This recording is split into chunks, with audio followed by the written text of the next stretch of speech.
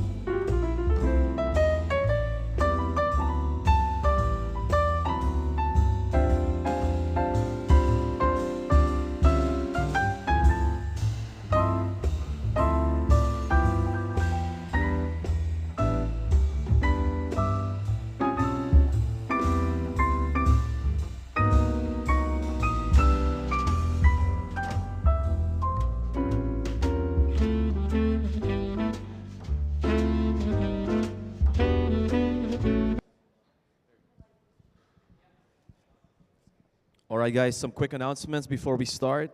If you can ask all volunteers to gather all the students here at the atrium. We will start in 3 minutes. We will start in 3 minutes. So if you can ask all the volunteers to gather all the students. We will start in 3 minutes our workshops for the week. Thank you.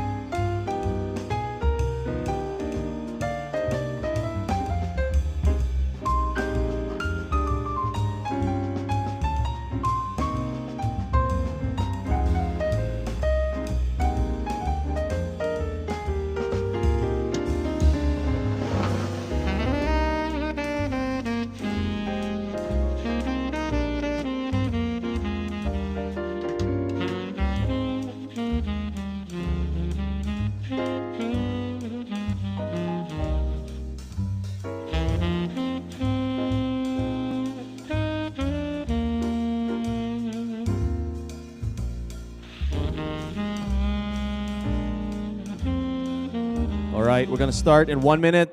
Volunteers, if there's any more new students, please Ask them to proceed here at the atrium. We will start in 1 minute.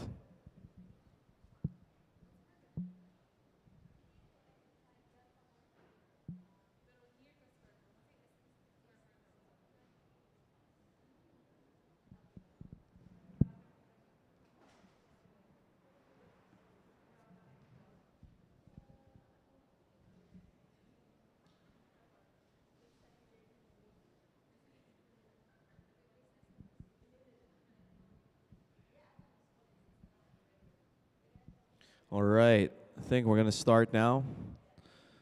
All right, good morning, everyone.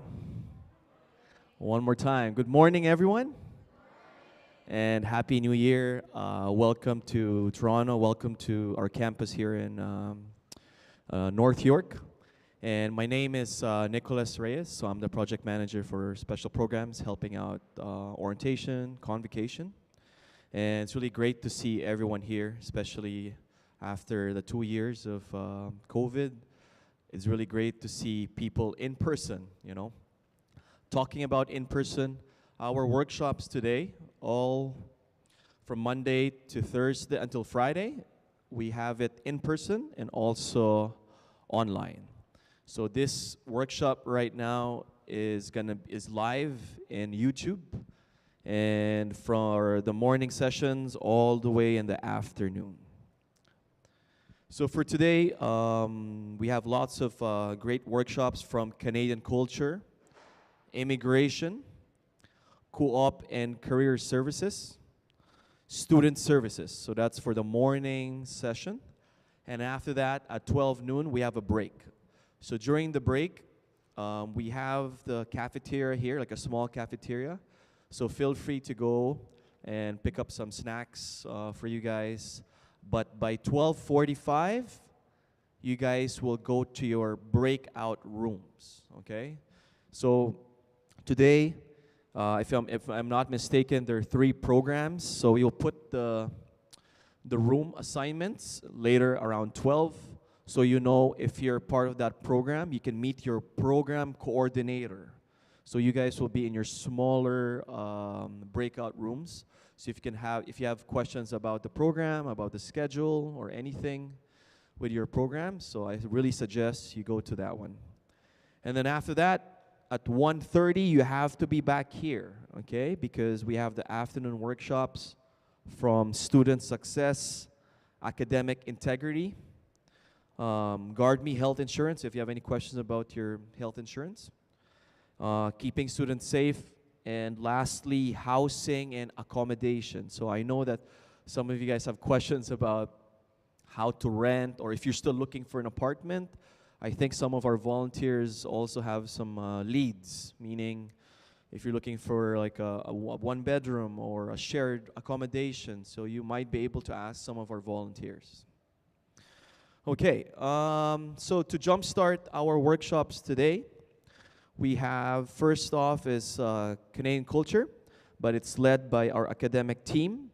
May we ask for Shauna Sheldon, our academic manager, to come here on stage, and we'll start our morning sessions.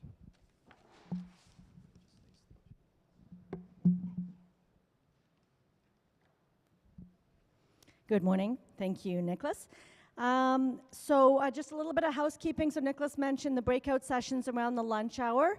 The breakout sessions today are SCMT, PMLT, and AHCT. We may have some students here from other programs, but those sessions will be run later in the week. But SCMT, PMLT, and AHCT, and as Nicholas mentioned, we'll give you the room numbers for those, but they will be in the rooms above us at the back behind me, and then around the corner here.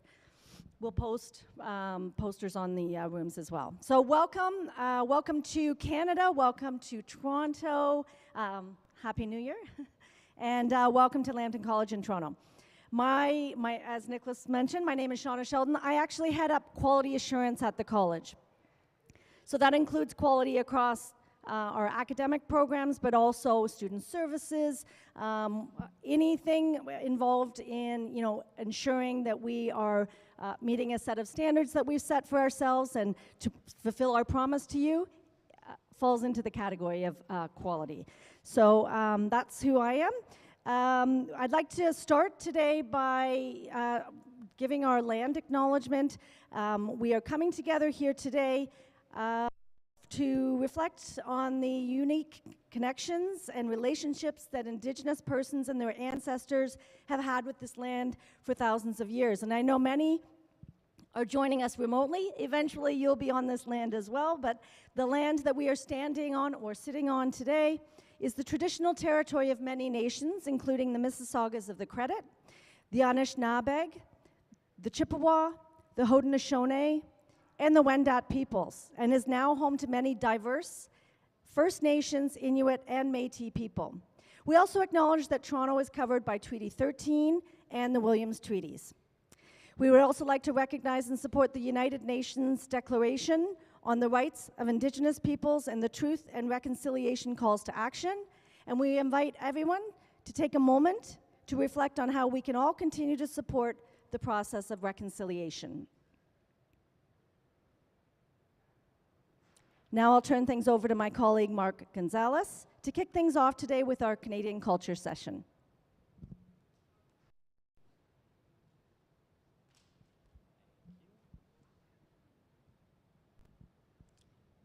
Thank you so much for that, Shauna, and hi everyone here, and also hi everyone on YouTube. I think we're on YouTube right now, so I think we're like all over the place.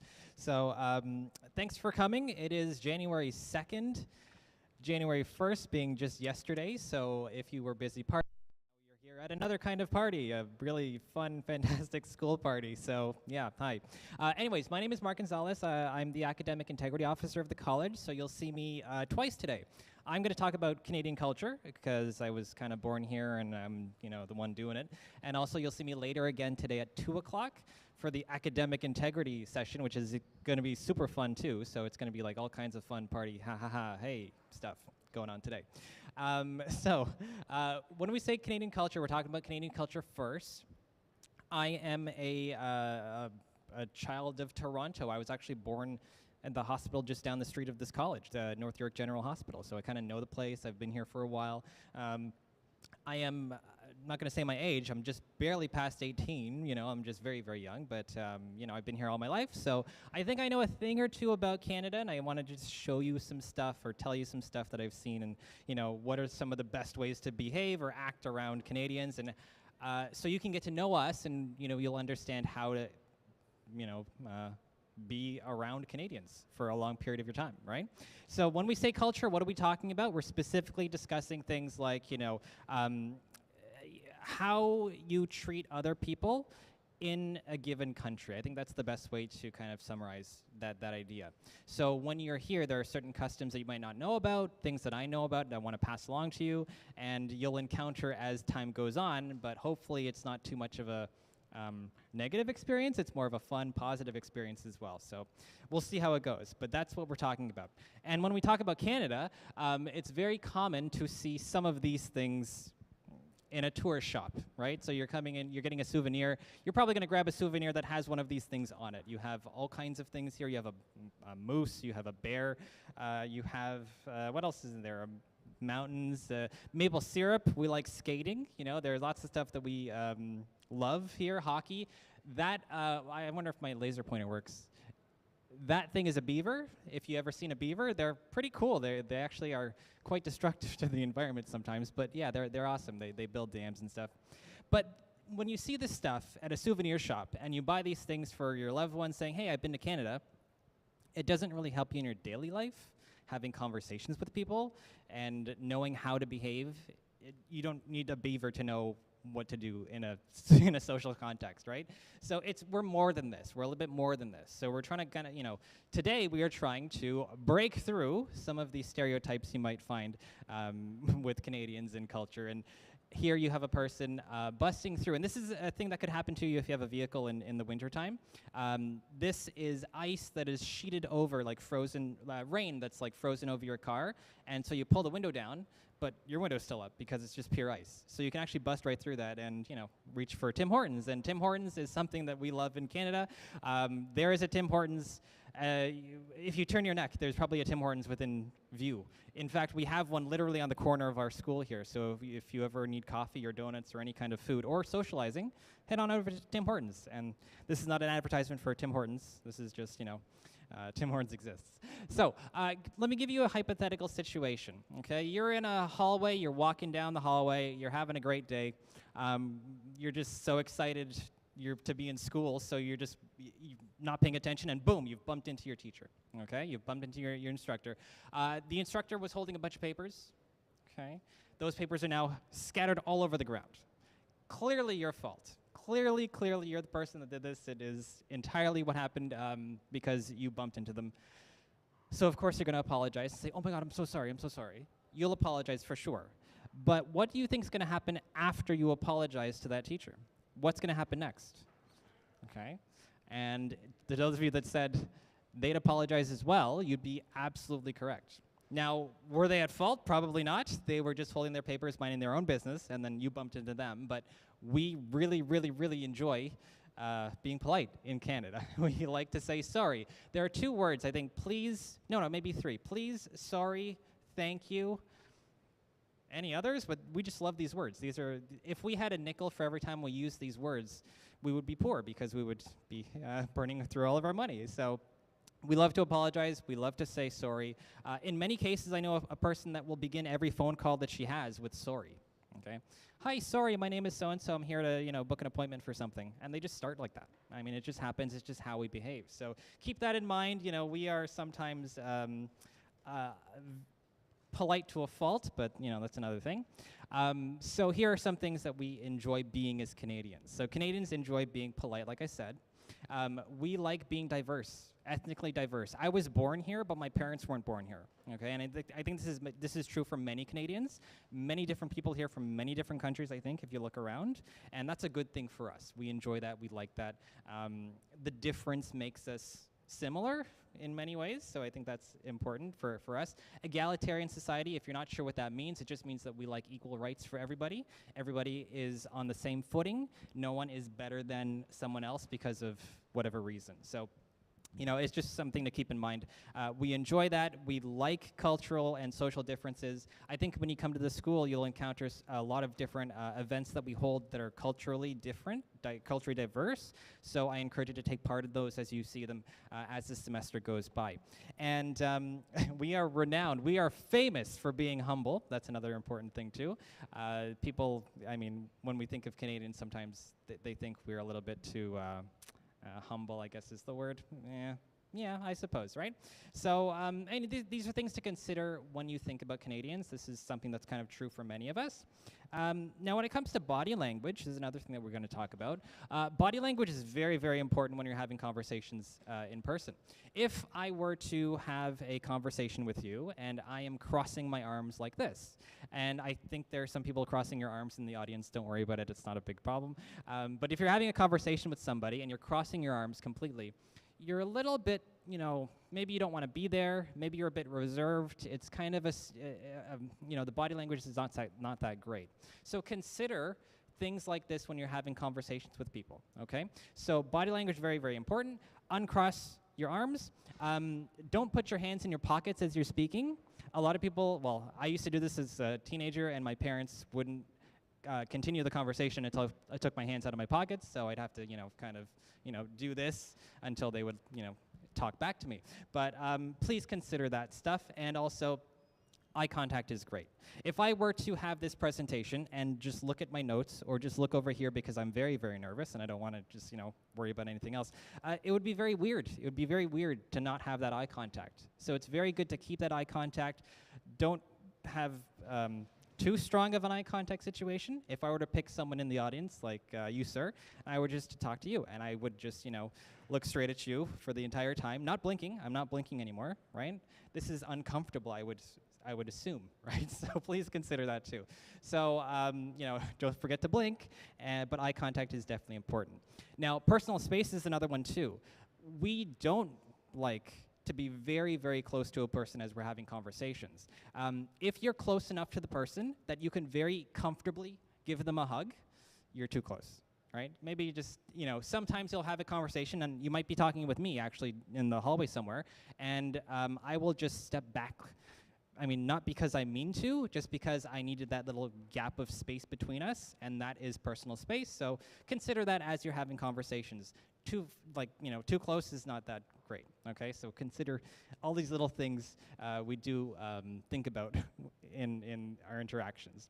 So other interactions, considering firm handshakes. Okay, those are good. When we used to handshake, I mean, it's COVID time, maybe not so many handshakes, but if you bump the elbows or something, that's totally fine. A firm bump of the elbows would be great. You want to keep the eye contact. You want to smile. Again, not too much of anything is good. Extra smiling, not so great, but smiling is good. Addressing others by their first names, your instructors, for example. I was an instructor for a while here, and I would always go by Mark. No one would ever say Mr. Gonzalez, or sometimes they would say sir, but first name is totally fine with many of your instructors. I would check with them just to be safe who wants that or not, but I think many of them would be okay with first names. First name basis is really great. And after your handshake, if you decide to handshake, no more physical contact necessary. That's good. No more bumps on the shoulders, no, shaking them around a bit or just, slapping them in the face, none of that stuff. So please consider not doing that. And pay attention to personal space, like I said before. Now, I do want to just quickly mention some things about COVID, because we have not fully escaped the horrible thing that is COVID. So please consider some of the following up here. So you have things like vaccinations, masks are recommended.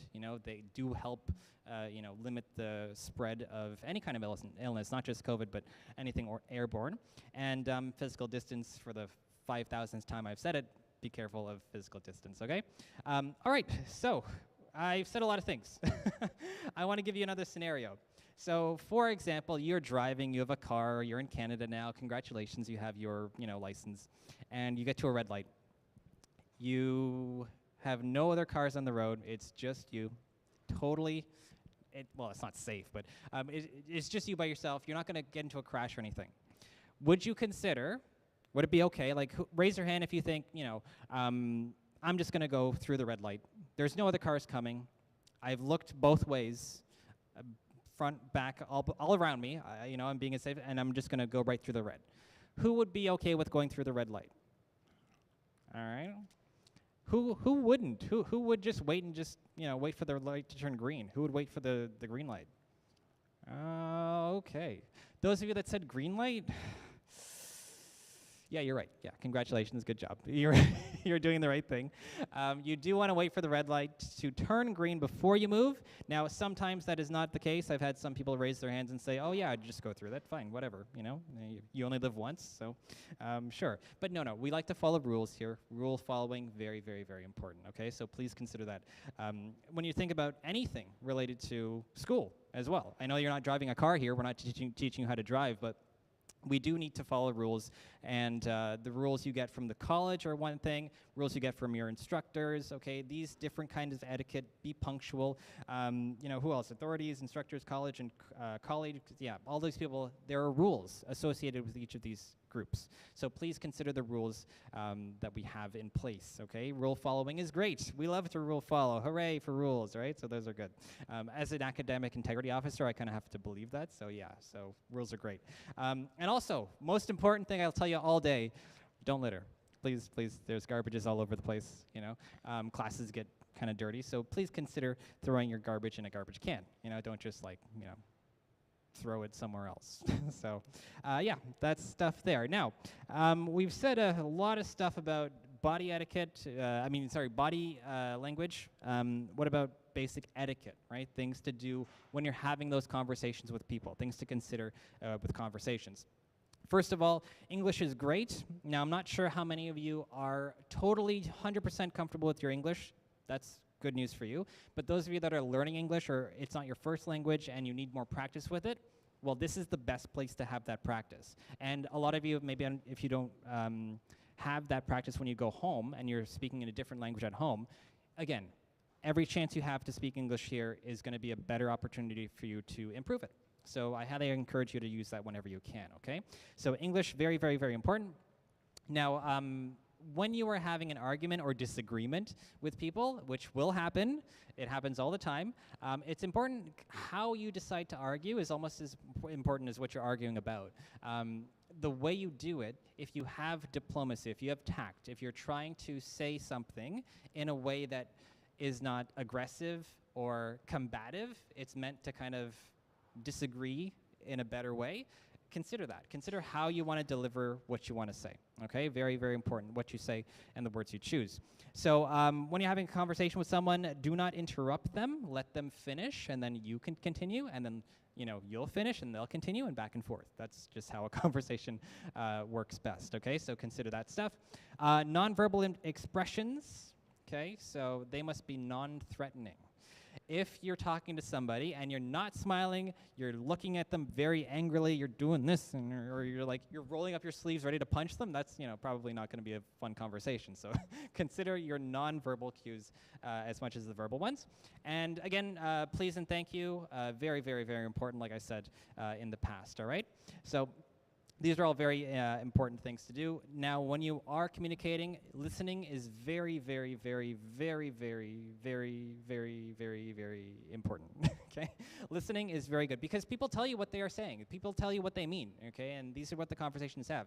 If you're talking to an instructor, for example, and they tell you no, they don't mean maybe. They don't mean ask me again right after and I'll give you a different response. No, they mean no, right? No does mean no. So consider that as you're having these conversations. And the tone of your speech. It's kind of like how you say something impacts what is, going on in the conversation. So consider your tone and consider if you're speaking clear or whatever it might be. Okay, that's a lot of stuff on behaving. Now let's talk a bit about you being in this country, okay? You're going to experience probably something called culture shock. Those of you that don't know what this is a series of stages of emotional, it's like a roller coaster. It goes up and down. It's kind of fun and not so fun. What's happening is basically you're going to run into 3 different phases while being here, okay? You're here. Right when you get over here, there's going to be a honeymoon period, okay? After that, you're going to run into something called resistance and then something called acceptance, 3 different things. Now, what is the honeymoon period? It's like the second best one of the 3. Everything is new. You are in a new country. Everything is cool. Wow, these things are very different than where I've been before. Hooray, I think I'm going to love it here. Yeah, this is excellent. Yes, there's no downside whatsoever to any of this stuff. Okay, cool. That's fine. That's in the first 1 or 2 months of being here, and you're probably experiencing that now for many of you that are just recently arriving in the country. Okay, great. However, after that, you're going to run into, oh, these things really are different. These things are different than what I remember. I want the other stuff that I know. You know that feeling where, you're watching a movie that was based on a book, and you read the book, and then you're like, wait a minute, that wasn't in the book. That's different than the book, right? You know that feeling? Imagine feeling that every minute of every day in your life. Okay, that's what that feeling is in that second period, okay? That's 2 to 6 months in, you're going to start feeling that. So you may not feel that right now, but eventually you might. The important thing to remember is that it is normal, and you're not going to feel too great. It's going to be kind of depressing being here. You might be homesick. You might miss family members. You might miss things back home that are just different than what they are here. It'll happen. Okay, it'll happen. But if you stick through it, you're going to get to the third part, which is an acceptance, where the differences you kind of forgive them. They're like, oh, okay, they are different. I get that, but it's not like a horrible, terrible thing anymore. It doesn't bother me as much as it used to. So please consider that there's a light at the end of the tunnel here. These things will definitely get better, okay? So how do they get better? How do you work through it? I really recommend considering some of these things up here. You've got different support systems to get through it, okay? So understand the difference will happen. Remember that the difference is sometimes not a bad thing, but also if you're having trouble with those differences, keep those connections, social interactions, lines of communication open. So that's considering, for example, friends, family, definitely someone that has gone through it. People that are part of the school have gone through it too. So people that you meet probably have encountered it in the past. And also, if you don't have those connections, consider the faculty.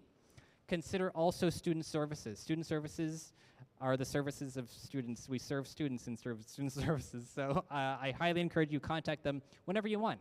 And their email is right there for you, services@cestarcollege.com. I hope it's easy to remember. Okay, so with all that being said, Canada's a great place. I kind of like it. I've been here for a while, so I hope you do enjoy it. And if you ever want to see more of me, stick around until 2 o'clock, and then I'll be there doing academic integrity. So thanks, everyone, for listening. I'll pass it over to Shauna now, who's going to talk a bit about Moodle. Okay, so Moodle's your friend as well. There you go, Shauna. Do you want your... Oh. Thank you.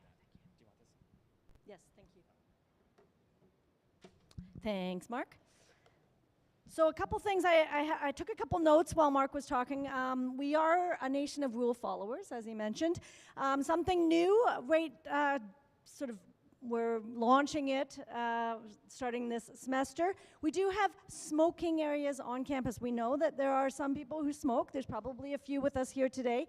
3 smoking areas on campus, so just make sure that you abide by the rules around smoking. Although cannabis is approved in Canada, it's legal to smoke cannabis in Canada, it is not okay to smoke cannabis on campus. We have a non-cannabis campus. Of course, there are some people who will get medical approval for cannabis, and that is something that you can reach out to student services about, but we are, generally speaking, a non-cannabis campus. So just a couple notes on that. I did want to spend just very quickly a little bit of time on Moodle, because this is really your source of information. It's a source of information about your academics. It's also a source of information about everything to do with student services, events that are coming up, all of the policies. I know that policies sound like they're boring, but the policies that we have at the college are there for you, right? We want everyone to play by the same set of rules. So Moodle is the college learning management system. If you haven't, has everyone had access to Moodle? Have you gained access to Moodle yet so far? So there is a link on the Lambton College in Toronto website that you would have got accessed through Lambton College. That's where you found out about all the orientation stuff that we're doing this week. So there is a link there. You can gain access to it there. But this is the URL for Moodle. But it is really the best source of information for you. It's the source of truth, as one of my colleagues says. It's anything that is being updated will be updated to Moodle first. You can find out how to contact key personnel as well. So if you're looking to find out about, maybe you have questions about immigration, you can do that through Moodle. Maybe you have questions about IT, you can do that through Moodle. Or as Mark said, if you're having troubles, maybe you're in that second stage and you're like really struggling, you're really missing your family, you're stressing about finances, whatever it is, you can reach out through Moodle, right? So we want to make sure that you are aware of you have access to all of that through Moodle. You get access to Moodle through using your login credentials that you would have received during registration. And this is what Moodle looks like. So you can see across the top, this is the most important set of resources that you have. So in the middle, this is all events. You're going to see events that have been planned throughout the semester. They usually go on Moodle first. You might get an email as well. But this is the best way for us to communicate to students so that you know, there might be an immigration session coming up, there might be a job fair coming up. We celebrate a number of different holidays and observances, and we will post the information about those events on Moodle in that middle section. Let me just see if the pointer's working in this area. This area at the top, these are some important links. It's a little bit difficult to read them on this slide deck, but student services is there, co-op and careers, anyone who's in a co-op program that offers co-op. So start looking at the co-op resources now. I know it seems like it's a long time away, but start looking at them now. You'll hear from, I think, Peter today about the co-op services that are available to you. Find out who your co-op and career advisor is. Get to know them. Get to know them because they will support you in one, helping you to get your resume and cover letters ready, where to apply for jobs, all of that stuff, but also stress relievers. Because you're going to start that, you'll feel that it's a little bit stressful as it gets closer to the time for you to get a job. They're great at alleviating some of that stress. So get to know them. Also down the right side here, you can see that if maybe you found an event, you heard about an event that was coming up, you forgot about when it was happening. A lot of our events, by the way, are both in this area. This is the area that we organize most of our events, but we also offer them online. We have a number of students who are still not here. They may be waiting on paperwork or travel arrangements have not been made yet, but hopefully everyone will be here by the 4th week of classes. But we do offer some events remotely, a lot of them remotely as well, so just keep that in mind. But down the side, you can use that search function to find an event that maybe someone mentioned in a class, you forgot about it, you don't know how to get access to it. You can search using that function. But also, oops, I hit the wrong button, I apologize. Ooh, goodness, I went way too far back. So right here, this job board. Some of you may be looking for part-time jobs. All of the part-time jobs in and around the campus, whether they're volunteer jobs or paid jobs, they'll be posted on the job board. So keep that in mind as well. We have a number of ambassadors here today, and they all would have found out about the opportunity to help out today through the job board. It's great experience for you. It gives you not only, it looks great on your resume, whether it's paid or unpaid, looks great on your resume, and it also gives you some of those soft skills that you need in order to get a job when you start looking for a co-op job or a job when you graduate from your program. So the other thing that I wanted to mention is one of these pages at the top is administration, and it'll give you access to all of our policies at the college. Probably the most important one for everyone to sort of take in now, and you'll hear about this later on today in the student services session, but the student rights and responsibilities. You have a number of rights, obviously, as a student. And with those rights come responsibilities. So the student code of conduct, all of the rules that we have, as I mentioned, we're a rule-following nation, as Mark mentioned, we're a rule-following nation. We're also rule followers here at the college. There are a number of rules that you have to stick to, but you also have rights. You have rights in the classroom. You have rights to be treated the same way as every other student. Right? That's why we have those policies. The most important one, as I mentioned, is the student rights and responsibilities one. It's very difficult to see here, but those three are the most important. Student rights and responsibilities, missed tests and missed classes policy, and grade appeals. So get yourself familiar with this area of the website so that you know what your rights are as a student. Also, through Moodle, you'll get access to all of the course materials you need for being successful in your academic program.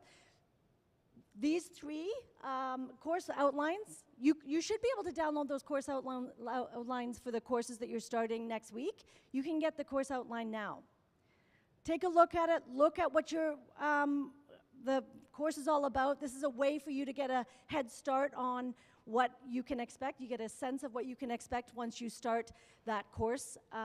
Also, evaluation timetables. This one here is critical. And this must appear on your Moodle page within the first couple weeks. So just keep that in mind. Get that evaluation timetable. I'm going to show you a sample of it. This is my last slide. I know we're going a little bit long, sorry.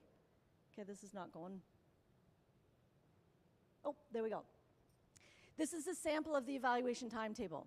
Your faculty know that they must post this. This gives you a sense of all of the assignments and evaluations that are required of you for the course. Get your calendar out, write all of those assignments in there so that you know that you're not going to be late with any of those assignments. We want to give you as much notice as we possibly can and as many tools as we can to be successful in the course. So if this doesn't appear on Moodle, tell your faculty member, tell the instructor. Shauna told me at the orientation session that this needs to be there. Okay? I think that's it, actually. That might be my slide. Are there any questions? I'm sorry we went a little bit long. Questions? Okay. Okay, so I'm going to turn things over to Nicholas.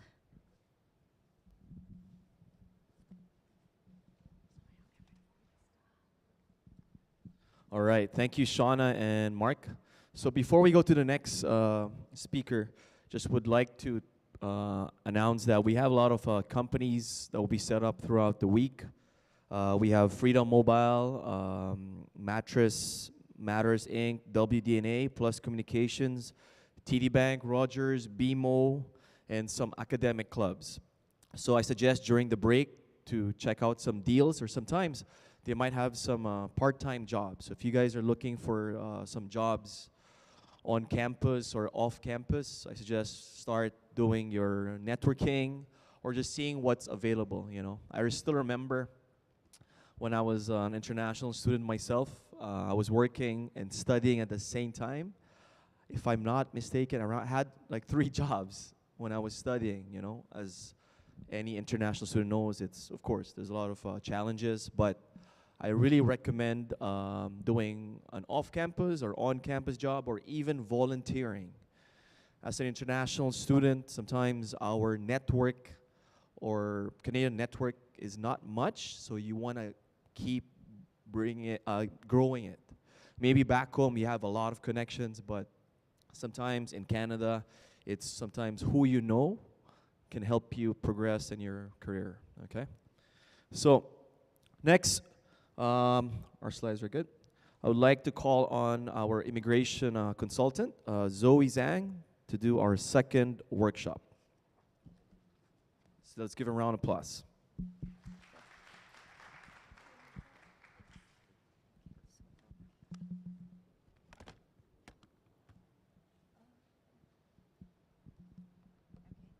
Good morning, everyone, for joining us today, and good afternoon and good evening for those who are joining us online.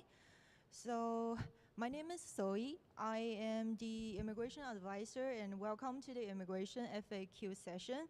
So, this is a session for international students to know some of the important things about your immigration status and your permits and your visas.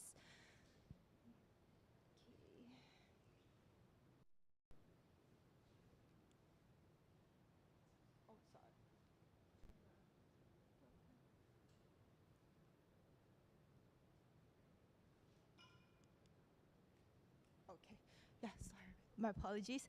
So first, we will start by talking a little about our department and what we are able to provide in terms of services. So the college has retained service from licensed immigration consultants who are members of CICC. So we have regulated immigration consultants and regulated international student immigration advisors.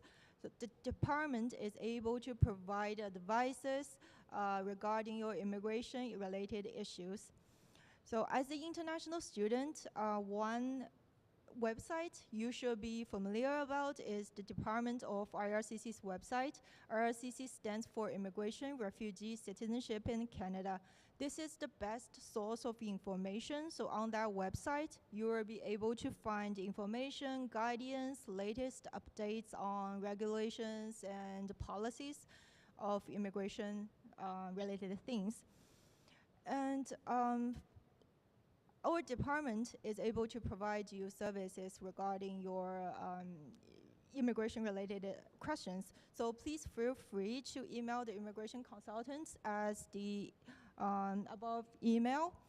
And if you would like to have a virtual meeting or if you would like to visit us in the office, you can find more information on Moodle. Yeah.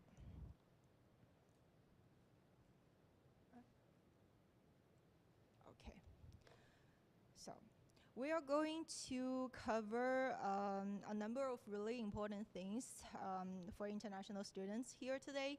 And the first one is study permit, then visas, and were you able to work in Canada, and what will happen after your graduation, and what will you need to do if you would like to invite your family to visit you in Canada.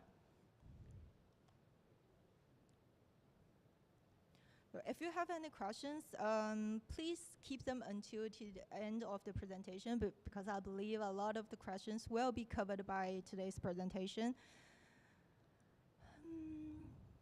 Okay. Study permit. This is the most important document for all of you here. You must already have your first study permit. So this is a document that defines your status in Canada as a temporary resident, as an international student in Canada. But study permit is not an entry document. That means you cannot use your study permit to travel to Canada. So for most of you here, when you apply for your first study permit, you will be issued a TRV at the same time. So you can enter Canada using your TRV, and you get the study permit at the border. And on your study permit, you can see your name, your date of birth, and the special conditions and the requirements. Some of you may see a sentence like, you may accept employment in Canada. So those are all important information on study permit. So what I would suggest is to check your study permit really carefully. If you see a typo or error, you will need to replace it or amend it, and it takes weeks to do so. So check your study permit, make sure everything is correct. So without a study permit, you cannot study in Canada for 6 months or longer. So this is important, and the minute you get that study permit, I would strongly suggest that you take a picture of it, or you make a copy of it and put your study permit in a safe place. Because if you lost it, or for example, it gets stolen or something like that, you will need to replace it, and it will take several weeks or months. But the most important thing is remember to check the expiry date of your study permit. If your study permit expires before or at the month of your program completion, you will need to apply to extend it 90 days before it expires. So for example, if your program ends for example, in August, and your study permit expires before that or in August, you may wish to extend it and give you some more time to, to deal with your personal issues after graduation. So students, it is you are responsible for maintaining your immigration status in Canada. So add your study permit expiry date minus 90 days to your calendar and put it as a reminder, so that way you will not miss the deadline to apply for an extension. And as in study permit holder, it is your responsibility to actively pursue your study. By actively pursue your study, that means you will always be needed to enroll at a DLI at the college, and you will make progress towards your graduation. You are finishing the program. And you need to respect the condition listed on your study permit. And if your study permit expires and you do not have a new permit, you lose your status in Canada, you will need to leave Canada. So one quick reminder, if any of you, maybe change your study plan later, or you have to do so because of an illness or failing courses or uncontrollable conditions, talk to student service advisors or immigration advisors ahead of time, so we can see if we have anything to do to help you to keep your status, because part-time students or gaps between the studies may cause you facing the problem that you've suddenly found out you are ineligible for post-graduation work permit, and we don't want that.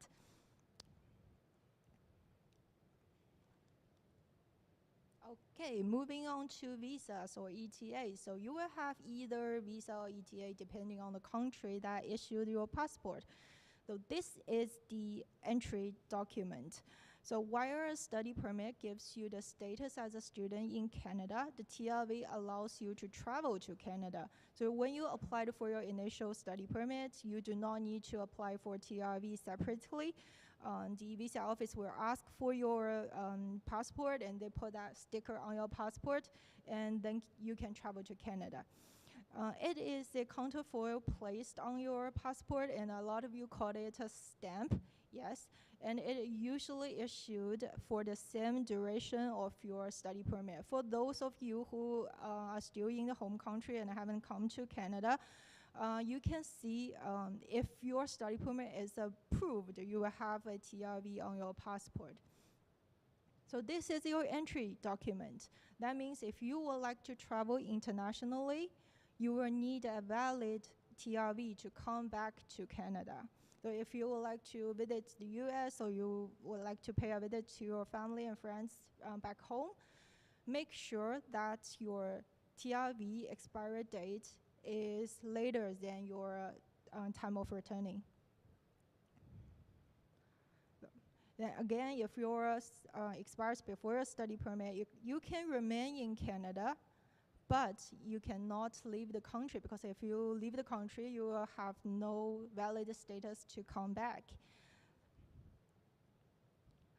The visas can also be extended. So for some of you who will need to extend your study permit and extend your TRV, what you will do is to apply to extend your study permit first, and after you get the extended study permit, you can then apply for a new TRV. So it is important to know when it expires, because it can affect your traveling plans. Again, you may considering applying for an extension at least 3 or 4 months ahead of time, because the processing time and the time you get your final TRV is based on the study plan, your travel plans, and IRCC's processing time. And you can find IRCC's processing time on their official website.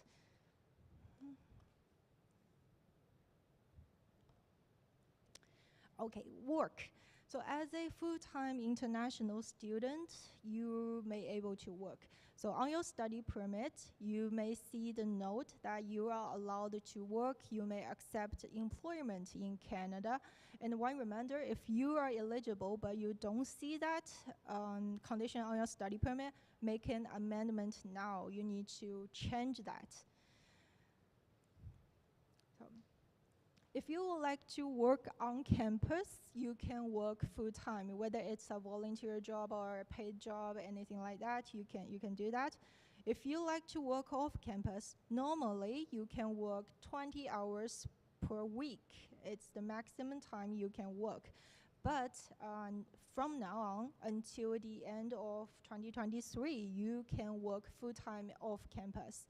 So by full-time, it doesn't mean like 30 hours or 40 hours. Full-time, technically, you can work as many hours as you like. But again, it's kind of crazy, you know, to maintain a full-time student status and work 50 hours a week, right? So just a balance between your work and study, and be sure to prioritize your study because you are overall an international student. And to legally work in Canada, you need a social insurance number to work. So you can apply the social insurance number online or at the Service of Canada, but online is a more convenient way of doing so. Yeah.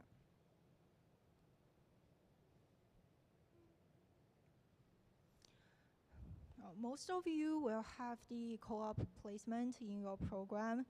And we are going to talk a little bit about working as a co-op student. So, as most of you get your first study permit, you should also get that co-op work permit from the border. But if you didn't get that co-op work permit, you can apply the co-op work permit online.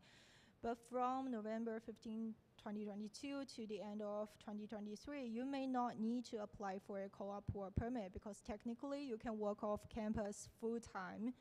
But again, a lot of employers would like to see a co-op work permit before they actually offers you the job. So a co-op work permit is always recommended. If you don't have one, you can apply one online. It's pretty simple. If you have any questions regarding how to apply for it, you can visit an immigration advisor. And it is completely free to apply online. And also check the expiry date. If it ends before your co-op placement, you need to extend it online. And the extension processing time can cost about 5 or 6 months now.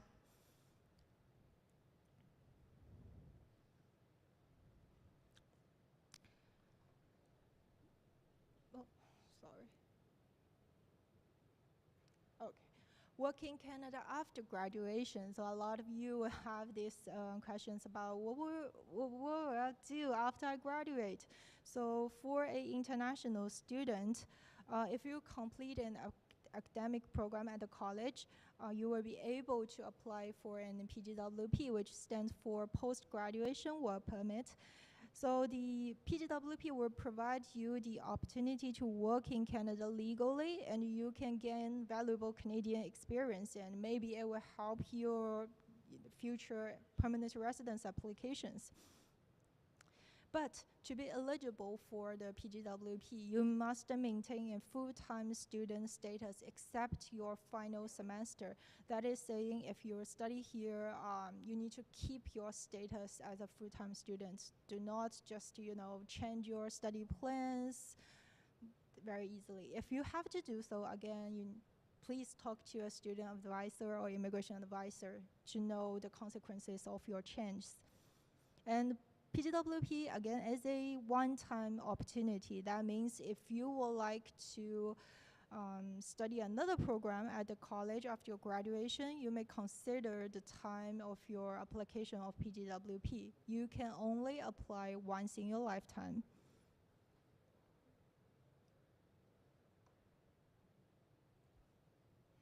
Okay.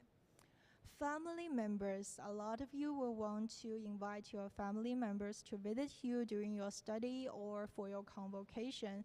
So if you would like to invite your family to visit Canada, the application must be submitted by the family member themselves. So, or submitted by their appointed representative. The representative can be family members, that is you, or by immigration consultants or by lawyers. But the college, unfortunately, cannot submit the application on behalf of your family members. And to support their application, you can provide them a letter of invitation, and you can find the related information on IRCC website again, and it will give you very detailed instruction on how to write that letter and what to include in that letter. And just a quick reminder, as a full-time student, if you have a spouse or common law partner who would like to work in Canada, they can apply for a spousal open work permit, and that permit can be applied in Canada or overseas. And it is not a very complicated application, but you will need to provide your status as a full-time student. That is saying provide your study permit, your visas, and for example, a enrollment letter from the college stating you are currently registered as a full-time student. Using those documents, your spouse or common law partner can apply for their own permits, and they will be able to work full-time and no limitation on occupations in Canada.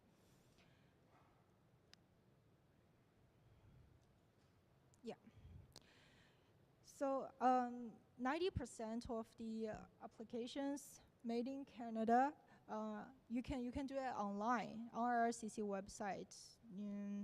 So it is always helpful to check the website from time to time. Again, it is the best source of information, and it provides the most accurate information because you will have tons of information on social media or from a friend or something like that, but always check the website and it will provide you the most correct thing. So yeah, it's pretty much for it. Thank you. And do you have any questions? Okay, so if you have any questions on immigration-related issues, you can visit us in the office. We have an office here on campus, and you can send us an email. We will get back to you as soon as possible. Anything, if you have a question about your permits, about what you're gonna do after your permit expires and how to extend it, you're welcome to send us an email. We will support you and our best. Yeah, thank you. Questions? Okay. Yeah, sure.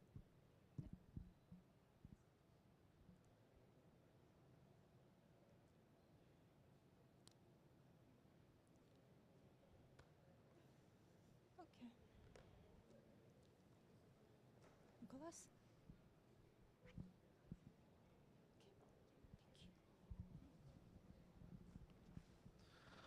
All right, thank you, Zoe. So, as you know, with immigration, always ask the expert. So try not to always like ask your friend. Sometimes your friend's situation is different from yours. And I've seen some students actually they had to go back to their country because they listened to their friend. As you know, immigration always changes, so always ask the expert. That's my piece of advice for you guys. Anyway, we're gonna have a 2-minute break, and then we're gonna come back here again, and then we're gonna go for our next session, which is co-op and career services and employment. So this is a very good session as well. So 2-minute break, and then come back, and we'll regroup. All right? Thank you so much.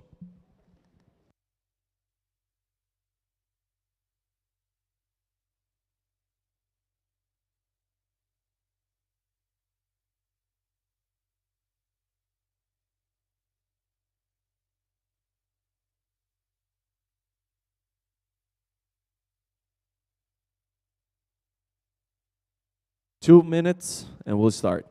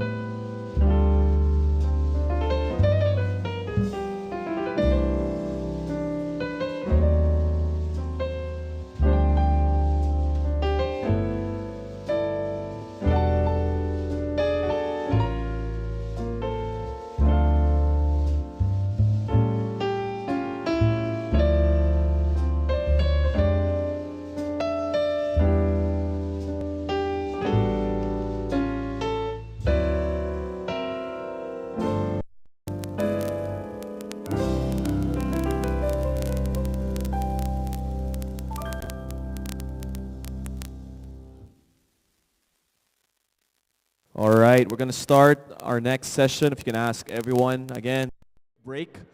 We will have a longer break at 12 noon, okay? So we got to move on to the next session. If you can ask all the volunteers to call, to tell our new students to proceed here at the atrium. So for the morning session, we still have 2 more sessions. We have the co-op and career services and student services. So this is the last 2 sessions before we go for a longer break. So now I would like to call our co-op and career services advisor, Pamela Chen, to do the next session. Let's welcome Pamela. Thank you, Nicholas. All right, let's make sure I am using this device properly. Okay, good. All right, so welcome everyone. Happy New Year, happy 2023. I'm sure it's going to be an exciting one for you guys, seeing that you all are here in Canada. So again, I just want to say thank you for choosing Canada, Toronto, and more importantly, Lambton College to be your home for the next 2 years. I hope it's going to be a fantastic one and an exciting chapter into your new, the new story that you guys are about to write. So as Nicholas mentioned, Pamela, I am one of 5 of the co-op and career advisors here at the college. You guys will probably get to know me and the rest of my team a little bit better come your 3rd semester, because that's typically when the students start to come visit us a little bit more. But I will say it's best for you to get to know us a lot earlier, so that way you guys are well prepared when it comes to looking for your co-op or even just a part-time job while you guys are studying right now. So, like I mentioned, there are 5 of us. So if you guys haven't already, I would recommend that you take a photo of this screen just so you get to be familiarized with who your co-op advisors are. So the first and foremost, we have Brian Messias. He is the manager of the co-op and career department, and he is also in charge of 3 programs. That is CCBT, SCMT, and FSQT. That is one of our newest programs here at the college that have a co-op component. There is also Diana McLennan, who is the co-op advisor for BMAT, CPCT, and CPMT. There is also myself. Hi, again, my name is Pamela, and I am the co-op advisor for MADT, MMDT, MMPT, PMIT, and PMLT. We also have Peter, who is for BMHT, CSAT, and FPWT. And last but not least, we have our newest addition to our team, which is David Ying, and he is for AIMT, OHST, and QEMT. Okay, so again, please become familiar with who your advisors are, especially when it comes to things about asking if this job is suitable for your co-op for your final semester. If you guys have any general inquiries, you can also contact career@cestarcollege.com. That is our generic email address, which is manned by the entire team. But again, it's best for you to contact your actual advisor directly. Okay, so what does the co-op and career service department do? So we offer a number of services, some of them being your one-on-one appointments, which involve resume critiquing. So I've been in the field of career and employment counseling for almost 4, going on 5 years now, okay? And I will tell you guys that if you look for a private career counselor, a career coach down the line, those services can cost upwards to $500 per appointment, okay? So it is very costly if you decide to go private route for that. All of these services are completely free to you guys because it's built into your tuition, okay? And this is not only available to you right now, but even after you graduate, okay? In one of my last jobs, there was a person who came to me, and I don't mean to be rude, but their resume was completely garbage. It was a garbage resume, and then when I was talking to them about it, I asked them, like, wait, who helped you with this? Because they told me they got help with it, right? Turns out they paid $300 for someone to copy-paste the resume, and I easily found that resume later on as well, right? So I'm telling you guys, there is a service for it, but you need to make sure it's a credible one. So why are you going to go looking for somewhere where you're going to pay upwards to, again, $500 when it's completely free to you right now? Okay? Not only that, but because you guys are new immigrants to Canada, right, you guys might not be familiar with what the norms are here. Okay? So I'm of Filipino background.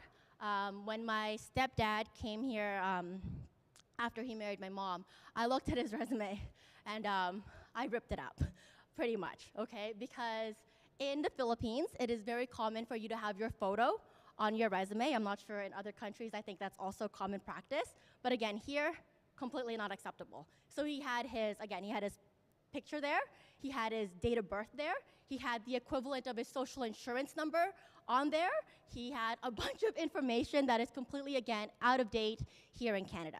So if he had gone ahead and applied using that resume, do you think he would have gotten the job contacts that he has now? No, right? Because again, it's not showing the Canadian resume style.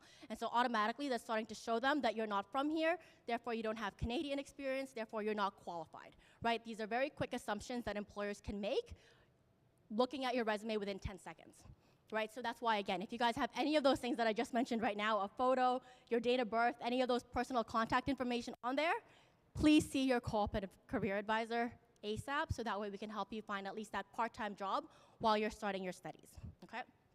So in addition to that, we also do cover letter critiquing. So people hate writing resumes, but people hate writing cover letters even more, okay? And I can understand that. I attest to that as well. I used to hate doing it until I learned how to properly write a cover letter. And that's something, again, that we teach you guys. One of the common misconceptions about cover letter writing is that it's a copy-paste of the information on your resume. And that is, again, does everyone pretty much do that for their cover letter? Rewrite the same stuff that they talked about on their resume onto their cover letter? Ish? Yeah? Do you guys know what a cover letter is, first and foremost? Okay. All right. So again, with cover letter writing, a lot of employers will be asking for that. Whether or not they read it is up for debate, but it is, once they ask for it, something that you must include. And I will say that if they do take the time to actually read your cover letter, it makes or break whether or not you get called for that interview, okay? One of the things that people don't realize with cover letter writing is that it's an opportunity for you to stamp your personality onto your application. Because on your resume, all you're writing is, again, facts, what you were doing, what your responsibilities were. But when it comes to cover letter writing, where it's different is you can, again, let them know what sparked your passion, what made you go into supply chain management, what made you go into mobile app design and so forth, right? It's an opportunity for you to start talking about your interests and how you are really passionate about the field that you are in, okay? Because most likely when you guys are applying for positions, a lot of you are gonna be showing off the same credentials, right? You guys are all gonna be graduating from the same programs, you guys all took the same tests, the same projects and so forth. So when it comes to applying for your co-op, you guys need to talk about how you stand out and what makes you really different. And that's your opportunity to do that, but only in the cover letter, okay? So we offer that. We also offer job search assistance. We also review your LinkedIn profile with you. So does anyone here not have a LinkedIn account? No? Everyone's got one? Okay, does everyone have a good LinkedIn account? No? Okay. Thank you for your honesty, my friend. I see you shaking your head. You're like, no, I don't. Okay. So again, same thing. So LinkedIn and making sure that you have a good profile is something that we also specialize in. It is one of the newest things happening where the key to finding a job, and especially a good job, is actually through networking. Okay? There are two methods of job search approach, which is one is reactive and one is called proactive. Reactive approach is when you're simply applying to things that you see online. So you guys should become familiar with Indeed if you haven't already. Okay, I'm seeing some head nods. So Indeed, again, is one of the biggest job boards available here in North America, so you guys should be familiar with them. However, that is considered reactive job search, right? So that's just you applying to things that you see online versus proactive, which is when you are networking to actually develop jobs and have companies create brand new opportunities strictly for you. Okay, we'll actually talk about that a little later on when we get to networking. We also do interview preparation and mock interviews as well. So you guys can book those one-on-one appointments with us, and we will actually research the company so that way we can come up with curated interview questions to help prepare you for those job opportunities. Okay, I highly, highly recommend those because there have been some mock interviews that I've done with some of my students where I'll ask them a question and they're like, I don't know. And I'll be like, what are we talking about? We went through your resume, you did A, B, C, and D. Like, where is your answers? Why aren't they coming freely, right? So again, when you start to get to know your career advisor, they'll get to know you, and they'll be better able to coach you as well. Okay, so again, please use our services. They're here. Otherwise, I don't know what I'm doing here, right? So I need you guys to help keep me employed, okay? All right. So what is the role of the advisor? So it involves everything that I've already mentioned, right? So the one-on-one appointments, the resume critiquing, mock interviews, you name it. But in addition to that, again, we are also the ones responsible for approving your co-op, okay? So we can't accept just any co-op, right? You guys need to make sure that your responsibilities are matching your program's vocational learning outcomes, okay? So that's gonna be a document that we will provide you sometime in your third semester, so that way you guys are aware of what job responsibilities you need to be performing in order to be approved for co-op. Okay, so we will be responsible for that. We are also part of the ongoing development and delivery for the CPS 1001 program.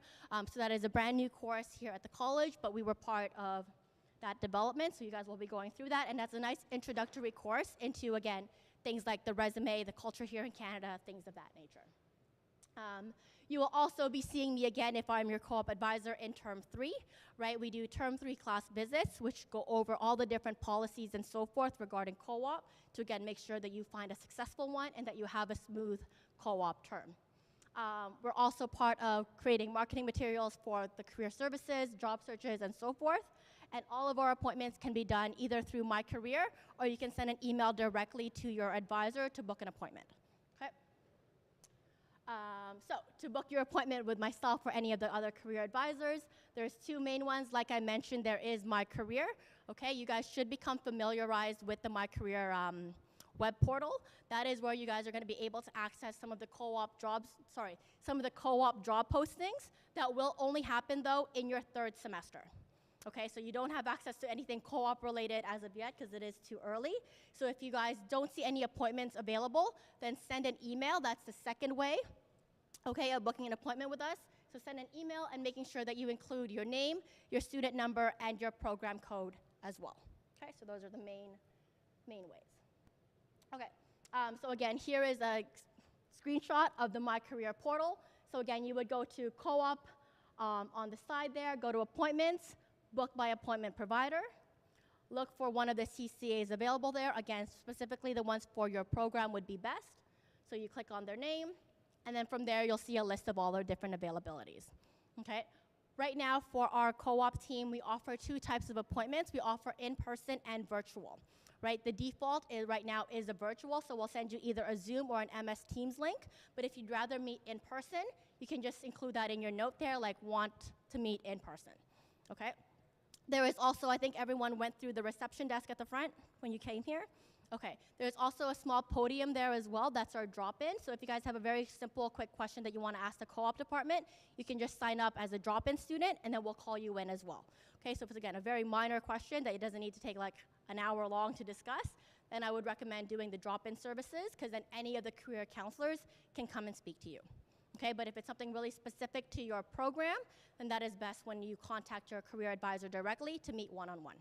Okay. All right, so again, communicating with us, we only communicate via your My Lambton account, so please don't use your personal Gmails or Hotmails. Okay, so that's something there.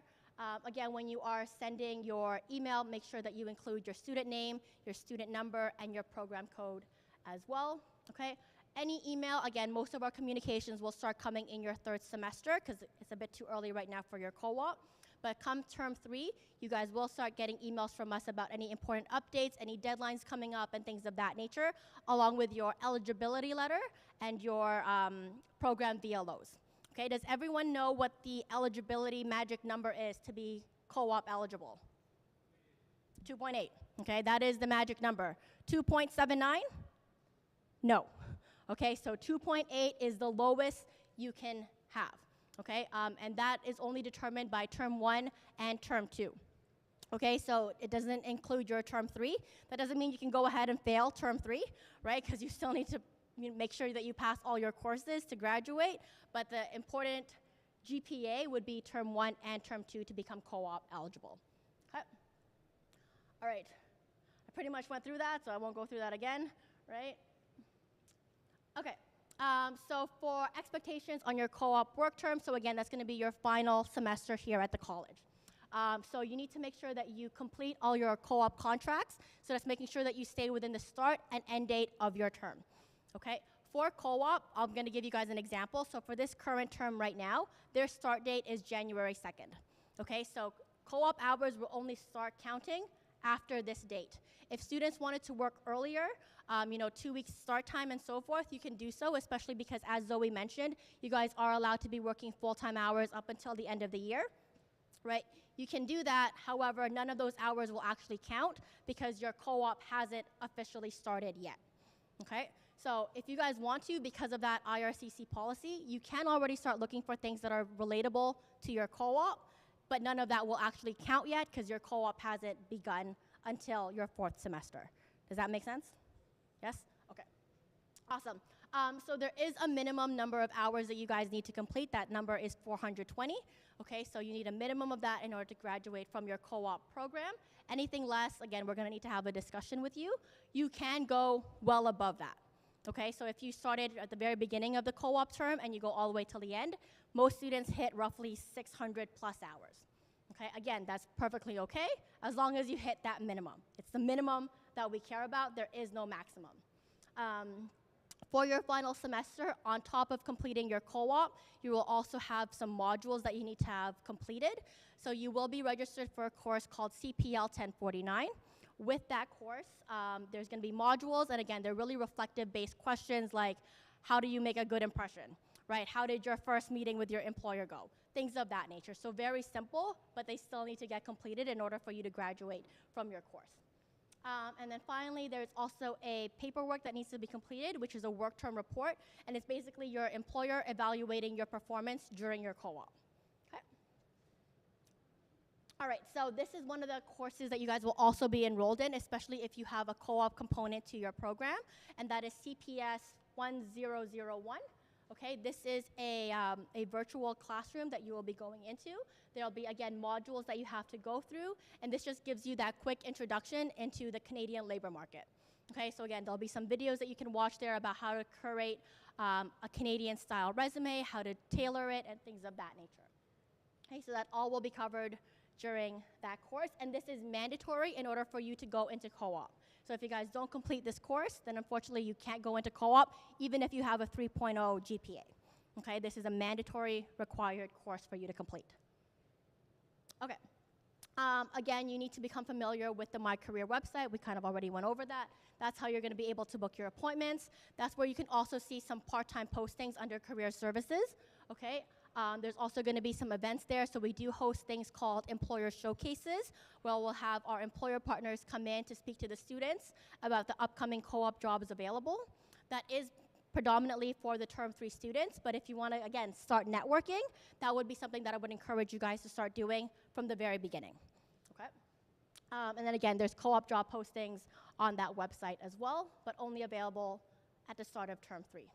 So again, here's the website. Okay?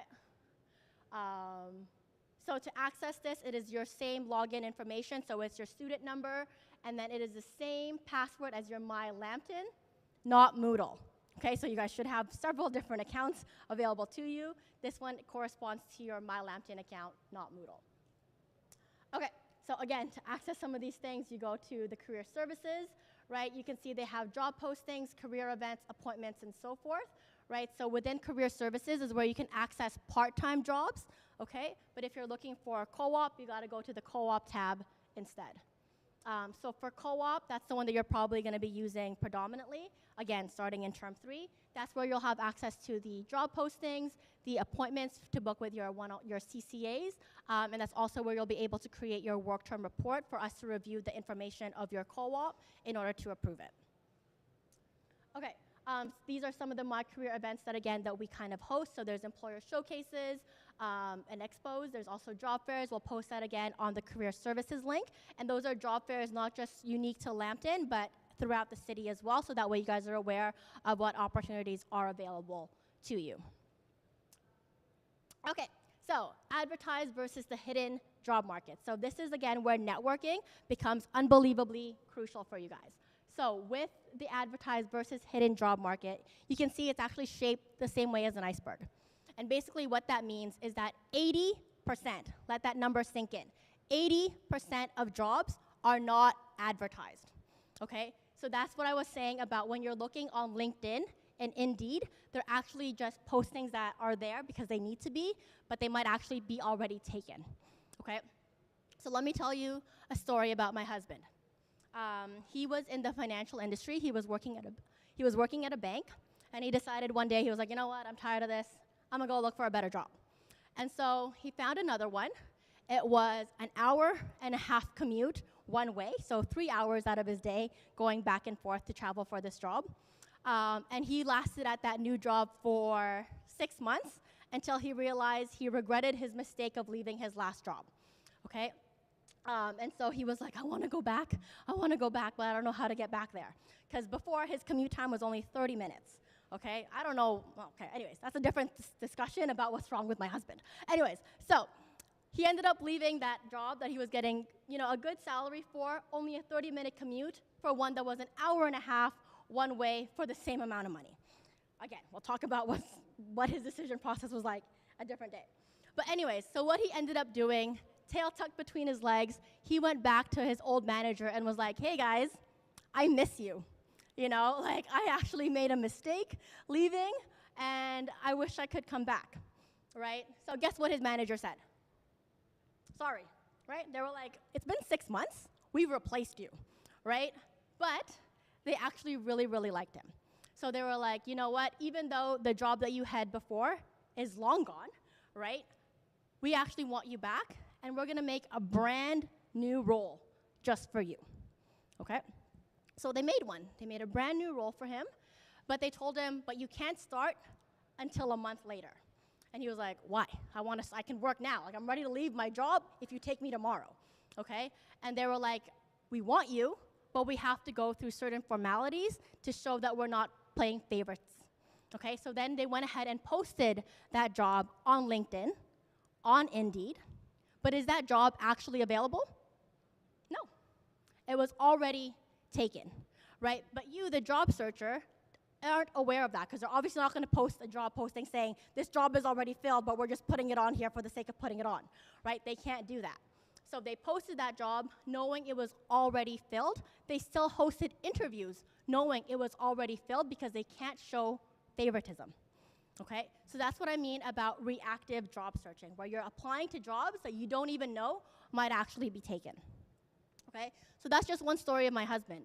There's another story here of an actual Lambton College student. He was one of my students in PMLT. He went on LinkedIn, and he started networking as well. He got to know a recruiter of Best Buy, right? Everyone familiar with Best Buy, more or less? Okay. So he contacted the recruiter. The recruiter really, really liked him. However, the recruiter was like, you're a co-op student. Best Buy doesn't deal with co-ops, right? So come back to us when you're allowed to work full-time and you have your PGWP, right? But it turns out this recruiter liked our student so much that she sent his profile to, I kid you not, the CEO of Best Buy. And then he got called by none other than the CEO of Best Buy. And the CEO of Best Buy created a co-op opportunity just for our student. And again, same thing, he couldn't start for 3 weeks or so because they had to go through all the formalities of posting the job, interviewing for people, knowing fully well it was already taken, okay? So these are real life examples. They're not something I would make up. They don't exactly happen often because a lot of people don't like to network, right? Myself included, I hate networking. But when you network and you network effectively, it opens a variety of opportunities for you, okay? Not only that, but with reactive job search, again, that's when you're applying to things online directly, you will go through what is called an ATS system. Has anyone heard of the ATS? The big bad ATS? Yes, no? Ish? Okay. So ATS stands for Applicant Tracking Systems. And basically what that ATS system will do is it will scan your resume and compare it to the job description. From there, it will generate a report. Most students who have yet to meet with their advisors will score, on average, 30%. If you, my friend, were an employer, would you interview someone scoring 30 out of 100? You would? If it's not, No, right? So would anyone here interview a candidate scoring 30 out of 100? No. Would you interview someone scoring 60 out of 100? Maybe? What if everyone else whose application submitted was scoring 80? Would you interview that 60? No, right? And that's basically what the ATS system will do. And a lot of companies will utilize that because it helps to speed up the job search process, right? So again, it'll basically generate that report, and based off of that scoring, which just shows your name and either a 3-star rating or a percentage, that's going to determine whether or not you're going to get called in. Okay? So if you don't know how to effectively tailor your applications, you're going to be like those other students scoring 30, 15, 20%, which I can almost guarantee you will result in no interview. Okay? Because you guys already said it here. You wouldn't interview someone who's scoring 30, so why would they? Right? So you need to also think about it from the employer's perspective as well. And that's why networking is so crucial, because even if you scored 5% out of 100, if your application has a name attached to it, it can be pulled out of that ATS system, and you could be considered a candidate for that job. Okay? I've had that happen to other people as well, who they were in, what's it called? So I have my friend, she graduated with a Bachelor's of Arts in Criminology. Okay? She is now currently working for Ernst & Young, and that is the only company she's ever worked with. If you guys aren't familiar, they're one of the top 5 big firms here, and I think around the world as a general thing, Ernst & Young. Again, she graduated from criminology. She's working in their accounting department, right? How do those two things even match up? I can see your confusion. You're like, what the heck? Like, what is she doing there, right? But the reason she got there was because attached to her name was her aunt, and her aunt was one of the managers in that firm. So even though she wasn't working under her aunt, but her aunt was there, her name came top of the pile, right? So again, this is where networking and having those connections come into place, okay? So if you guys see any of those postings where people are like, hey, there's a job opportunity available, come connect with me and so forth, connect with those people, because you never know if they're willing to lend their name to your application. Okay, but not only that, if you see some stranger saying like, hey, contact me if you want a job and so forth, again, contact those people, because chances are there's something called incentives available. Has anyone heard of those before? Job incentives? Yeah? Okay, and that's basically where if someone refers you and you're successful at the role, the person whose name is attached to your application will get a little cash bonus as well. And so that's why people like to refer other applicants as long as they think you're a suitable one to the role. And that is where networking is absolutely crucial. Again, networking takes a lot of time, so I would encourage you guys to start now than later. Okay? All right. Other things though, so again, for networking, you want to use all of your social networks, so Twitter, Instagram, all of those things, you never know. This is where your LinkedIn account and creating that good, strong online presence is also really, really crucial. All right, so what is networking and what is it not? So networking consists of meeting new people and making those meaningful connections, okay? And that's my important word here, is meaningful connections, okay? Because if you're not making and maintaining those relationships, then basically you've just amassed a bunch of business cards, right? And if you don't know who those people are, or if you don't take the time to, again, maintain that connection, maintain that relationship, there's no point of even having really connected with them. Right, so again, make sure that you're actually corresponding with the people on your LinkedIn, especially the ones that you think would be really suitable. Okay, one of the tactics that I recommend is connecting with previous alumni from the college as well. Okay, because the alumni have been in your shoes before. They understand the challenges of finding a co-op. They understand the challenges of living in Canada, of adapting to the cold and all of the different things here in Canada. And so when you reach out to them, they're more likely to support you as well. Right, so give back to the community. So reach out to the alumni in your program, especially if they're working in a company that you want to work for as well. Okay, because again, you can maybe get their name attached to your application. Okay.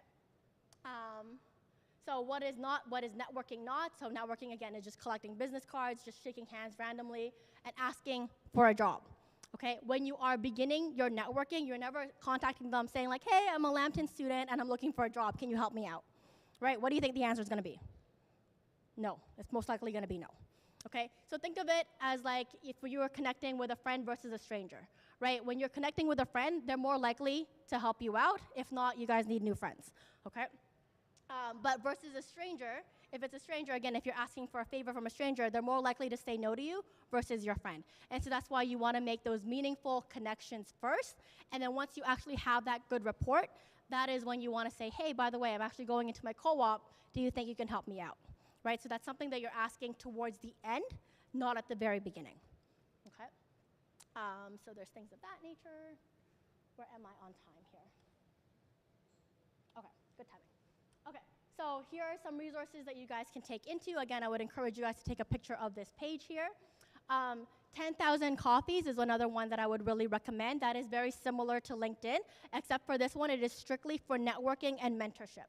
Okay, so it's not where you'll find job postings or things of that nature. Again, it's actually people on here wanting to connect and give back to the community. Okay, so 10,000 Coffees is one of the ones I would highly recommend.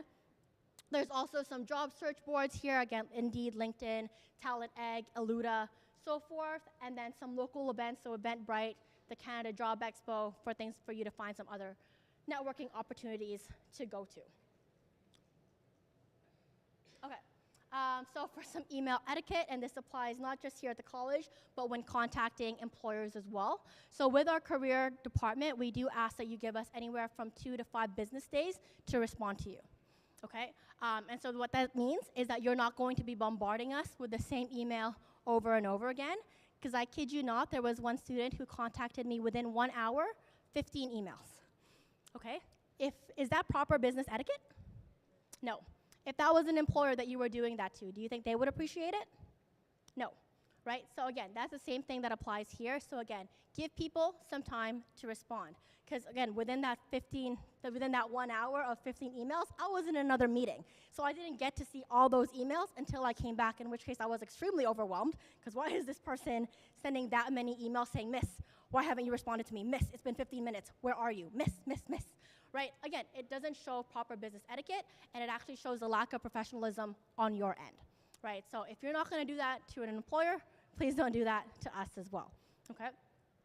Again, when sending your emails, please include your student number and your your student number and your program code, okay? That will help speed up the process in getting back to you, because if you just say, hi, I need help, and then we're like, okay, but what program are you in? What's your, it creates a lot more back and forth, and it takes longer for us to actually address the problem that you have, right? So again, provide that information up front so it's easier for us to get back to you.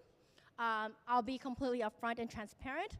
Me, along with my coworker, Peter, if we don't see your student number or your program code in the email, you become one of the last people that we respond to, because again, it takes time. We have to dig up your information and so forth. So again, help us help you by helping us by providing us with those information. Okay, so again, that's your student number and your program code. Okay. Okay, what else is here? So you guys do also have access to Grammarly that is completely free to you guys. So again, please use that. I even use that because my spelling and my grammar is horrendous. Even after being here for 20 plus years, I still need it. So again, please use that. That is free to you. Okay. When writing your emails, please ensure that you are referring to the individual in the appropriate manner.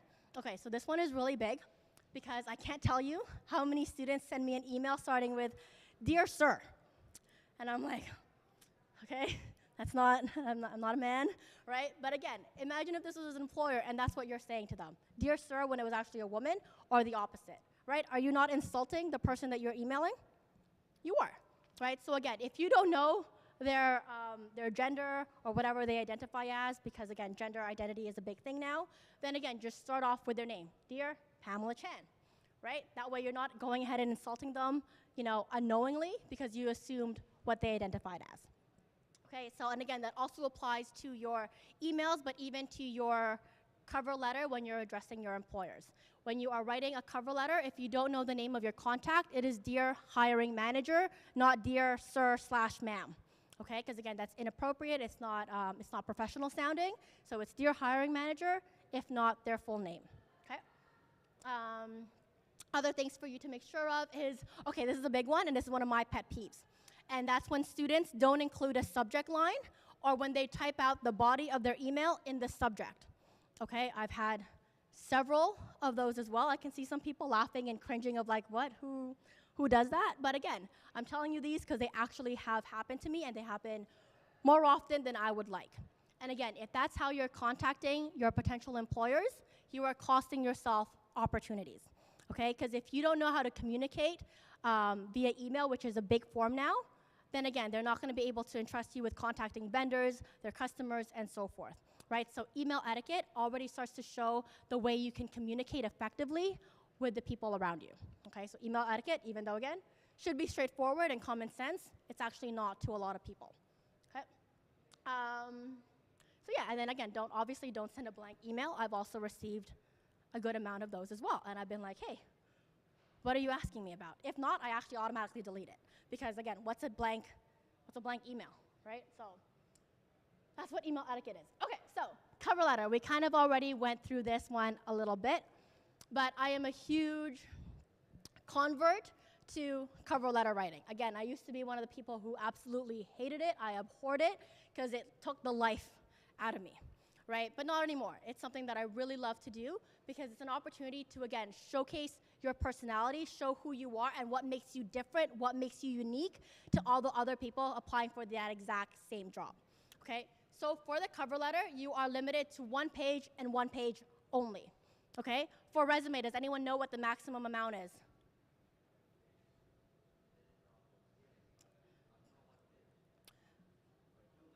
Two maximum. 2 maximum is what you want. What is the ideal? 1 or 2? 1? Anyone disagree? Anyone say 2? I say 2. Okay, so 2 is the preferred for the resume because 2 will start to showcase that you have more experience, right? Because as you have, 10 years experience, 15 years, or what have you, that is simply not feasible to fit into 1 page. So by automatically having a 2-page resume, you're already implying that you're skilled and that you're experienced in your field. So at most, your full application will be 3 pages maximum. 1 page for cover letter, 2 pages for resume. Okay, so that's your absolute max. I have actually received some applications before when I was hiring for my previous jobs. I've received some resumes that were 10 pages long. Do you think I entertained those 10-page long applications? No. Why not? So what's that? Too much. Too much, right? I don't have time to review 10 pages, right? So again, for an employer, it's really crucial that it's easy to summarize what your skills and achievements are, okay? But going with the cover letter, again, you need to be able to sell your why. Okay, so again, what makes you passionate about this job? What makes you want to get up every single day and give it your 100%? Okay, so that's what you really want to talk about.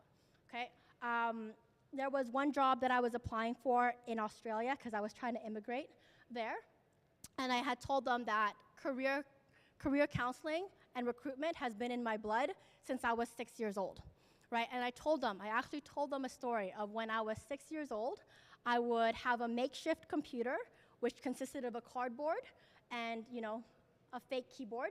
And I would pretend to find jobs for my parents because my parents were always in and out of employment. And I was like, there's gotta be a service available that helps people find jobs. And so this was actually a pretend play that I was doing ever since I was a little girl, right? And who knew? It became my actual career and I have a real passion for it, right? And I told that in my cover letter. And when I had my interview, they actually brought up that story that I mentioned of like, I saw on here that this is actually something you've been doing as pretend play since you were a little girl.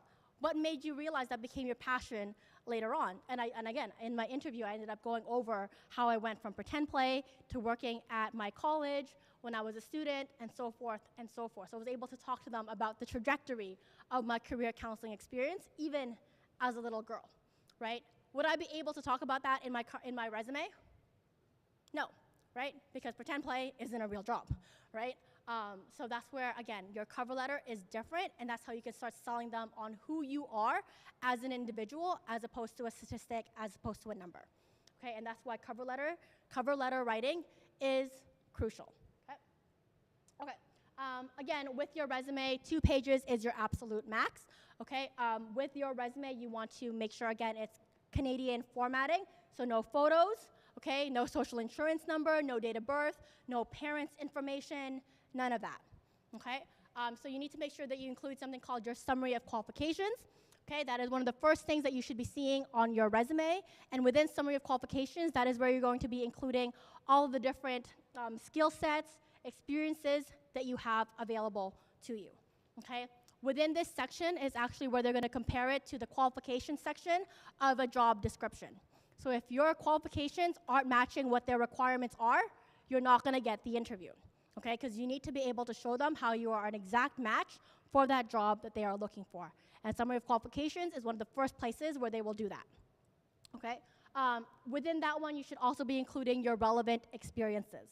Okay, so this is a part that I really want to stress to you guys, is a lot of people will have something called experience and volunteer on their resume. Is that familiar to you guys? Yes. Okay, I'm going to challenge you to rephrase it a little bit differently. Okay, and I'm going to have you change it to relevant experience, whatever that relevant experience can be. It could be supply chain experience, it could be mobile app experience, it could be project management experience. Whatever type of experience you have, name that experience. Okay, so that way if you have volunteered in that industry, you can still put it into that same category called relevant experience. And then your other one, instead of volunteer, you're going to name it additional. Okay, so the reason I'm recommending this to you is because more often than not, you guys are going to find your survival student job. Okay, so a really common one that a lot of people will work at is Walmart and Tim Hortons. Okay, if you guys are going into mobile application design and development, and your most recent job was working as a cashier at Tim Hortons, is that a relevant job? Absolutely not, right? But if you name it work and volunteer, that first job that the employer is going to see is that Tim Hortons job. And like you guys just said, that is not relevant, right? But if you name that experience instead of work to just mobile application experience, then does Tim Hortons as a cashier belong in that category? No. So you could move it then to the additional. So that way you're still able to include your Canadian experience, but you're going to bury it towards the bottom of your resume, and they're only going to see the cream of the crop at the very top. Right? Because again, as an employer, you want to make sure you're seeing the relevant information up front. If they have to dismantle your resume to see like, okay, experience 1, not relevant, 2 and 3, relevant, 4 and 5, not relevant, 6, relevant, again, that's too much work on the employer's end. They don't have time to do that. So it's up to you to make sure that you know how to front load your resume to make sure that the important information comes first. Okay? I'm really hoping I'm selling my credibility on resume writing and career counseling. Okay? If not, I need to do better. Okay, so like I mentioned to you, when you guys are doing your applications online, you will be going through an ATS system. So there is a website that I would recommend that you guys check out. It is called JobScan, JOBSCAN.co. Okay, with that, it helps to replicate an ATS system so you can see how well you are doing when it comes to tailoring your applications. Okay, all right, I'm gonna need to speed this along because I'm running out of time. Okay. So again, we do offer things like mock interview techniques and tips as well. So these are things where we'll help you answer those questions. Why should I hire you? Tell me about yourself. What's your strength? What's your weaknesses? Because a lot of these questions, even though they're commonplace, a lot of students aren't familiar with how to actually answer them properly. Okay? Especially that question, tell me about your weakness. A lot of students will be like, I ain't got any. I'm perfect, right? Or my greatest weakness is that I don't know how to say no. Has anyone used that before? A little bit? Yes? Okay, so those answers, although sounds really nice, they actually mean nothing to the employer because they're so overly used, right? So again, these are things that will help you guys identify if you book those appointments with us. So I'm gonna have to speed up my presentation, so bear with me. Okay, as we mentioned already, so you guys need that magic number of 2.8 or higher at the end of term 2 in order to be eligible for your co-op term. Okay, for your final semester at the college, you're either going into co-op if you have a 2.8 or higher, or you're going into the WIL project if you're less than 2.8. Okay, that's your only options for your final semester.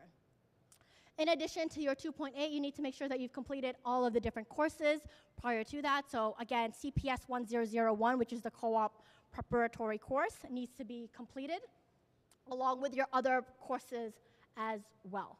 If you guys don't have a 2.8 at the end of your term 2, the only way for you to become co-op eligible is for you to take a makeup course during your break semester. Okay, so you can't take a makeup course in term 3, that won't count. It has to be during your break term only. Okay? What's the magic number for co-op? 2.8, thank you.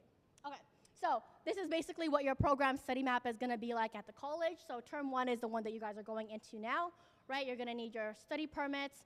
Within this time, you guys are allowed to work during your studies, okay, because of that IRCC policy allowing you to work full-time hours up until the end of the year. So you'll basically see term 1 and term 2 look exactly the same, but with term 2, you have that co-op preparation course that you have to take. Term 3 is when things get a little bit different and we spice things up a bit, because that's when you guys are going to be starting your co-op search. Okay, so term 3 is when you guys will be given your co-op eligibility letter. Okay, again, 2.8 is the magic number to be eligible for co-op. Within this time is when you guys need to be really applying for jobs and opportunities, but you can already start your search way in advance. Okay, but this is when you really need to be proactive. And what I will say is that when it comes to a co-op bona fide position, or so co-op or internships, employers will hire the semester beforehand. Okay, so if your co-op term is in winter, they will start posting their jobs in early spring. Okay, so again, you need to start really early, especially if you want the good companies. Okay, so companies like the big banks, CIBC, RBC, TD, all of them will actually start posting jobs the first month of that semester. So for example, again, if it's for a summer co-op, they would start posting their jobs as early as December or January. So again, it's a full 4 months beforehand, and the earlier you start your job search, the more opportunities there actually will be, as opposed to you waiting later on. Okay, and again, it's the really good ones that will post really early, so get started. Okay, so that's basically your term 3. You guys do have your break, and during your break is when you can take up makeup courses in order for you to get your 2.8 GPA, okay? And then finally, you have your 4th term, which again is either gonna be co-op or will. Co-op again, 2.8 is a requirement. Anything less than 2.8 will result in the will project for your final semester, okay? So that's what's there. Again, I pretty much already said this, but again, for your final semester, you're either going to be in co-op or the will project. Okay, the will project requires you to be on campus 3 out of the 5 days. Okay, and I'm going to recommend co-op if you guys can get into co-op, because co-op, it's already built in. It's an opportunity for you guys to develop your experiences, whereas the will project, it is still really valuable, but nothing can compare to co-op.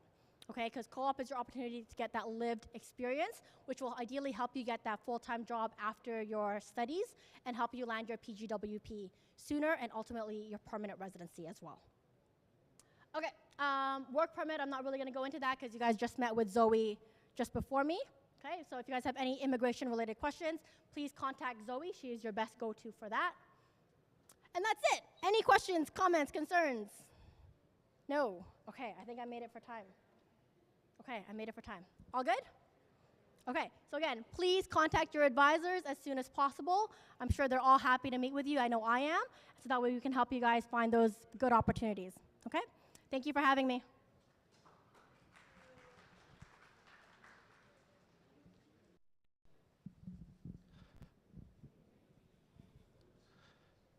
Thank you, Pam.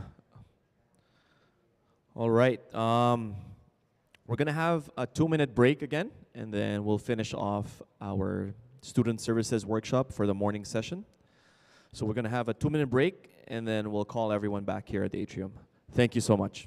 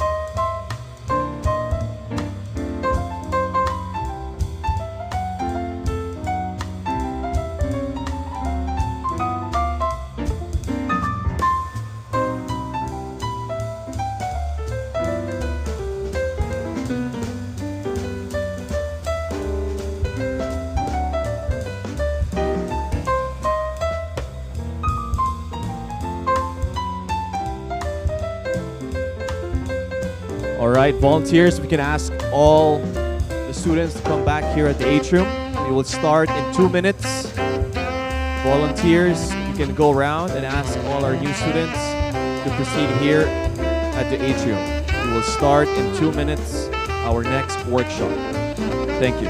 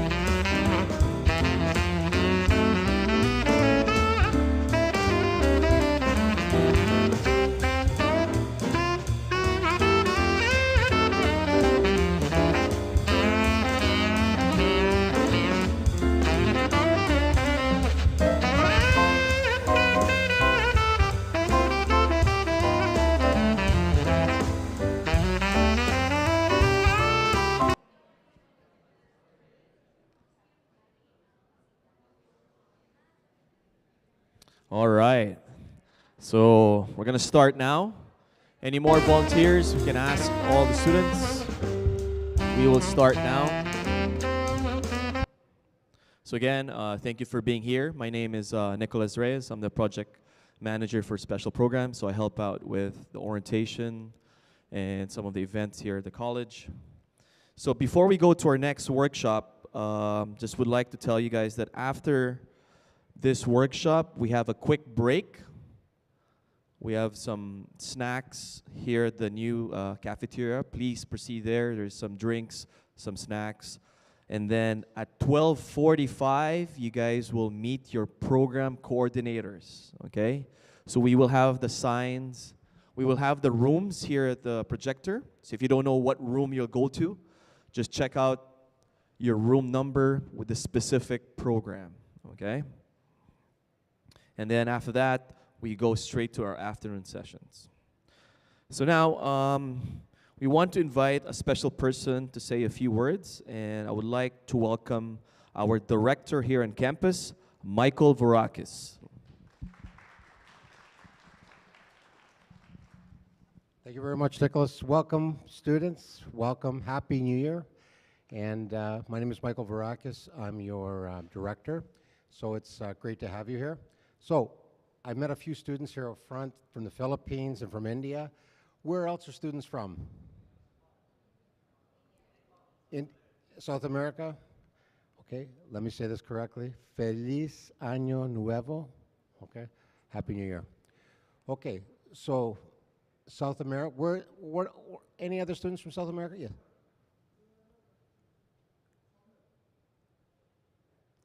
Chile, okay, great, excellent, welcome.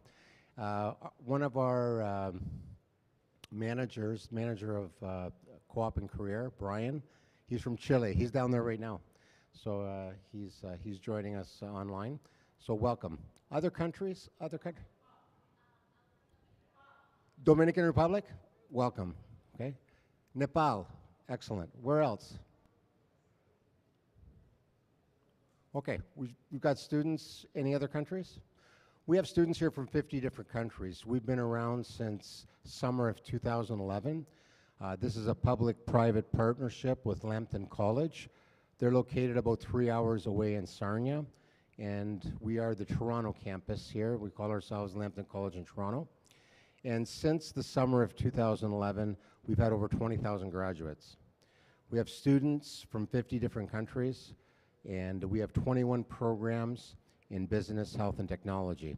Now, I know most students today are from 3 programs: SCMT, Supply Chain Management, AHCT, Advanced Healthcare Leadership, and PMLT, Advanced Project Management and Leadership. So you've got great programs.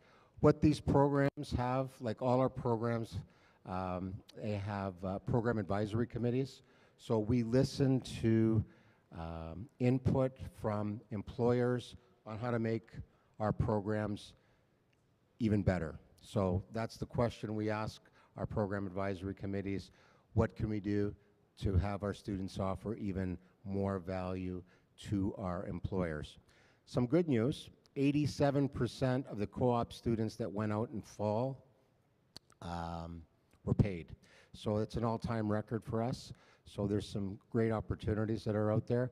And AHCT right now has a co-op component, Applied Healthcare Leadership. So that started in fall of 2022. So welcome to your programs. It's great to have you here. We're like a big family. This is a smaller campus than a lot of other campuses that are in the Greater Toronto area, and we provide excellent service. My colleagues in student services, represented Tamara's here today to speak with you, also Nicole. Also, we have their co-op and career area. Your programs have a co-op component in the 4th semester. I strongly suggest you look towards co-op, but what you're going to have to do in your first 2 semesters is get a 2.8 GPA. So your first semester is winter, your second semester is summer, then you're on break. So in your first 2 semesters, if you have a cumulative GPA of 2.8 or above, you do co-op. And there's no charge for co-op. But if you get under 2.8, you have to take the workplace integrated learning. It's about a $3,200 charge. I like co-op because it gives you Canadian work experience. It's cheaper than WIL, and plus it meets the vocational learning outcomes for the program. As students, you're here for 3 reasons. All our students are international. So you're here to get a 2-year certificate, which gives you a 3-year postgraduate work permit. You're here to get a job related to your program of studies. And you're here to get your permanent residency, your PR. Who's on that plan? Who's on that program? Nobody? Only 3 people? Who's on that program? Who's on that program? I don't see everyone's hand up. Who wants their permanent residency? Who wants to get a job related to their program? Who wants to get a 3-year postgraduate work permit?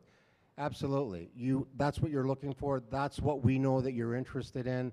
That's why we're here to assist you in any way possible. Please reach out to me or my colleagues. We're here to assist you. We're here to help you. There's over 250 people that work here that have the same goal in mind. First of all, if it wasn't for students, we wouldn't have a college. We need you, but you need us. We're here to help you. So we can't do your homework. You've got to do the heavy lifting. You've got to do all that stuff. But we're here to assist you in any way possible because we want to see your success. Not only getting a diploma from here, but staying in Canada, getting your postgraduate work permit, getting your permanent residency.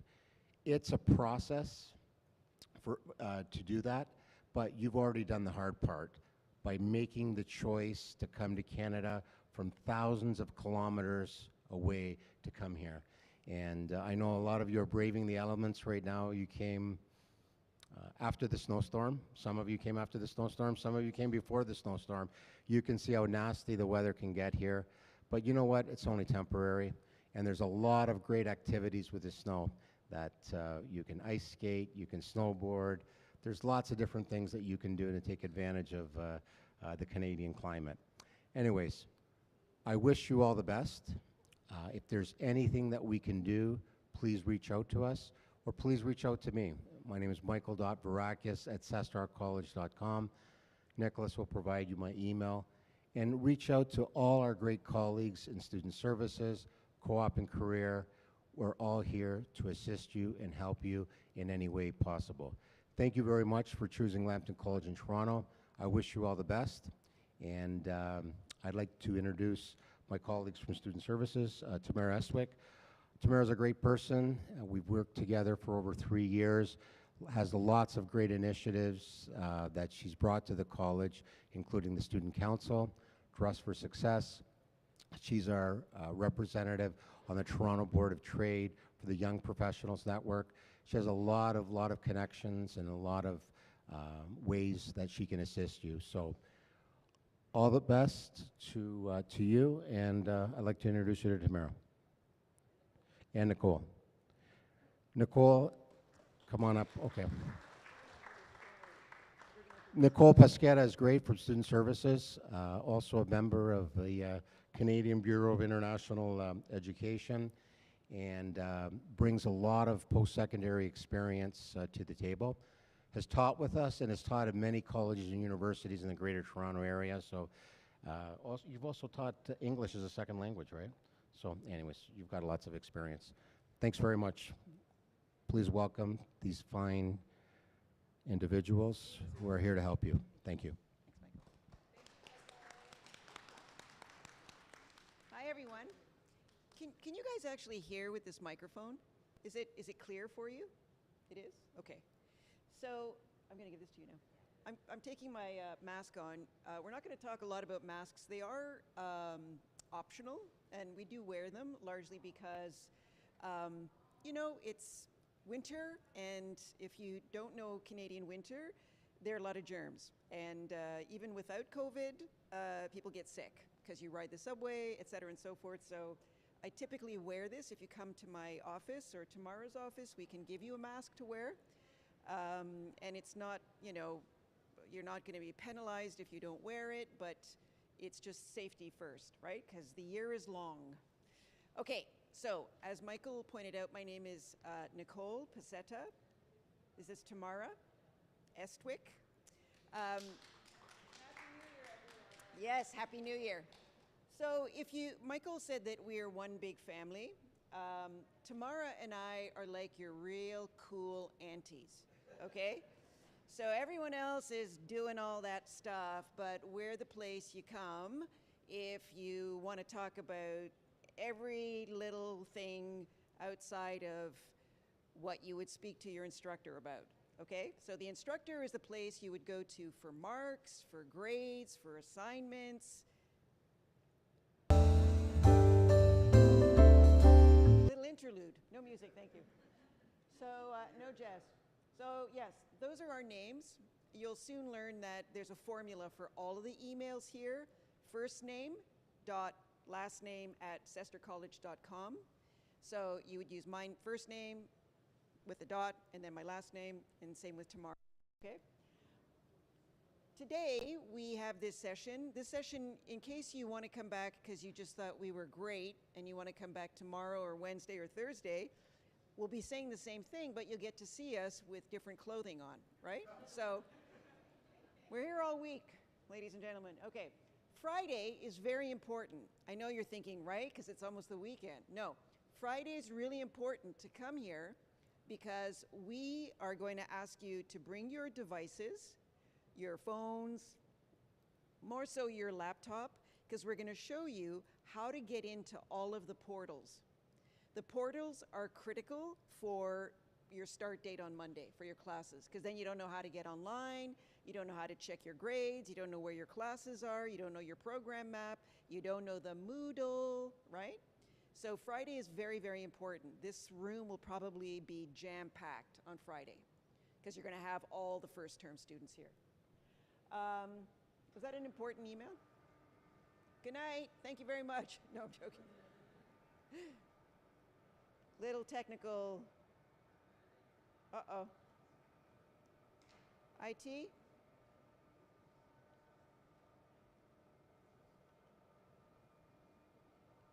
We just lost our screen.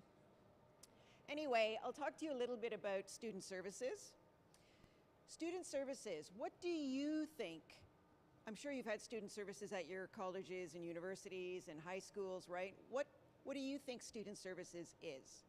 What comes to mind when you think student services? Anyone? Just out loud. A what for students? Help. Help for students, yeah?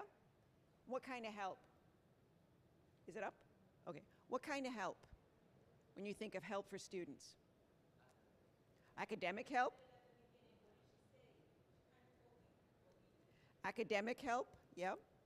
So that means if you're, you know, Michael mentioned to you, you need a 2.8, and you realize after term 1 that you're not doing very well for whatever reason, you're distracted, you're overwhelmed, you're having difficulty with integration, figuring out, you'll learn very fast that, because I was a teacher here, the education here in Toronto is very different than the education in your respective countries. Now, I learned from a lot of my Indian students that a lot of the assignments throughout the semester don't really count. What really counts is that final exam, right? Like you cram for that final exam, and it doesn't really matter all the other stuff as long as you pass that final exam. Here in Canada, it's the opposite.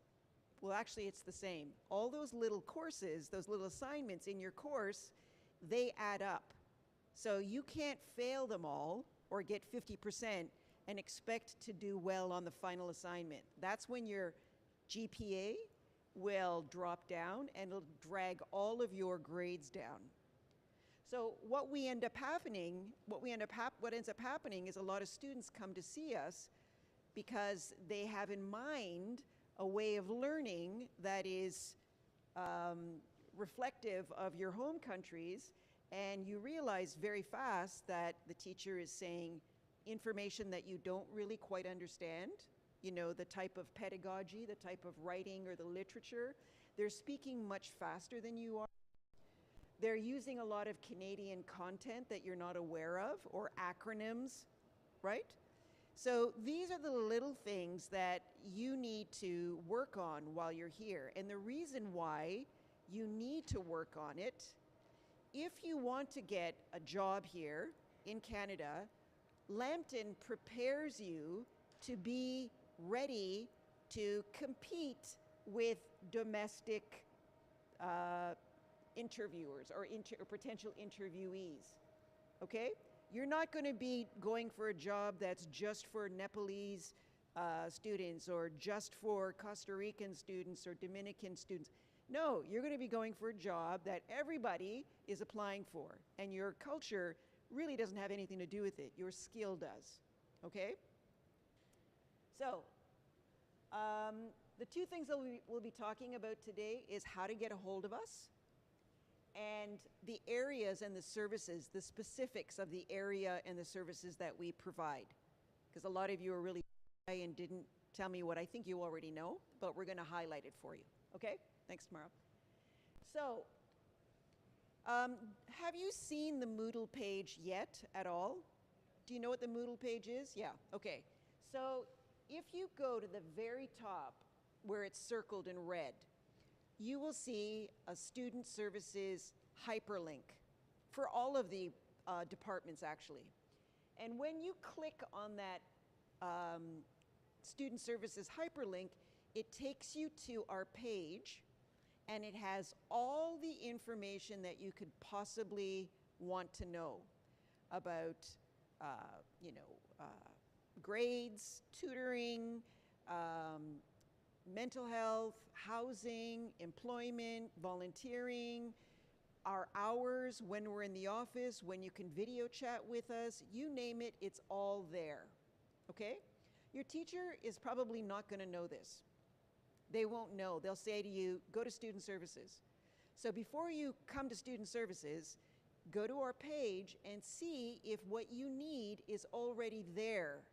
You don't have to make an appointment to come into the college from Brampton or Mississauga or Pickering or wherever you're staying. You can look at the page and help yourself, okay?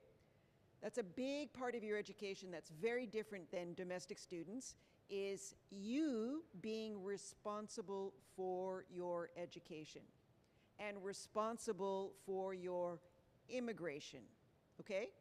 Like, you're gonna be doing adulting very fast, okay?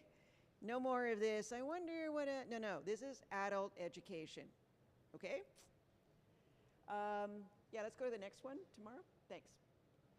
That's our email address, studentservices@cestarcollege.com. If you want to speak to either of us, you send a ticket. This goes in this huge, computer system, very much like the co-op people told you. It all goes in this, and then we kind of like dissect the tickets. We sort of, have them go to different departments. Your ticket will be answered. You're always sending a ticket using your My Lambton account. Sometimes students just, you're not thinking and you use your Gmail or your Hotmail or whatever, and then you get really frustrated because we didn't get back to you. The reason is sometimes those don't come into the Lambton because they think it's junk, right? So, or spam or, Trojan horse, or I don't know what the computer thinks it is, but that's a way to get your message lost by using external accounts, okay? Now, if there is a reason that you need to come and see us, then you're going to use something different. That's like a physical meeting with us, and I'll talk about that very soon, okay? But our email addresses are personal email addresses, and those are specific to needs that students might have, but you first send us this general email. Tamara's going to say this. I'm going to say it right now. You send one email. If you have a problem, and there will be a problem, problems are not bad things, okay? We're here to help you circumvent the problems. But if you send 6 emails with the same problem, all it does is clog up the ticketing system. So then you're going to have 5 different people working on one ticket from one student with the same question, okay? And we have like 6,500 plus students. So it gets a bit excessive, right? One ticket is enough. We also have 24 to 72 hours to reply to you. So I know you're young. I'm young too, right? I know you're young, and if I haven't answered you in that day, it's like the end of the world. This is the worst customer service in the world. It's not, okay? You can wait. An answer, if it's a pressing answer, we'll get to it, okay? If it's really super urgent, we'll get to it. We do prioritize. Yeah, the Moodle, I'm sure people have said this to you already, but that is the place to get updates. So before you want to ask us a question, go to your Moodle page first, see if there's something that the college has posted, then you can come to Student Services second. Student Services, I know it would be really great to have us as your, like your private secretaries. Can you please tell me what the agenda is for next Tuesday? No. But you can do that by going to the Moodle page, okay? It'll usually tell you everything you need to know. Thanks, Tamara.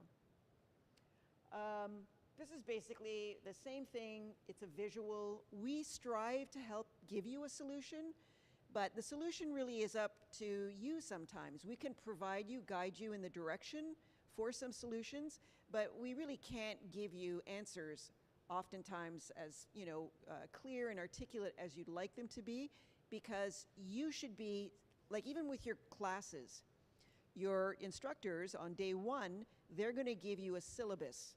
They're going to give you a curriculum and an outline with important dates.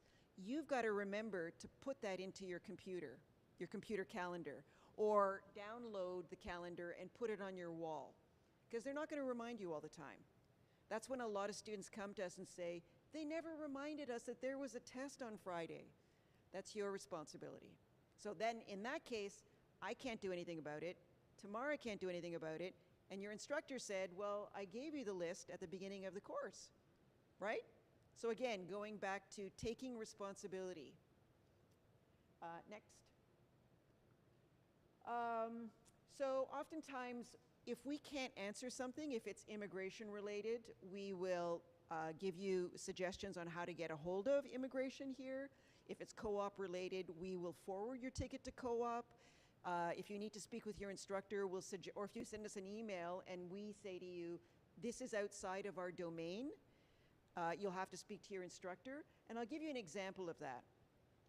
If you can imagine, a teacher is teaching a class, and somebody from the outside, like myself or Tamara, comes into their class and says, excuse me, I'd like you to give Manveer a little bit of a higher grade because I met Manveer, and Manveer's a really nice person.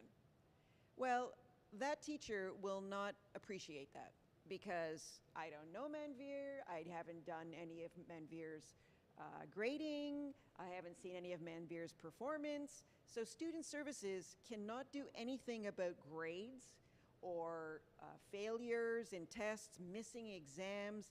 We can't do anything about that. That is a relationship that you have with your instructor, okay? If you want to come to our room and vent, you know, if you want to come and cry, if you want to come and talk about how unfair everything is, you can. But we will redirect you to the reality of the situation, which is you missed the test, you didn't submit the assignment, you know, bringing it back to your responsibility in your learning, okay? Michael said this, you already know, you paid a lot to be here, you've taken a lot of efforts to get here, so it's not about just, you know, showing up, you actually have to put in the work, okay? Yeah. Okay, these are some other reasons why you might come to us, and we'll redirect information for you. Academic support, sometimes people think, I got this, but I'm telling you this as a teacher. Some of you might find the formatting of the learning a challenge initially. So sometimes, and I'm not going to be, you know, I'm not going to sugarcoat this, we typically see first term students have a little bit of a dip, and they'll say, I'm a really A grade, you know, 80%, 90% student. Back home, I got honor roll, et cetera, and so forth. A lot of that is, there's a lot going on for you right now, people, okay? You're doing a lot. You really are. You're finding an apartment. Some of you probably never did laundry in your life, right? You're having to eat food that you don't kind of go find, whatever. There's a lot going on. And sometimes there's slippage in your grades and in your coursework. That's when you come to us and we will give you a heart-to-heart talk about your academics, getting you back on track so that you get a good GPA, you get co-op, and you know, go through the program successfully. Registration in finance almost always comes up, right? The money can be complicated sometimes. We have a great team here who will help navigate you through that, can sit down and break things down for you. You also have a portal that shows you all this stuff, self-service. We're going to show you that on Friday so that you can keep on top of your finances, okay? You'll see when you deposited something, when it was accepted. By the way, there's no money here, you know, in Toronto, if you're wondering. Some students come and want to bring us $1,500 for a semester, and we don't take any money. It's the main campus in Sarnia, okay? That's why it's all electronic. There's no financial exchange here at all, okay? Progression, again, how you're moving through the course. If you find yourself second term, you haven't made your GPA, you're going to have to take some makeup courses during your what's it called, scheduled break, term 3. If you find that you're in term 4 and you've got a 1.5 GPA, you're not passing, you're not going to be graduating, so you're going to have to come back for a 5th semester. None of you want to do that. I don't want any of you to do that, but we've seen it happen because that means you have to extend your visa, you have to stay here longer, you have to be a student longer, et cetera, and so forth, okay? Account updates, typically you'll learn how to do that in your self-service, your GPA, your grades, your finances, all that stuff we're going to show you on Friday. And as I said, any grievances, you can come, even just to vent. We're good at that. We're very experienced in helping young people with frustrating moments in their learning. Okay, by the way, I was an international student, the other way around. I went to Europe and I did my undergraduate for 2 years. So I know how the whole thing can be. It's kind of fine when you're at school, but when you go outside, it's like, right? So I get it. Okay, next slide. This link here, is it hyperlinked tomorrow? Do you want to go to it or? This link here, you're going to get this on first day with your instructors if they go over the course syllabus. But these are policies that we have here. I think I did hyperlink it. These are policies. Oh, wow. Keep wanting to play that jazz.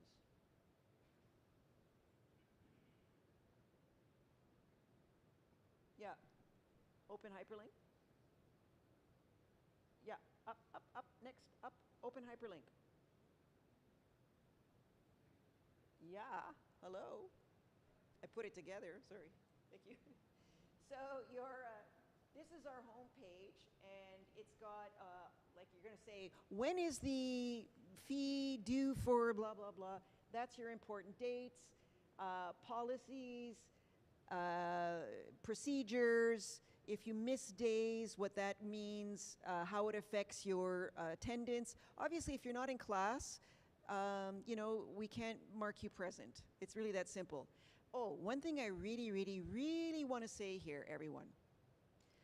We went through a pandemic, and everybody in the world scrambled to make this online platform for 2 years. That online platform is, unless you have a class that's online, it's not an option. And I'm telling you that right now because a lot of students come or email us and say, I'm sick at home today and the doctor said that I should rest. Can I access the class online? And we say no. This is not a menu where you pick and choose what you'd like to do. Your visa, your letter of agreement, says that you are going to come here, physically come here, to have the delivery of your courses, okay? So that option about, I can't come because I'm feeling sick, you're going to have to do what we did in the old days, which is stay at home and be sick and ask your friend, can you take notes or tell me what we did in class yesterday, and you're going to get an A, absent, okay? There's just no way of massaging that in any direction. It's a no. It's a hard no. Okay? Yeah, next one, please. So yeah, the policies here are just the policies in general, and your instructor might go through this with your in your class on first day. You'll also find a link that tells you when we have breaks. The next, I guess, break we have is reading week in February. That's the next break. So if you're like me and you need to, you know, think about chunks of time, you kind of go, okay, I got to make it from here to there. And you go, what is that? Okay, realistically, that's like 5-6 weeks. I can do that. I can do 5-6 weeks, right? Because it sounds enormous, right? Like, oh my God, I'm in Canada for the rest of my life. No, you're not. You're just here till February, and then you get to February, you have a break, and then you go, okay, now I have to get to the end of April, right? All of this stuff has been created for you. It's all there. If you want to transfer credit from back home to here, you can do that. It means you probably can only do 2. You can't do more than 2. But even if you transfer a credit, like you've done an accounting thing or a clouds web thing, which I really don't even know what I'm talking about, but if you've done that back home and you don't want to do it here, you still have to pay for it, okay? It just gives you a break.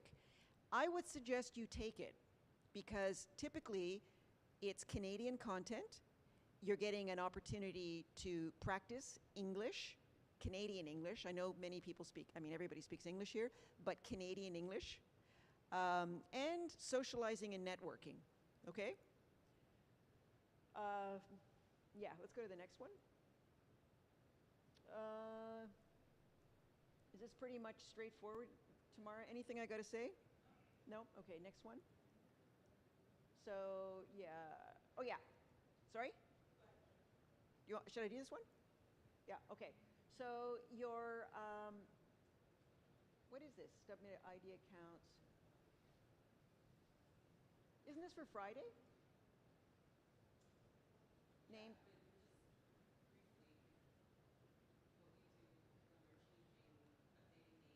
Oh, yeah, yeah. If you, oftentimes the computer, the system, doesn't have a lot of space for your name. So the reason why this becomes difficult is when you get your diploma, you want your full name on it, right? You don't want to have a name that you've condensed for whatever reason. We can only do that if it what you want to be called, right, reflects what your passport and what your letter of agreement says. We can't give you a totally different name. That's how, you know, the government recognizes you now, and that's how we have to recognize you. Okay? So you have to send us something in order for us to, you know, compare and contrast, and then send it to Sarnia so that they can check mark it. Okay? Yeah, so the first thing you do if you have a complaint about your instructor, I don't suggest, running to your instructor and complaining. I suggest you make an appointment to speak with your instructor and have a discussion about whatever it is in a cordial manner, right? Not screaming. That's not gonna, nobody likes anybody to come and scream at them, but that's your first point of contact, especially if it's something to do with grades. If you have a problem back home, if you're having a problem here in Toronto while you're staying here or with the campus, you come and you see us, okay? Anything grade related, exam related, course related, the date and the time, you're having trouble with the instructor, you've got to deal with the instructor initially, okay? And also the 3 to 5 business days, for people to get back to you, to reply to you, okay? That's it for me. I'm going to pass it on to Tamara, who has actually been here way longer than I have. She knows everything. I go to her, okay? Thank you, Nicole. Good morning and Happy New Year once again. May 2023 be your best year yet. I'm hoping for that for myself and everyone that's here. I'm not sure if you checked out Moodle recently, but there is a post on Moodle for first year, second year, and students who are on their scheduled breaks to join Student Council.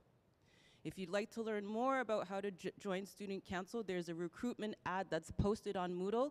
You will need to read the instructions before you apply. And why do you think I'm emphasizing you need to read the instructions before you apply? Any ideas?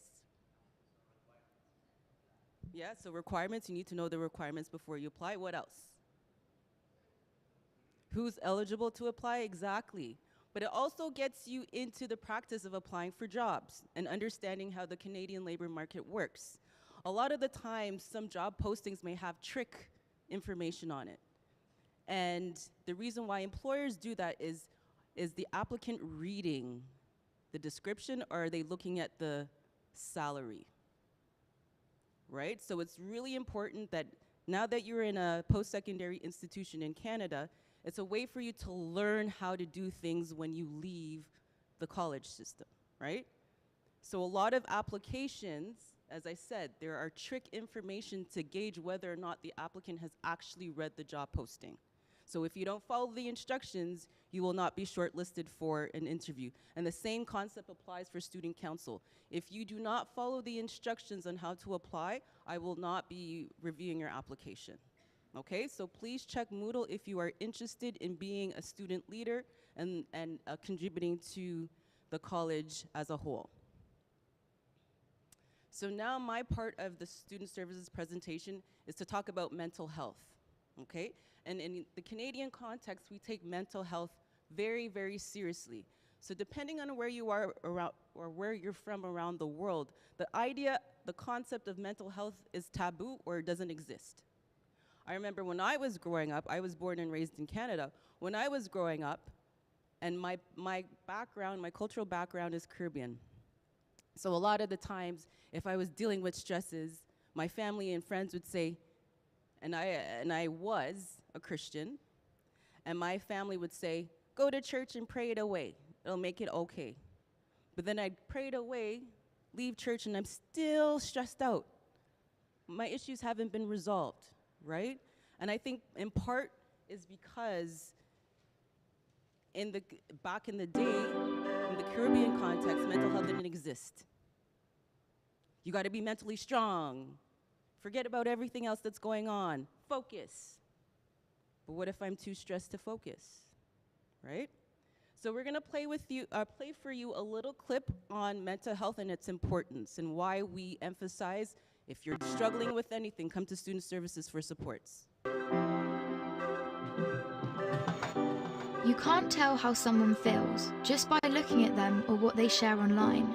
To the outside world, our lives may look perfect, even if in reality they aren't. I'm always worrying about doing well at school, and with the end of year test coming up, I'm not sure how much longer I can cope. My thoughts swarm around my head, sometimes keeping me up all night. Some days it's just all too much, and I feel like I'm lost in space. When I did badly on one of my tests, I just about kept it together until I got home. Then I broke down crying in front of my mum. She listened for a bit, and then she told me that, just like physical health, we all have mental health. It's our feelings, our thinking, our emotions, and our moods.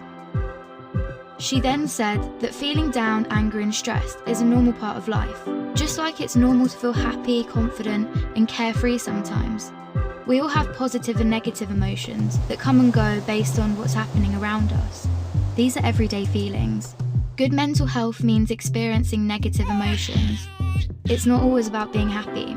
Mum can relate to the feelings of stress. So when Mum suggested I take a break from everything and do something I enjoy, I actually took her advice.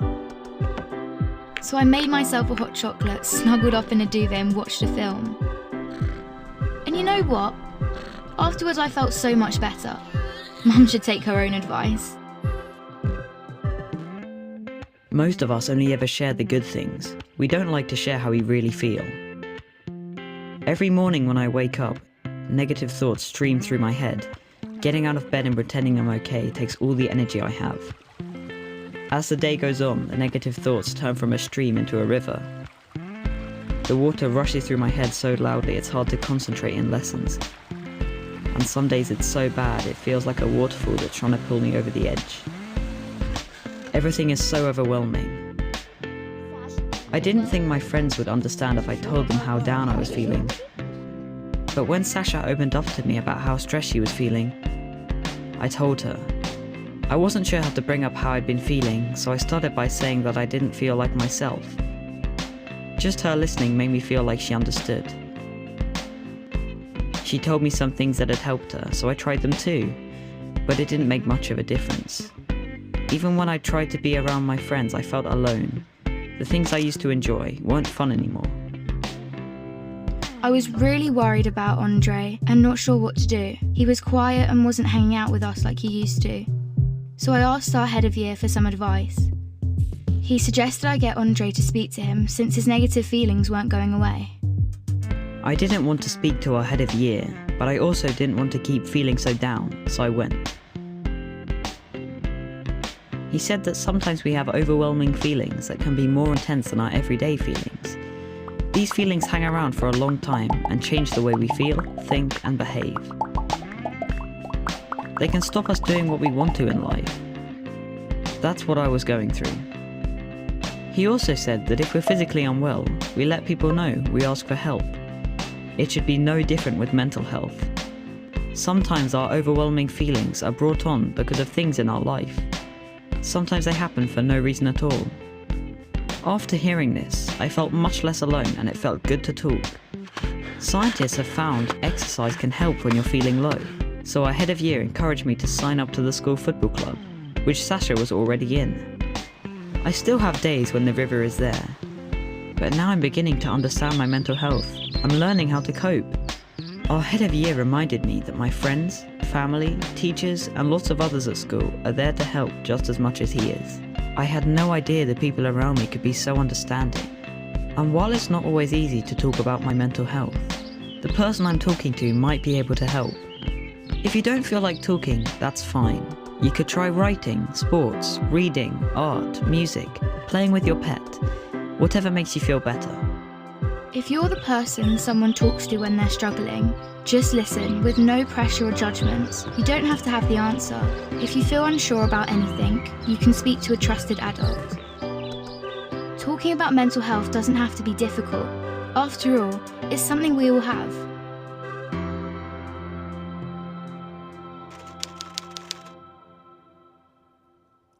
So very, very important concept. Mental health and physical health go hand in hand.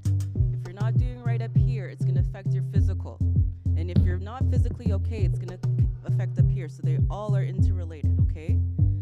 As the video mentioned, you know, we have a gym. So if you want to like let go all of that exam stress or whatever, go to the gym.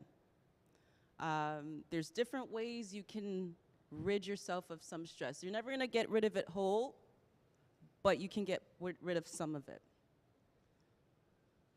Okay, so you can come to student services to access mental health supports in your classrooms or in your personal lives, whether it is, at home situations or when you're at work. You may deal with harassment and bullying.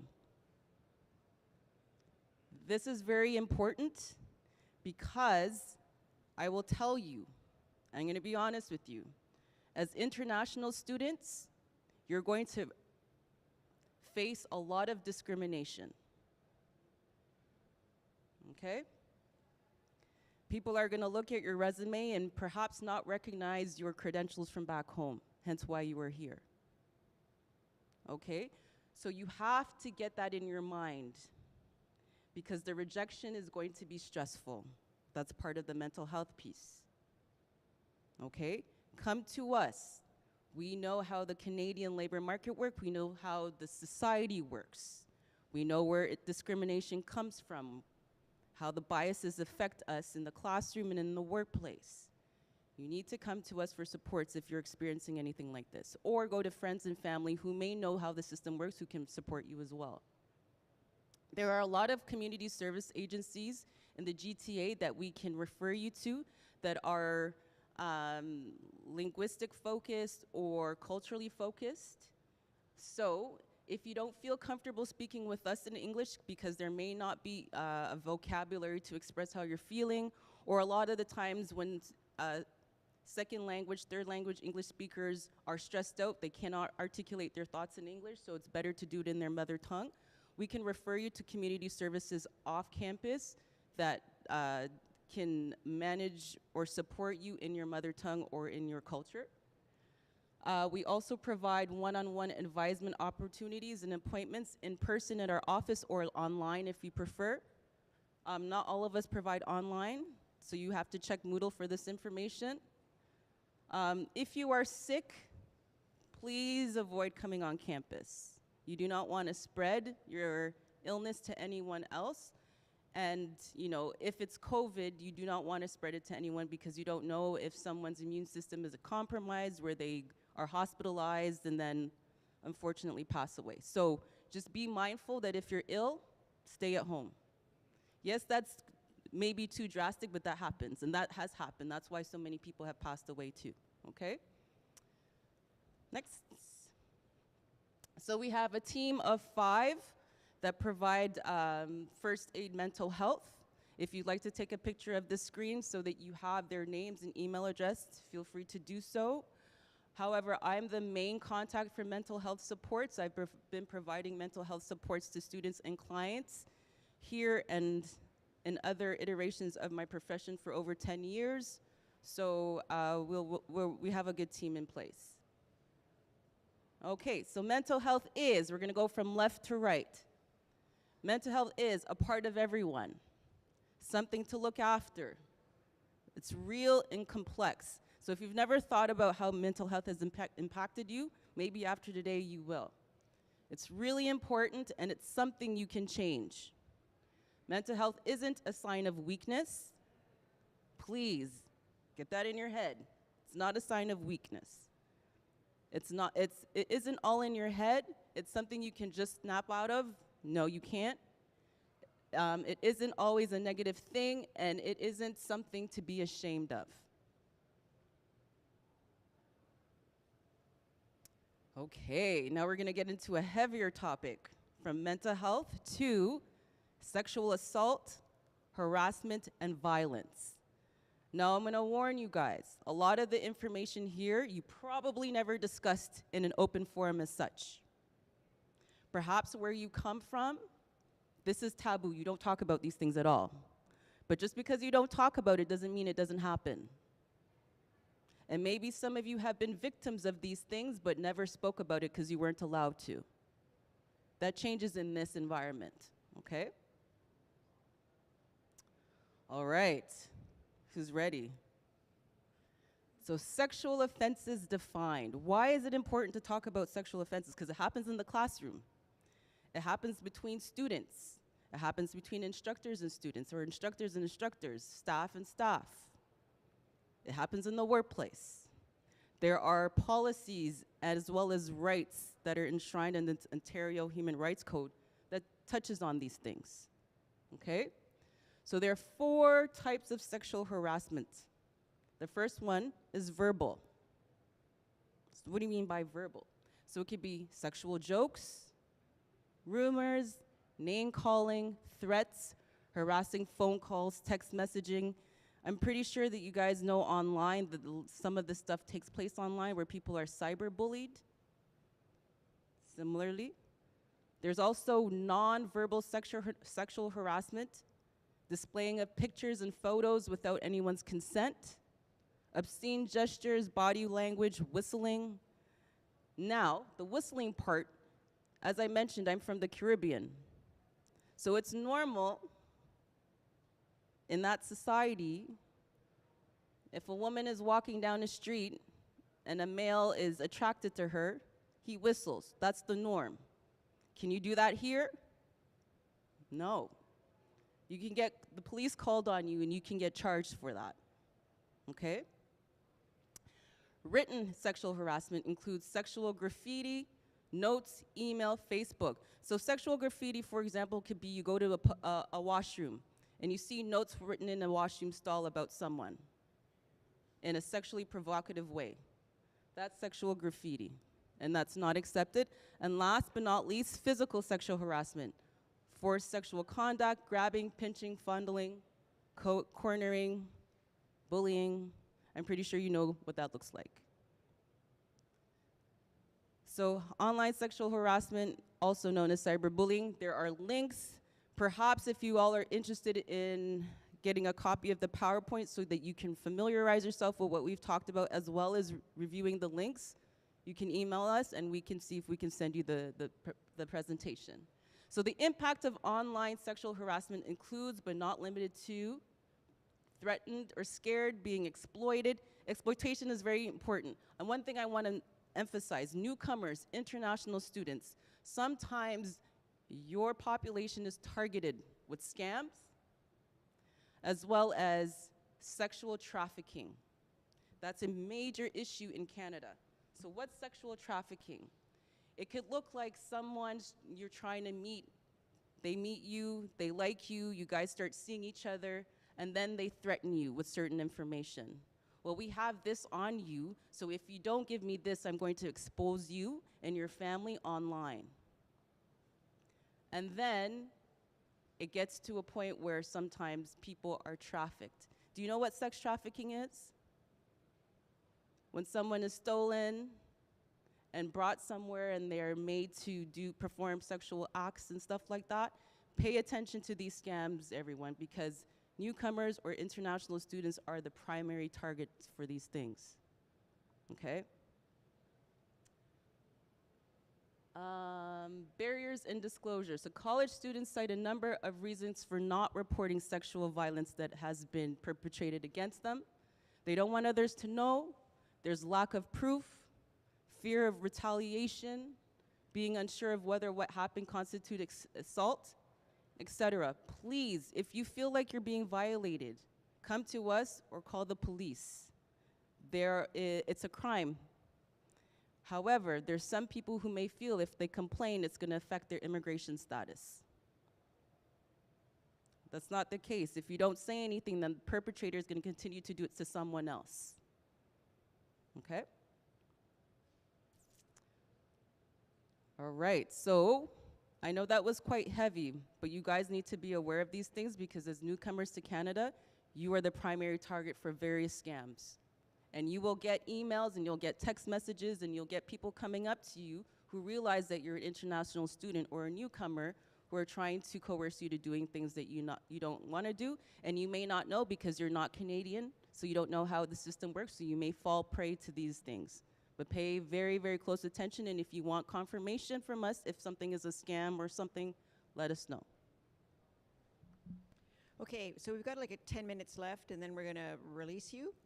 I do want to say, and I tell this to my students when I start a class with them every semester, I know a lot of what, especially if you come from other cultures that don't do this, everybody is from somewhere.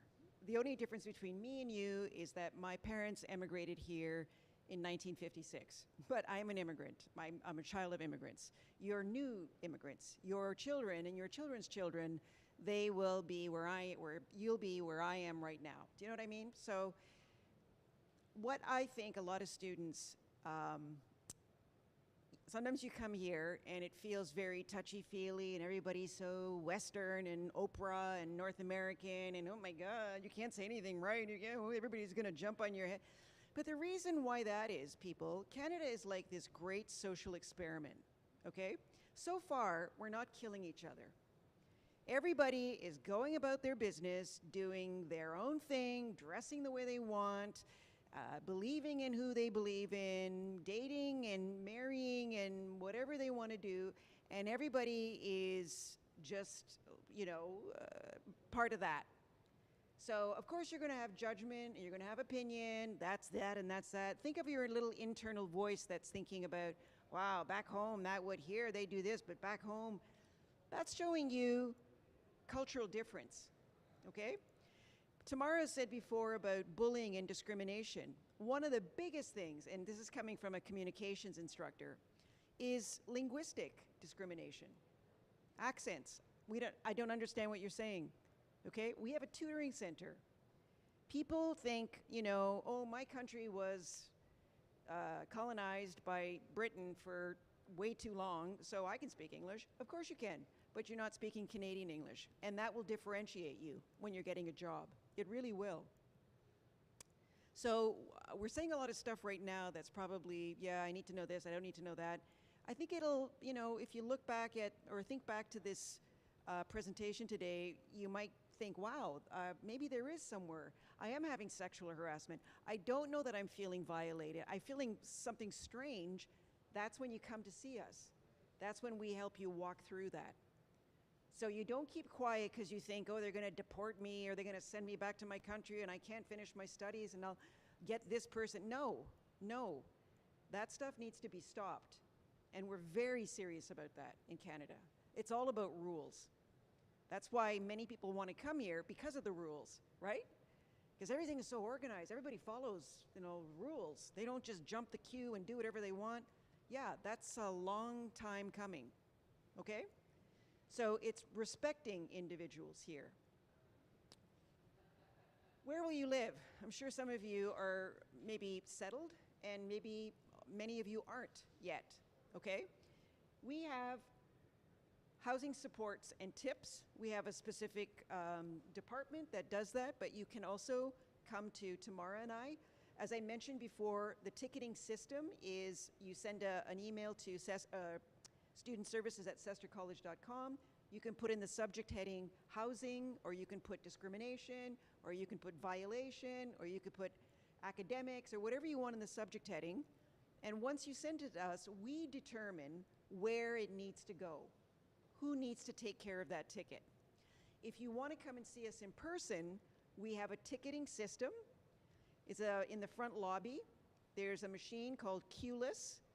You have to punch in your name and your student ID, and then there's a whole list of why you've come to see us. You tick off the boxes, you wait outside, and then we bring you into our office and we talk to you. Okay? So that's if you want to sit down and speak to us, or you can email us. This is the Greater Toronto Area. The star is where we are, more or less. Now, I'm going to blow your minds.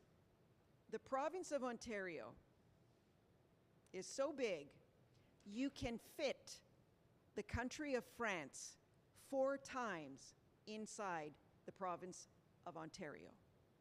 Okay? So for those of you who are living in Brampton, who are living in Milton, who are living in Pickering, or Etobicoke, or Mississauga, it will take you an hour, hour and a half, sometimes 2 hours to get here. That is not the fault of the college. So you cannot send us a ticket and say, I live really far, it's raining, or it's snowing. No, this is Canada. It snows and it's raining, and it rains. We have extreme weather, okay? So if you want to stay in Brampton because your family's there and it's cheaper, et cetera and so forth, you're going to pay the other way by transit. we suggest that you live around the Star. Because that way you're not dealing with commuting. You're paying TTC fare. Because if you're in Mississauga or Brampton or Vaughan or Markham or Pickering or anywhere else, you're paying fare from that region. That's usually a hit and miss. It could take you like an hour and a half just from those areas to get into Toronto. And then you have to pay that Toronto system. So think this through, where you're going to live. Think it through. Now, you have this month that you're online. So this is an opportunity for you to go to some of our supports, our resources, and check out who's looking for a roommate. Or even in this room, hey, do you got a place to stay? There's some apartment buildings in this area. We can get a 3-bedroom, 4 people, do the math. Okay? A lot of these sheets of the things, the information we're giving you is at the front lobby. We have 2 racks on the wall, and we've put a lot of that information there. Anything for employment or student services or registration, finances, makeup courses, housing, it's all there. Okay? Just one more plug for the 1 ticket only, okay? Until we respond to you. You know, that's not 1 ticket for the whole 2 years that you're here. It's 1 ticket per situation, right? We'll get back to you. If it's more tickets, then, I mean, if it progresses after the first ticket, then we'll deal with that, okay? We're gonna be really quick here, because you can always email us if you have questions, but if anybody has anything they wanna ask right now, we'll take those. Don't be shy. Remember, you're paying for your education. You're paying to be here. You're paying for us to be here. So don't be shy about your education, okay? Asking questions. If you don't know, you don't know. How could you possibly know? Anyone? You're all good? Okay. So you have our email address. If you think of something and maybe you're too shy to ask today, don't worry, you can email us, and we're not going to go tell anyone, but we want to help you, okay? Remember, we're the cool aunties. Got it? Okay? What's my name? What's her name? Okay, that's it. We're done. Thank you very much.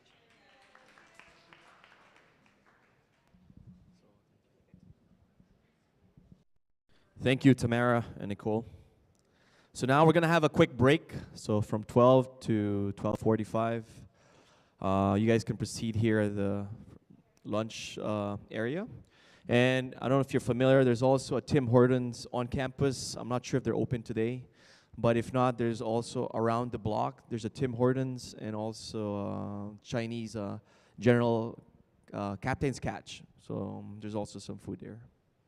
All right, so see you guys at 12:45 with your program coordinator rooms. We'll be putting the names of the signs here on the projector. Thank you so much.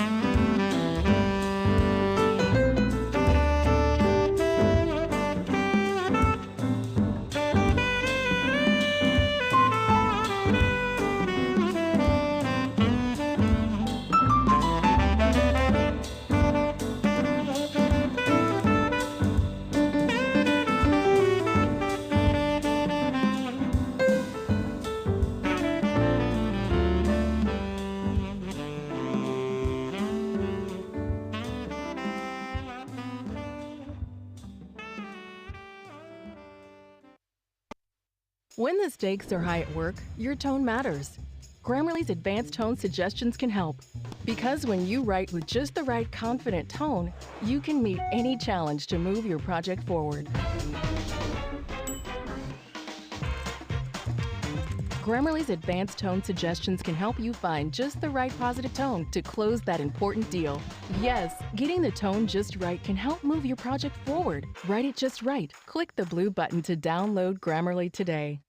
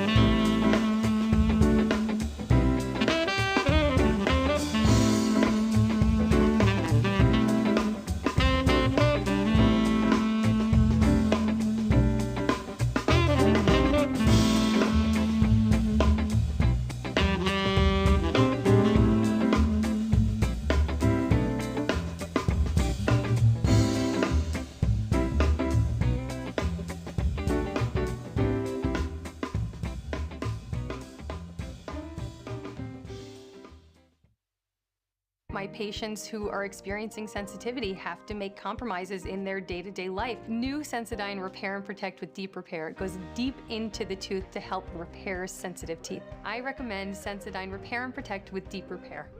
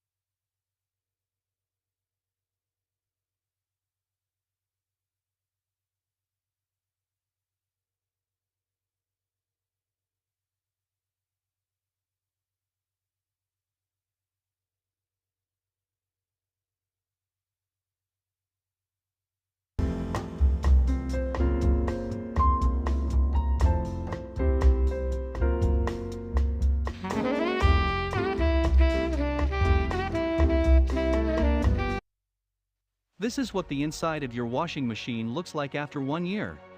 And it's not dirt from your clothes.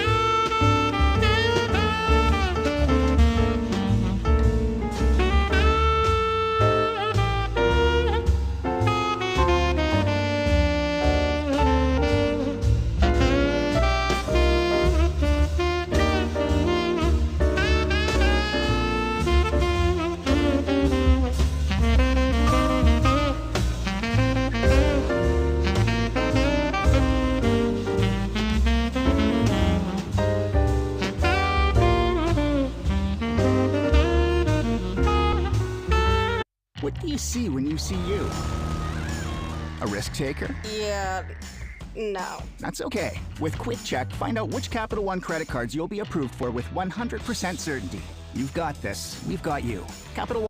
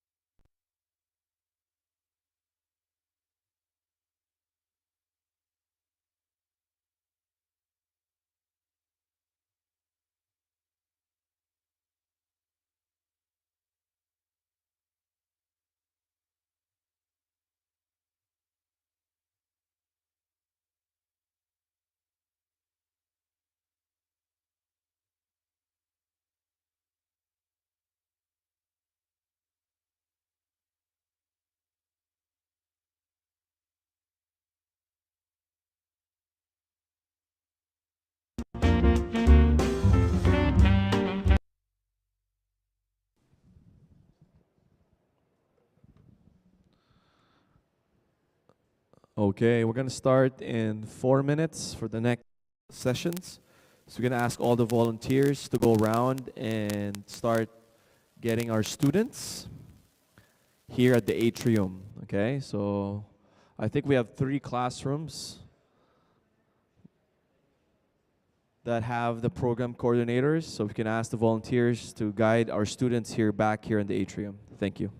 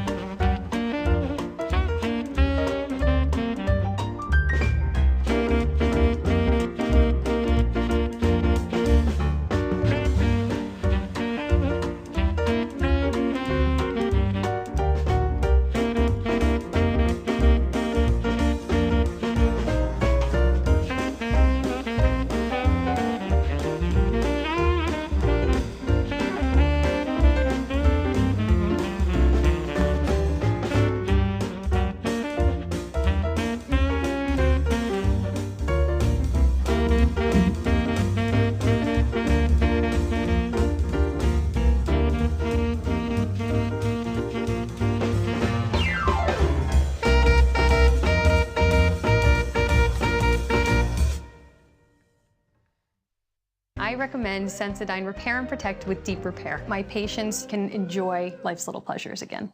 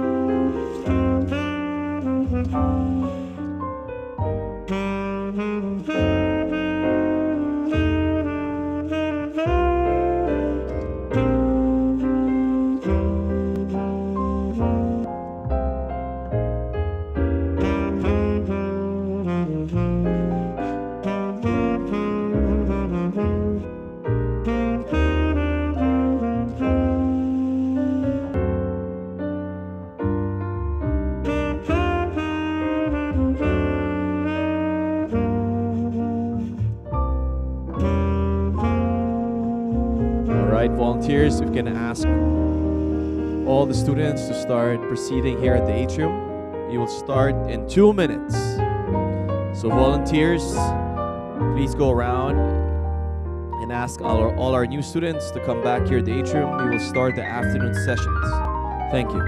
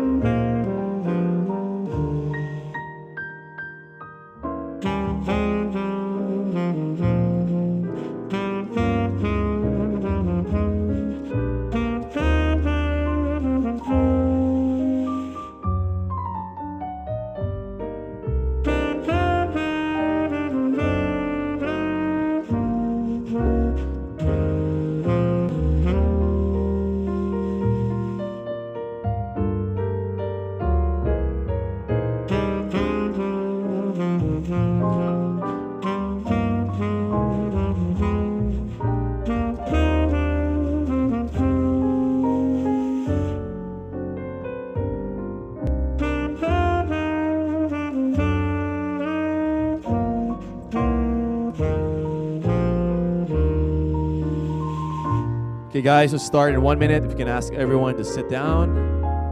We're going to continue our sessions for the afternoon.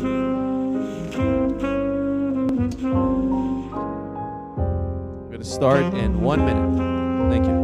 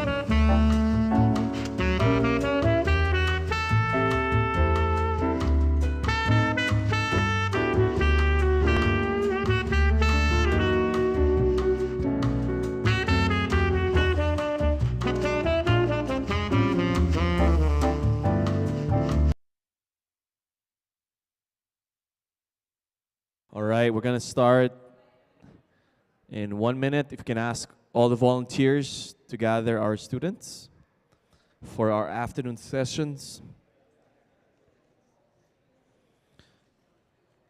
So just a reminder, if you missed some of the workshops today, we will have the sessions virtual as well tomorrow until Thursday, okay?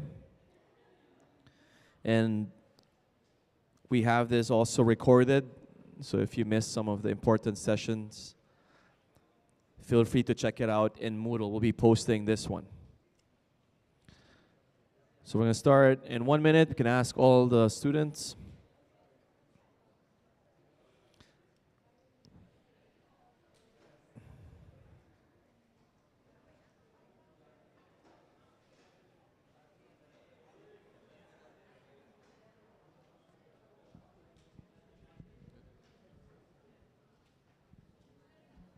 All right, so let's start our afternoon sessions. We do have student success, academic integrity, Guard Me health insurance, which will be playing a video, and keeping students safe, and housing and accommodations to finish the day off.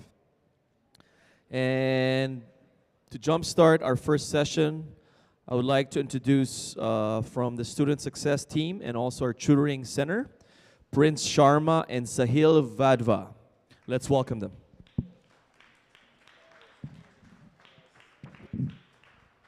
Thank you so much, Nick. Hello, everyone. Happy New Year. Perfect. How do you like the Canada so far? Anyone? Except winter and except cold. Anybody did anything in the new year? No? Didn't go anywhere? Anyone? Harbourfront? That is amazing. Anybody else? Clubbing? I think that's the first choice you would ever make. Coming to Canada, right? All right, that's perfect. All right, so myself is Prince Sharma, and I am the coordinator of learning centers and mentorship program, also the co-curricular record. Basically, we are the support center, and the student support programs that we have here, I'm just going to share with you real quick. All of these, tutoring center, writing language center, early intervention, the acuplacer, WeCare, and CCR. These all are useful. They may sound the big words to you on the first day, but these are very useful for you in the coming months, all right? Now, what is tutoring center? I started working with the Lambton College in Toronto in 2019, Feb 2019. We started the tutoring center in July 2017, seeing that students are really struggling with their courses, different courses. How many students are from project management? Quite a lot of project managers are here. How many students are from supply chain management? All right, we depend on you, logistic people. How many healthcare? The most crucial, but only 2 doctors. You're gonna be making a lot of money, a lot of people are here. Good luck. All right. So the tutoring center, what is tutoring center? It's just an extra support to you, to your curriculum. We all come from the different backgrounds. We've gone to the different curriculums, different study patterns, but here it's completely different. That might be the same as where you're coming from, but let me just walk you through. It says 4 semesters, 4 months. You would have the 6 courses, 5 to 6 courses in 4 months. And that's a lot to take, isn't it? All right, 2 things. First, you gotta study hard. Second, don't lose your focus. If you lose focus, my team member right there, Sahil Vadva, and the early intervention process, we're gonna run that process on you to find out what's happening with you, why you're not coming to the classes. Are you just going to the clubs or Harbourfront Center or somewhere else? All right? So you're gonna hear a lot from us. You may see a lot of our name in your emails. Don't worry, that are our legit emails, okay? And I want you to open those emails all the time. So the tutoring center is designed to help students academically. Now this is completely new for you. The project management, the supply chain management, the advanced healthcare and leadership programs. The courses in the initial days that might be hard to cope up with that, but don't worry, we got your back. We are here to help you, we are here to support you. And that's all free of cost. You don't have to pay anything of that. Isn't it amazing? Amazing. The next is, what kind of services we provide? We provide 3 kind of services: one-on-one tutoring, group tutoring, and the workshops. Who likes networking here? Just raise the hand. Who likes networking? Networking, yeah. Perfect. And that's all about Canada. If you are good at networking, you're a great leader. And you're going to get a real good job. All right? With the one-on-one tutoring, the group tutoring, if you have the 5 or 6 students from the same class concerning the same topic, we would have that group tutoring. And if there are more, we would have that workshop. We would arrange the workshop. Okay? And having said that, the workshops, you can always come to us to arrange any type of workshops. And these are just the standardized formats. So if you want to have any workshop related to your field, to the project management, supply chain, or advanced healthcare, you can always come to me or my team. We would help you out with that. Okay? All right, so the next is Writing Language Center. So how many students know that you're going to have to give the IELTS exam? Oh, I'm talking about benefits. Just one student?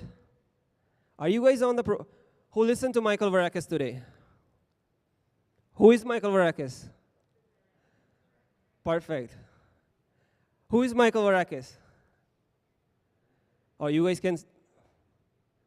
All right, one more time. Who is Michael Varakis? Who's your director? Michael Varakis. Okay, perfect. He may have said that you are on that program,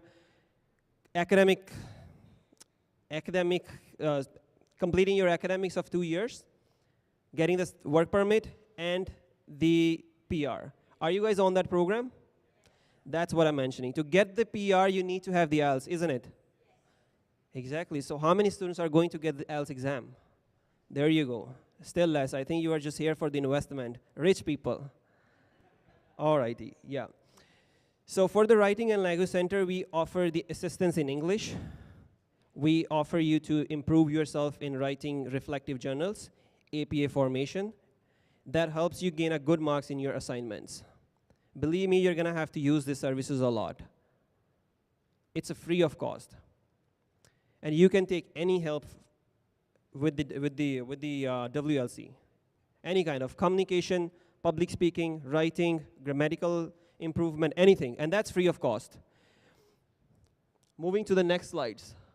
This is completely appointment-based system. You would have to book an appointment with the tutor. And these are your peers, your seniors, who assist you. How many students are going for co-op, except AHCT? Sorry about that. I feel you. How many students are going for that once again? Everybody, right? And co-op is just one step closer to the job. All right, always keep that in mind. You may come under the influence that your friends are not going for the co-op and you're going to just say, oh, I'm not going for the co-op. No way. Because you always remember, you are in that program. Academic, work permit, PR. So always remember, co-op is really great opportunity for every single student. Yeah, so when I say this is an appointment-based system, once you book an appointment with your seniors, you're actually making the connection. Not only you have to make the connection, book the appointment when it's needed, but voluntarily you can book the appointment with them to understand where they're going to work. Because we only have tutors who have a GPA of 2.8 or more than that. So that means they're going for co-op before you.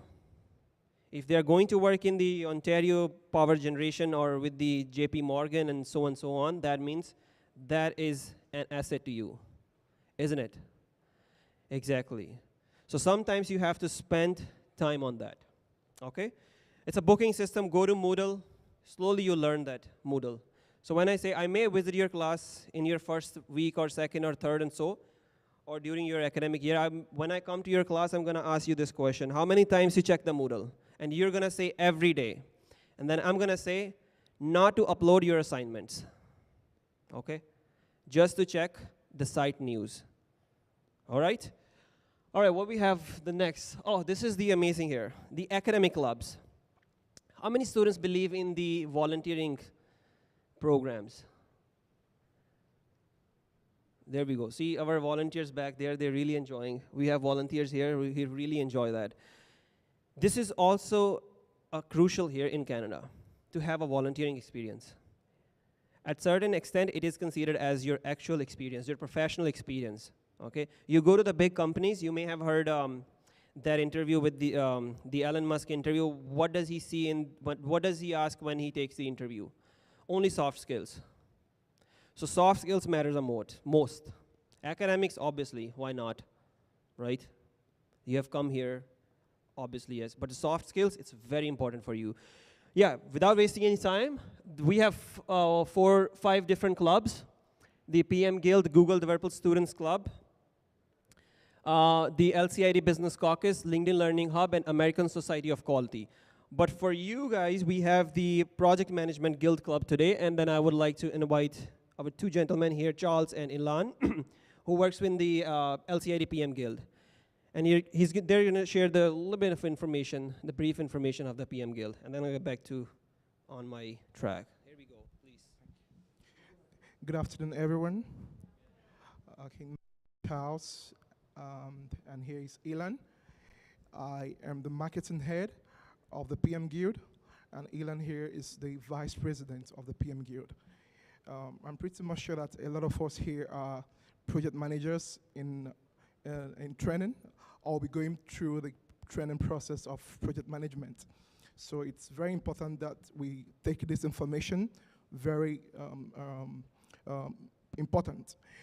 So what does PM Guild stand for? PM Guild is basically a collaborating platform, a multicultural platform where we promote project management practices. So we have events, we have workshops, we have boot camps, we have networking activities that will be critical and key, to your staying in Canada. We have workshops that will be key also to your career path. So it's very imperative that each and every one of us who are project managers key into this platform to learn and collaborate, because trust me, you cannot do this on your own. You need as much information as possible. Canada is a very vast community, it's a vast environment, so you may not be able to get all the critical information you need on your own. So I need you, you need me. So basically, the Guild provides us with that platform where we can share our ideas, we can relate, we can network, and we can have fun. And guess what? You don't need to pay for it. It's totally free of charge. So right after now, right after the orientation, if you want to join the Guild, we'll be there at the exit point, and you can come and join us. It's very easy. We have a lot of activities for the next semester that is coming up by next week. So it's something that is worth joining. It's something that is going to really improve your life here in Canada and in campus. So we look forward to welcoming you to the Guild, and we hope that we are going to have a fun-filled time with you all. Thank you. Thank you so much. Thanks so much. Yeah, one thing that I wanted to tell you about here, that's my last part of the slide, okay? So they constantly indulge in the PMI activities, Project Management Institute, for the project management people, okay? Try to get into those organizations, not as a job, but as a voluntarily, all right? For the supply chain, there are many. For example, Canadian Institute of Traffic and Transportation, CIFA. There are a few more, all right? Try to get into there. Try to get the volunteer work with them. Because why I'm saying that? Because professionals are connected to them. And then that's where you grow the actual network, okay? And invite them for the coffee chat. Nobody says no to the coffee chat, okay? Unless they are unless they like the coffee. So you have to find out if they like the coffee or not, all right? So that by saying that, that means you have to find why they would come to actually guide you or direct you, all right? The last but not the least, the LinkedIn Learning. How many students have the LinkedIn account so far? Great to know that. We have a LinkedIn Learning platform for all the students at free of cost. And there are more than 18,000 courses. Okay? Prepare your pathway, that these are the courses that you want to achieve, these are certifications you want to take in your next 2 years. It's free of cost. As soon as you graduated, we will revoke the access. So use it. All right? I think that's pretty much. And anytime if you want to have any conversation with me, anything you want to ask, my office is upstairs on the right in the tutoring center. All right? So I would like to invite Sahil Vadva, my colleague, my team member, who is a student success counselor, help me with tracking students' performance and keeping them on the track so that we don't have to run the early intervention process and save our time. All right? Thank you so much. Thanks so much, everybody. There we go. That's yours. Thank you, Prince. No problem. Hello, everyone. Happy New Year. So my name is Sahil Vadva, and I'm Student Success Counselor at the Tutoring Center. So we have an early intervention program we run through the Tutoring Center. So what that is it's basically mostly for the BSNT and CPCT programs, but also we do it on other courses as well, which have high number of failing students. So we do this early intervention through which every month we send emails to the students who are underperforming, who are having low attendance, low performance. And to keep them on track that, hey, you are performing low, what's the reason? How can we assist you? You can come to tutoring center, take the tutoring sessions. So it's just basically to assist the students and reduce the failing grades. Since we started it, we've significantly reduced the failing grades by 20%, which is a great number. And next we have AccuPlacer. So AccuPlacer is only for BSNT and CPCT programs. It is mandatory classes for English and mathematics, as it is very important part of their program, as well as for their professional career as well.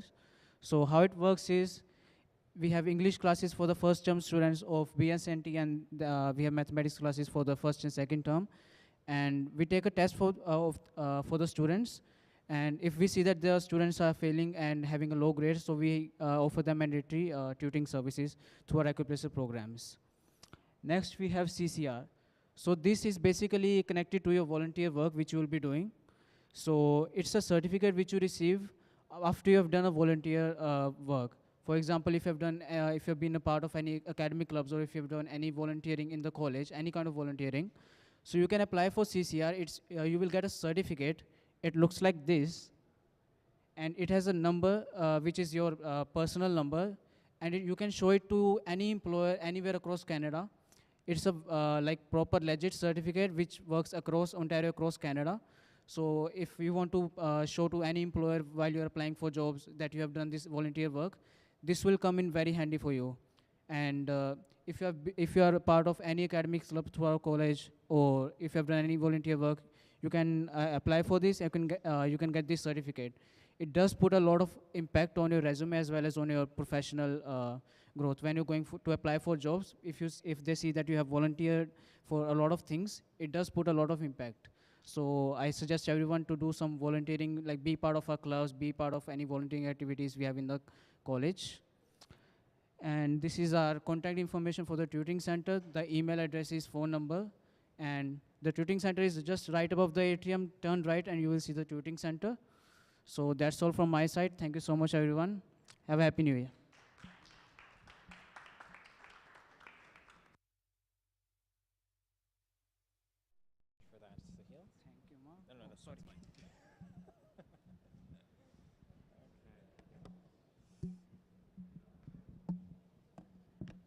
Hi, everyone. I'm just getting set up here. You might recall that I was here earlier today at 9 a.m. And it's me again. Hi, everyone. My name is Mark Gonzalez again. I'm still the Academic Integrity Officer of the college. So today at 2 o'clock, it's not quite Canadian culture. It's going to be an even more exciting session than that. Academic integrity. Ooh, okay. So everybody's favorite topic.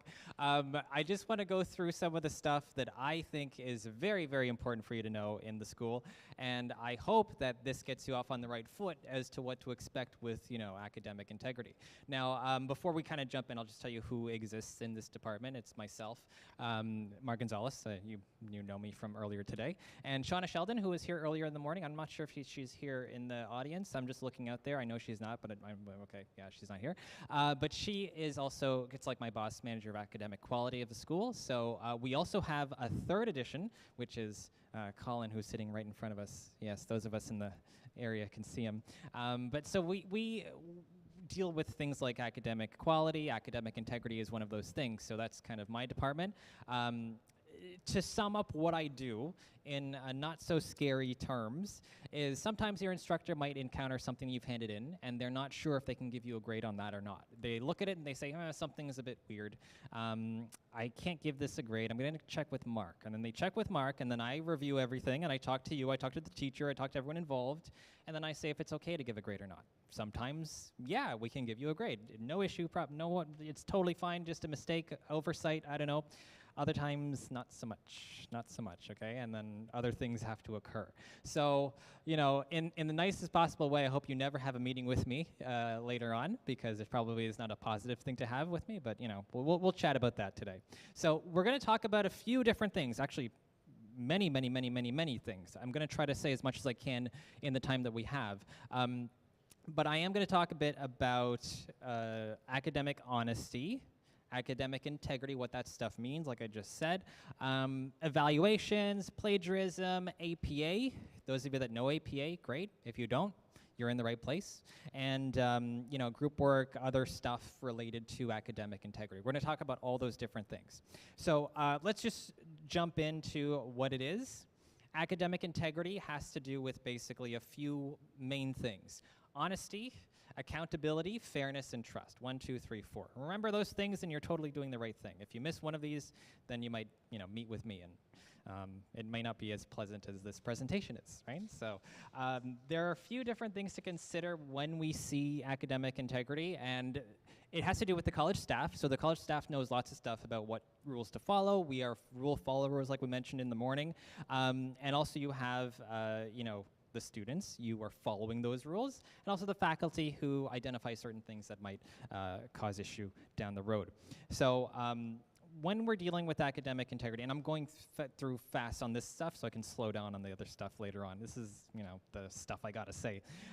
So what can you expect from us? We have rules to follow. So it's not just you that we're asking to follow rules. I have rules to follow as well, okay? So I just want to make sure that you know that, we're going to be as fair as we can, consistent as we can. If someone does something wrong and they get a 0 for it, someone does the same thing wrong and they just get a slap on the wrist saying, oh, don't do it again. That's not going to happen. It'll be fair across the board. Okay, that's what we want to make sure that we do. We want to give you plenty of notice of things that happen, so you should be aware of due dates, for example. For your essays and your assignments. You should know when those things are going to be due. Evaluation timetables, I think Shauna mentioned that to you earlier in the morning. So those tell you when things are due during your semester. So that's kind of part of the whole academic integrity thing. Plenty of support from us and ongoing communication. So we just want to make sure that you're able to contact us and ask questions and inquire, and so that you're fully aware of what's going on at all times, okay? And we hope that we can expect from you original stuff that represents what you know as a student, what you've learned in your classes, and if that's what you give us, then great. If it's not what you give us, then you might meet with me, and then my smiles will not be so smiley. I might be kind of upset or sad. I might cry a little bit. I don't know. Who knows what can happen there. But we want to make sure that you can be honest with us. Original content is what we want to see. Communicate with us as well. Ask us questions. It's very, very important, because when you think about it, your teachers know all the stuff in your class. The teachers know everything that they're teaching you. They don't have really questions to worry about. So if you don't ask the questions, then maybe nobody will. Ask those questions. They want questions from you. It's a good thing to ask your instructor questions. Communicate, talk with them, okay? Be clear on stuff, okay? And your best effort, and also, integrity is very, very important as well. So all of these things, so crucial to academic integrity, and please keep them in mind as we're moving forward. So what are some things that you should do, and what are some things you shouldn't do during a test? Tests and assignments are meant to show what you know, not show what Google knows. Google knows lots of stuff. Again, Google is not getting any kind of certifications from us. They have everything they need. So we just want to make sure it's a representation of you, okay? So make sure that you follow the instructions of the task. A lot of people miss this first thing. They don't read the instructions. If you don't read the instructions, you won't know what to do, and then you'll submit the wrong thing by accident, and then meet with me, right? So that's one thing to consider. Closed book tests versus open book tests. I'm telling you this now, and I hope that you hear it from me, that a closed book test is the default. every test you take, you should assume that it's going to be a closed book test. Never assume it's open book. And to those of you that don't know what that is, an open book test refers to a test where you can access notes. You can look at your notes, look at your textbook, to help you answer your questions. That's not really a thing unless your teacher says it's okay, okay? But, please keep in mind that we want you to know closed book is basically everything, unless otherwise stated, okay? The knowledge versus application. A lot of people that come into my office and they talk about, there's some sort of cheating offense maybe, and they say, well, last night I Googled something and I studied really, really hard the Google stuff and I remembered it every single word, and then I went to the test over here and I wrote the exact same stuff. Whatever I memorized, I just put right in. That's kind of like copy pasting with your brain. Now, it's okay to study with stuff, but you want to be able to express it the way you are speaking, the way you talk, the way you understand it. If you memorize something, it doesn't tell us that you know it. It just tells us that your brain is good at keeping a lot of data in there, and I don't know how much of it you know, right? I can memorize a lot of code. I've never coded a computer thing in my whole life. So, do I know it? Hard to say. So, difference between memorizing and kind of applying that knowledge. You make sure that you read your questions carefully. And another very, very important thing, because a lot of you are coming into a campus now. I think you have some online classes at the beginning of the term and then moving into in-person. As soon as you exit an exam room, your test is complete, right? Your test is done. No more continuing the test. The test is finished. You cannot go and come back. When you leave the room, you can't take the test. So make sure that when you're taking an examination, you're in the examination room, and that's basically it, okay? It's kind of a strange thing to point out, but, you'd be surprised, right? So when it comes to assignments, you have another thing to consider when it comes to assignments. For assignments, you're writing essays, you're writing words on paper or, virtual paper on a computer, and you want to make sure that when you're writing that stuff, it's a reflection of what you know. Again, it's not all the Google content you found to you're just shoving it into your document. Express it in your own way. I will tell you right now, if you are researching something, which is, good. I just want to point out very, very quickly, because I totally was going to forget this. Googling is good to research content. I'm not saying don't research, don't Google. It's good to use it, but you have to use it the right way, okay? So if you're using Google, I encourage you to do so. Research your content, but then express it to me the way you understand it. What did you just read about, okay? And if you are just copy-pasting, putting stuff from Google into your document, then how much of it did you write? How much of it do you actually know? And think of it like, we're going into summaries, and you can summarize and paraphrase, but the idea is if you're talking to somebody about a movie that you just watched, okay? You just watched a movie. Avatar just came out. I don't know if you watched Avatar, but whatever. If you just watched Avatar and someone's like, oh, I never saw that. What's it like? What's it about? And then you have to go and talk about Avatar. Do you say, well, first, the 20th Century Fox popped up on the screen, and then it said, James Cameron presents, and then you don't do that. You tell them what you remember from the story.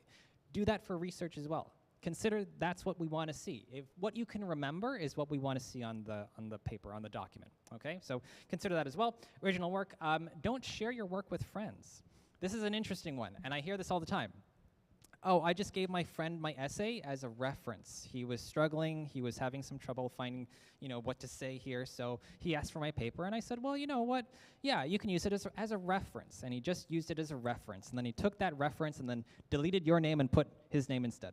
Okay, that's what the reference turns into. It never works like that. So as soon as you hand off your work to somebody else, it's no longer considered original work, which means it's no longer eligible for a grade. So please consider, don't share your actual work. It's okay to study in groups, but to actually show someone what you've written, that's the problem. That's the issue. Don't do that part. Okay? And another one, I wonder if it's on here. Is it here? Maybe I put it later on, but I'll talk about it later on. Don't share your passwords either. Okay? Moodle is your Moodle. Your Moodle, everyone has a Moodle. You don't need to share your Moodles, okay? Don't share your passwords, because if your password is shared, that's your responsibility. So if anything goes wrong with your account, who's responsible? Well, the person that, should be holding the password, and it's you. Okay? It's not the best conversation to have if you are sharing your password. So please don't do that either. Be careful about individual work versus group work.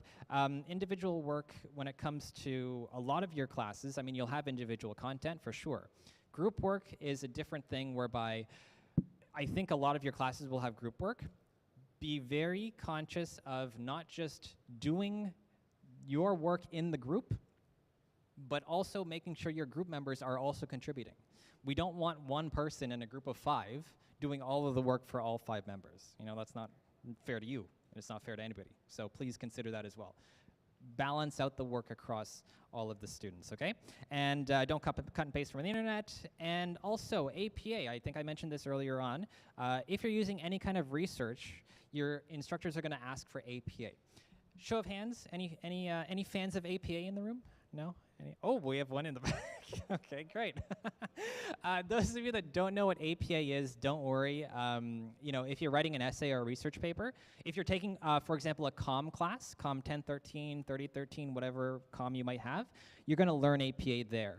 And also, we're going to have a session on APA on Friday, you know, as part of the orientation. So if you want to visit that, it'll talk to you about how to use research correctly, how to use it safely, and how to never have a meeting with me because you're never going to have issues of plagiarism, right? So, you know, do everything right and you'll be fine. Okay, so that word plagiarism I just said. What is that plagiarism word? Plagiarism is something that happens all the time. Sometimes it's on purpose, sometimes it's an accident, but the idea is what you've submitted for grading is not representative of what you've written, okay? It shows up as similar to somebody else's content, too similar, all right? So you're handing in something that you didn't really write officially, properly. And that happens all the time. I mean, you know, it happens to the best of us, I guess, but please consider that we want to see original content. Plagiarism is considered unoriginal. If it's unoriginal, then we can't give it a grade, okay? So I just wanted to show you a few things about plagiarism stuff, but when it comes to plagiarism, it just, you know, your words are your sentences. Your choice of words, your organization of the sentence itself, that's what we want to see original from you.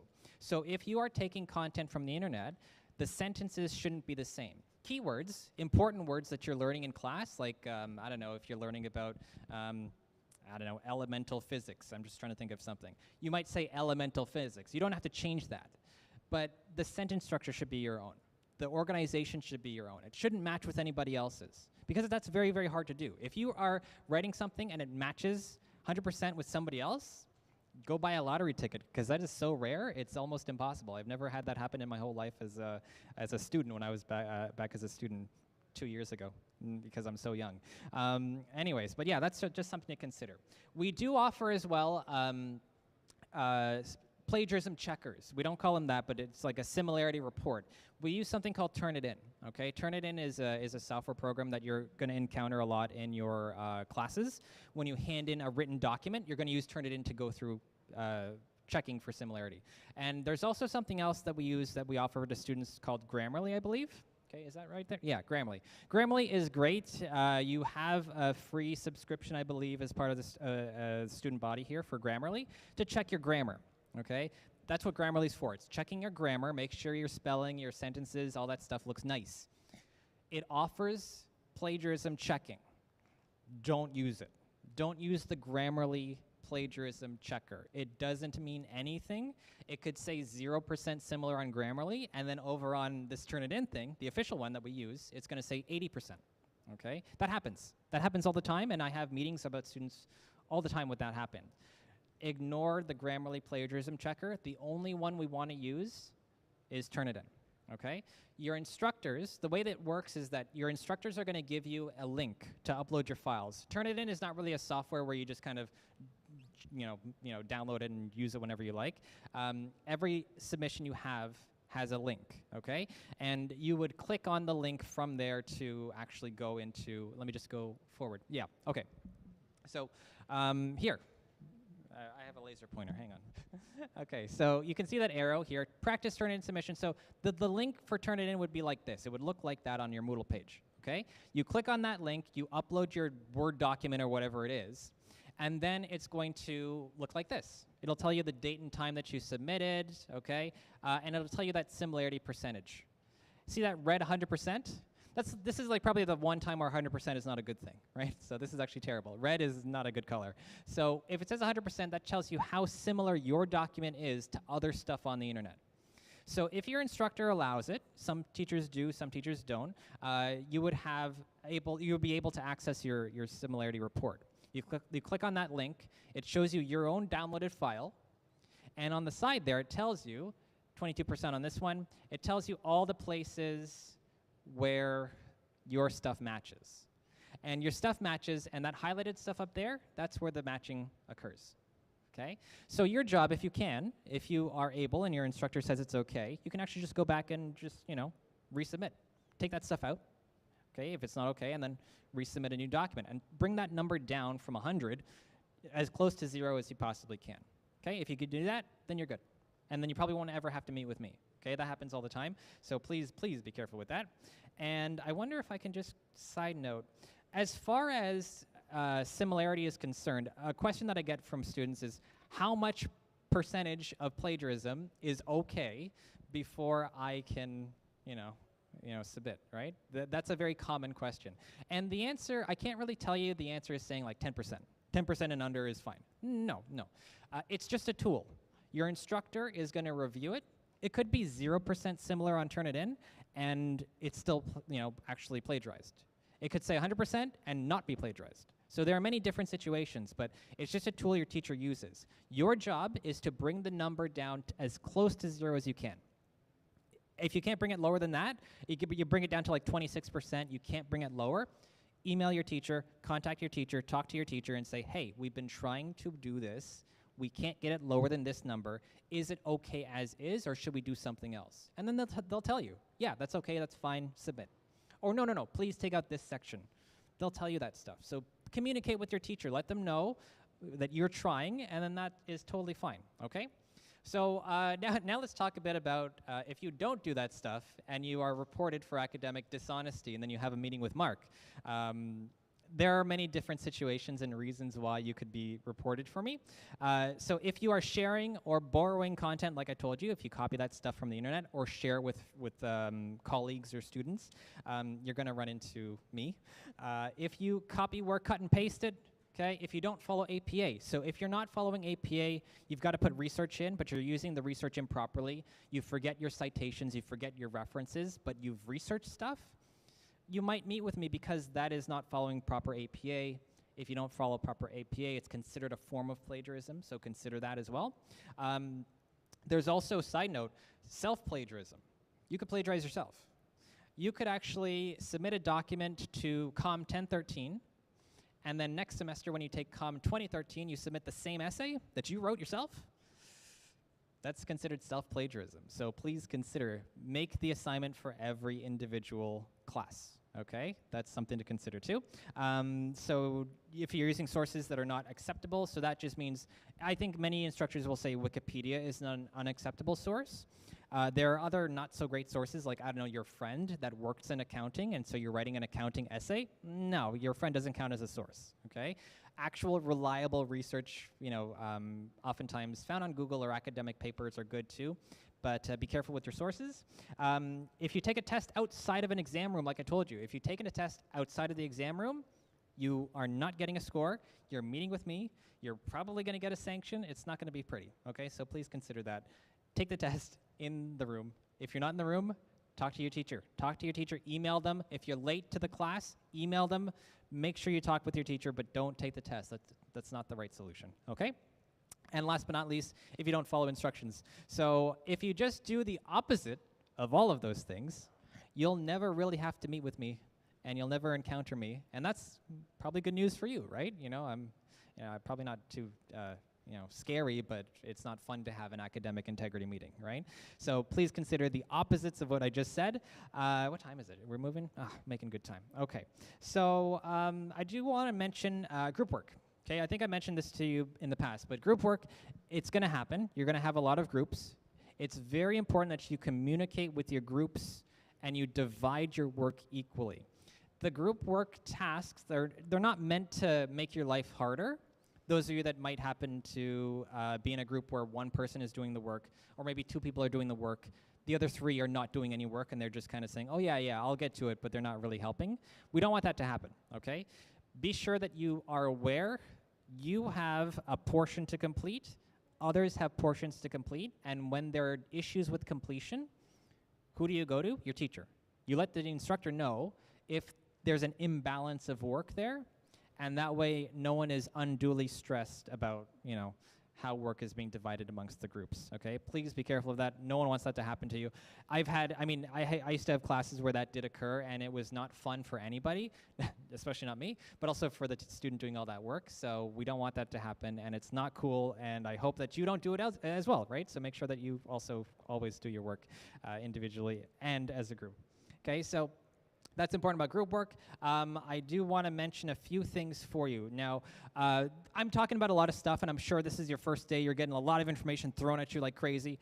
You're probably going to forget all of this. So what to remember, your course outline is going to be very, very important for you. It has all the content you need and as to what kind of assignments are going to be in your class, the textbooks that you need, learning outcomes if you want to learn about that stuff too. If you're taking co-op, they might be important for you. And it's very, very much the starting point of your class, right? Everything should follow your course outline. Similarly, the evaluation timetable, it cuts out the piece with the assignments, tells you the due dates, very, very important. It also tells you what chapters and units to study for each of the assignments. So those are 2 very, very important documents to keep in mind. We also want to put in, the slides and textbooks. So if you have textbooks, keep in mind those are necessary. Slides, you will sometimes get slide decks from your instructor. Sometimes yes, sometimes no. You can request them. Just see if you don't have them yet. Check in with them. Recordings, if there are recordings. I mean, we're moving off from Adobe Connect nowadays, but we used to have lots of recordings like crazy. And also the last one, which is my favorite document, and which is the one that we're going to be talking, not we, but someone will be discussing on Friday, is the APA documentation guide. This guide is kind of like a dictionary for APA. If you have a question about APA and you're not sure what to do about APA, go to this guide. It's always going to be on your Moodle pages there at the very top of the page. Download it, read it, keep it forever, okay, because it's going to be good for all of your classes. Take a look at it. Don't read it like a book, read it like a dictionary. If you have a question, jump to it, and then you'll find an answer there, okay? And I just want to show you some examples. This is a course outline. It's very super teeny tiny. If anyone has a magnifying glass or binoculars, feel free to aim them at the screen here. But it has all the information, like I said, about the course. The evaluations, how many assignments are going to be due, and how many assignments are, what the percentages of each of them. That'll be there. Okay. The actual textbooks you might need for the class, it's going to be there. Okay. All that information is going to be there. I think, what is it? Course learning outcomes are important for co-op, or vocational learning outcomes. One of the learning outcomes are important for co-op sometimes. So if you're looking for a job, you might want to know them. Good reference to have, okay? In addition, the evaluation timetable, I think you saw a picture of this before, but I just want to show it to you again. And it's very important that you get a copy of this within the first few days of your class, because you need it. You can't have this at the end of the course, like 2 weeks before the class is done. You need to have this at the very beginning of your classes, okay? Request it from your instructor. If you don't see it, please ask for it. Make sure that you know that you need this document. They know that, but in case, just be aware. It tells you, like I said, your due dates are there, right? Your due dates are here. The name of the assignment, it'll match with the course outline. It'll have the units covered, right? What should you study for? And it also tell you the weight towards the mark, okay? So it tells you all this information. Very, very useful to jump to. I think a lot of my students in my first year classes would still, Mark, when is the next assignment due? And I said, well, just check the timetable. I mean, what? But I mean, yeah, it's always there for you, and I encourage you to please take a look whenever you can, okay? If you don't get it, please get that. So these are just the policies that we have in mind. Now, the policies are important for you, and they will be more important, for example, after you meet with me, and also at the end of your term if you feel like your grade is not accurate, okay? So when you meet with me, it's probably because of the first one, okay? Rights and responsibilities. This contains information on what do we consider academic dishonesty, how to request reconsideration if you think my decision was not accurate or whatever. It's all there. It's all in the first link, okay? And that's available on your Moodle page if you're wondering, under the policy section. The missed test and exam writing protocol, if you are stuck in snow, who likes snow? Any fans of snow here? Yeah, I like snow. Okay, yeah. You might run into snow and it will cause issues getting to school. And then you might have to contact your instructor saying, I can't be there for the test that's happening on this big snow day. Well, this is the policy to follow, okay? If you're late or missing a test or an assignment, review this one. It's on all of your Moodle pages. Take a look at it. It'll tell you what to do, okay? Similarly, the grade appeals policy also available, although, you know, this happens, it's more important if you have a grade that you find is inaccurate, not correct, but you have to go through a process to make sure that you appeal the grade, make sure that you have the right to appeal that grade.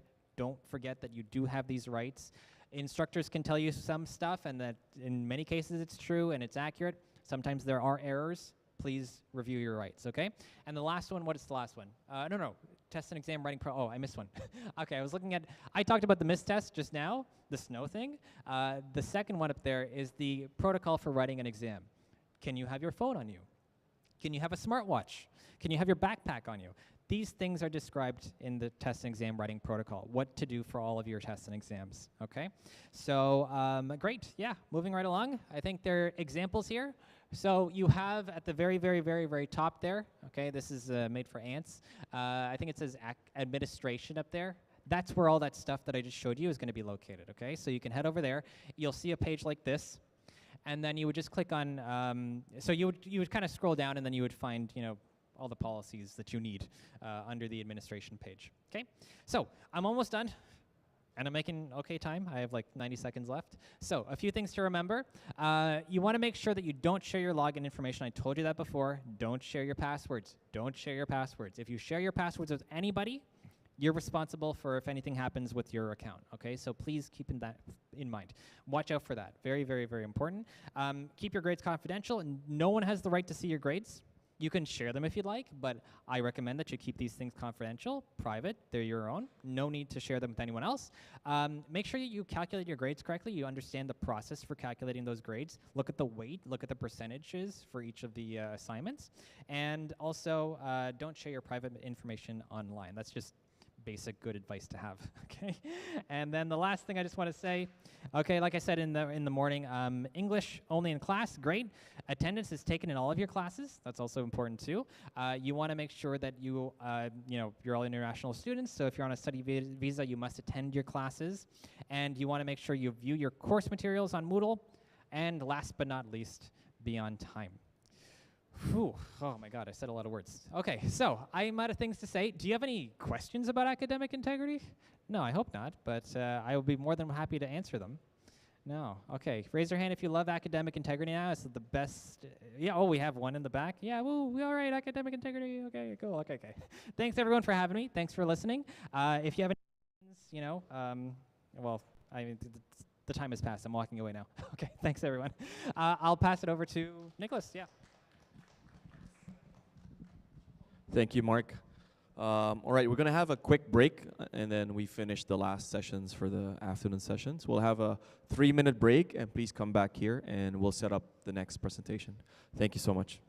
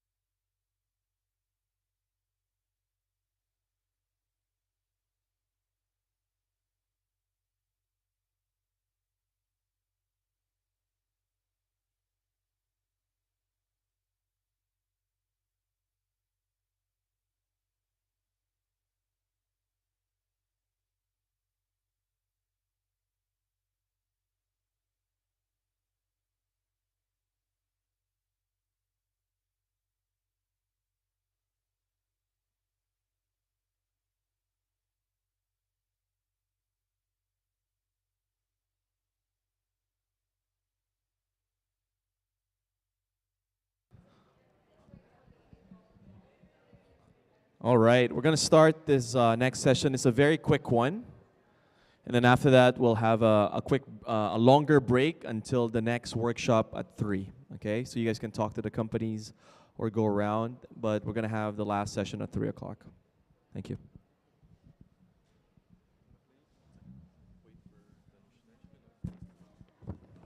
Hello everyone, how are you all doing? Good. Okay, so next we are having a very informative session about GuardMe. Let's get to know what is GuardMe and what are the benefits that we are providing for you all.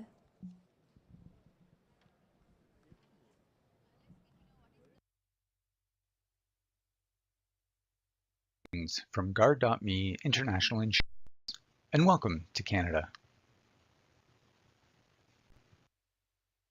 You are about to start a life-changing adventure as an international student in Canada, and we hope that you have a positive, safe, and healthy experience. However, we know that accidents do happen. If you become sick or injured, know that your Guard.me insurance coverage will help you. The Guard.me at Lambton plan is your emergency health insurance plan during your program of studies. Your Guard.me healthcare access card will be available once your school sends us your enrollment information. This is proof of your insurance while studying. Please check the coverage dates carefully to make sure they are correct. You can use your Guard.me healthcare access card to show medical providers that you have insurance. It is important to know why it is critical to have medical insurance while studying in Canada. The reality is the cost of medical care is expensive in Canada. I have listed for you some examples of typical medical costs in this country. Did you know that an ambulance ride can cost over $500? Or that an emergency room visit at the hospital can cost more than $1,000? Your Guard.me at Lambton plan covers reasonable and customary charges for medically necessary services during the coverage dates indicated on your Guard.me healthcare access card. This also covers a new diagnosis of COVID-19 while in Canada, as per the normal terms and conditions of your policy. Your plan includes no deductibles and covers hospital and clinic visits and medically required surgery and diagnostic testing. The plan is comprehensive and covers the cost of an ambulance, maternity expenses for pregnancies that start during the term of your policy, an annual eye exam and physical exam. The plan also covers you anywhere in the world except in your home country. Please note that coverage is limited in the United States to 30 days per trip. In addition, this plan covers up to $40 per month for contraceptives and up to $10,000 per year to maintain a chronic health condition. It also covers more serious issues such as repatriation and even a family transportation benefit, which provides coverage for 2 family members to be by your bedside should you be hospitalized for more than 7 days and have no immediate family nearby. I have mentioned only a few of the many benefits that are included in this plan. Please take the time to read your policy documents carefully, such as this benefit summary, which is available through your Guard.me account in multiple languages. Just like any emergency travel medical plan, there are items that are not covered. Examples of exclusions during your stay in Canada include plastic or cosmetic surgery, expenses in your home country, claims resulting from drug or alcohol use, treatments that are not medically necessary, medication commonly available without a prescription, participation in professional sports and in any motorized contests of speed, or operating any type of aircraft or traveling as a passenger on a non-commercial flight. It is very important that you read the policy benefits and exclusions carefully, which are available by logging into My Account anytime. As you may already know, the way that people access healthcare and medical services is different all over the world. We have already explained some of the costs that are associated with medical care in Canada, but now it's time to learn a little bit more about the 3 main ways that you can see a doctor, access care, or deal with an emergency while you're here. In Canada, when you have a minor sickness such as a cold or flu, minor fever, or minor aches and pains, we have doctors in walk-in clinics which are specifically designed to support you for these minor conditions. Remember, the cost of accessing a clinic and the wait times that you will usually experience will be significantly less than going to a hospital, which is designed to support people with a more urgent sickness or after hours when a clinic may not be open. It is important to call the clinic to check if they arrange in-person visits, phone, or virtual visits. If you are faced with a major sickness or injury, such as a high fever, broken bones, excessive bleeding, or the pain or illness that you're experiencing is severe, a hospital would be the best place to go. The wait times at a hospital can be several hours, and normally patients are seen in the order of the severity of their condition. Remember, if the situation is a major emergency and you require an ambulance, be sure to call 911. If you are feeling sick and it is not a serious emergency, and you prefer to reach out to a doctor in the comfort of your own home, you can reach out directly with our Mobile Doctor by Guard.me service by using your phone or computer. Mobile Doctor provides licensed doctors across Canada who conduct medical visits remotely online. In addition, the doctors can create a personal health record for you. You'll need to register before using the service for the first time at www.guard.me/mobile doctor. When you visit your custom website, www.guard.me/Cestar College, you can see that everything you need to know is available here. Conveniently located in the bottom right-hand side of the website, you'll also find a chat button where you can chat directly with Guard.me's customer care team about your policy, coverage, or if you have questions about claims. Should you need to find a clinic, click on Find a Canadian Clinic and search for local clinics that may bill Guard.me directly, meaning you may not need to pay for the medical visit and submit a claim to Guard.me for reimbursement.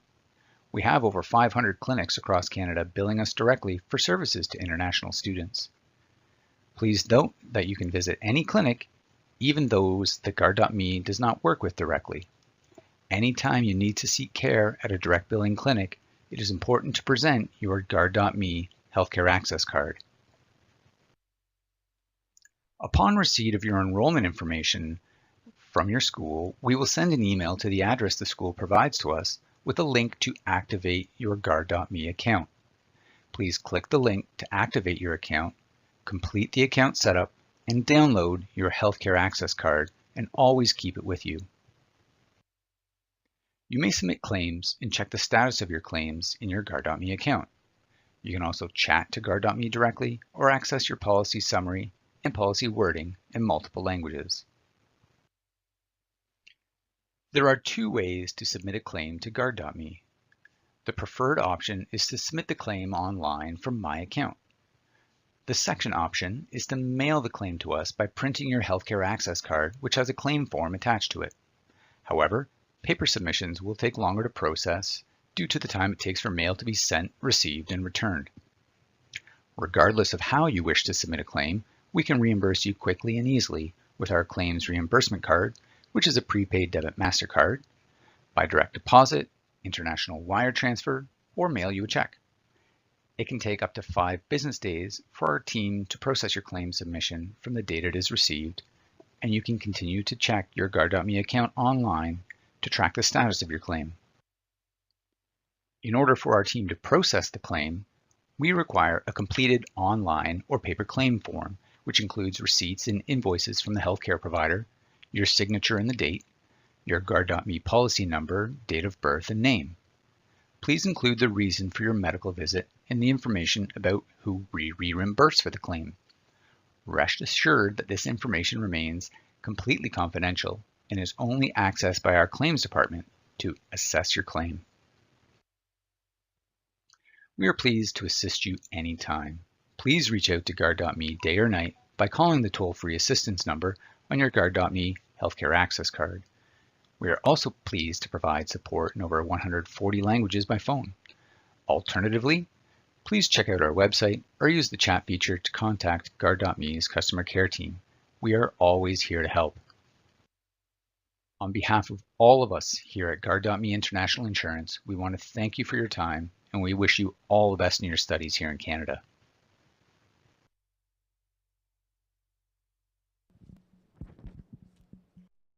Okay, we're going to have our final break now.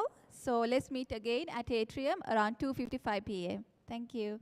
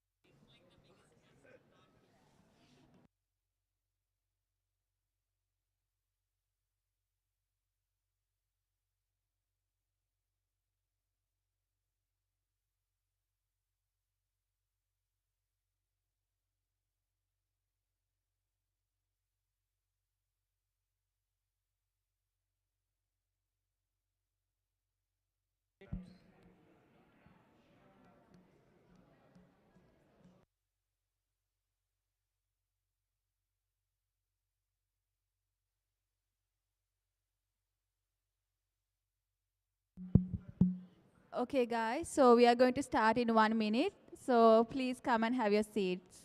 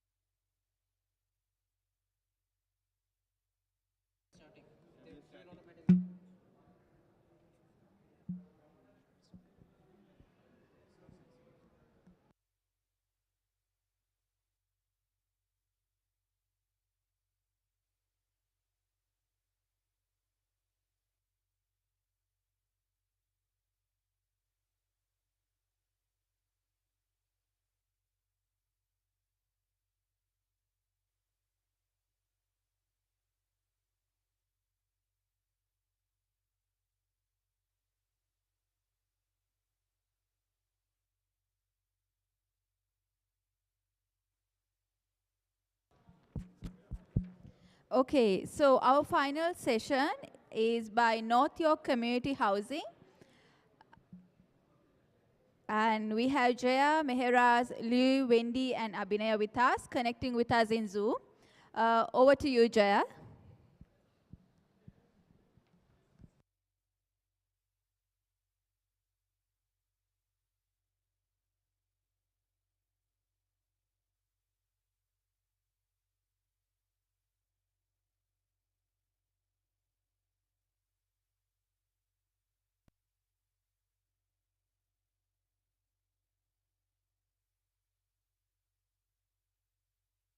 Happy New Year, like the whole January. Okay. Good afternoon and Happy New Year all. Welcome all. Thank you for joining.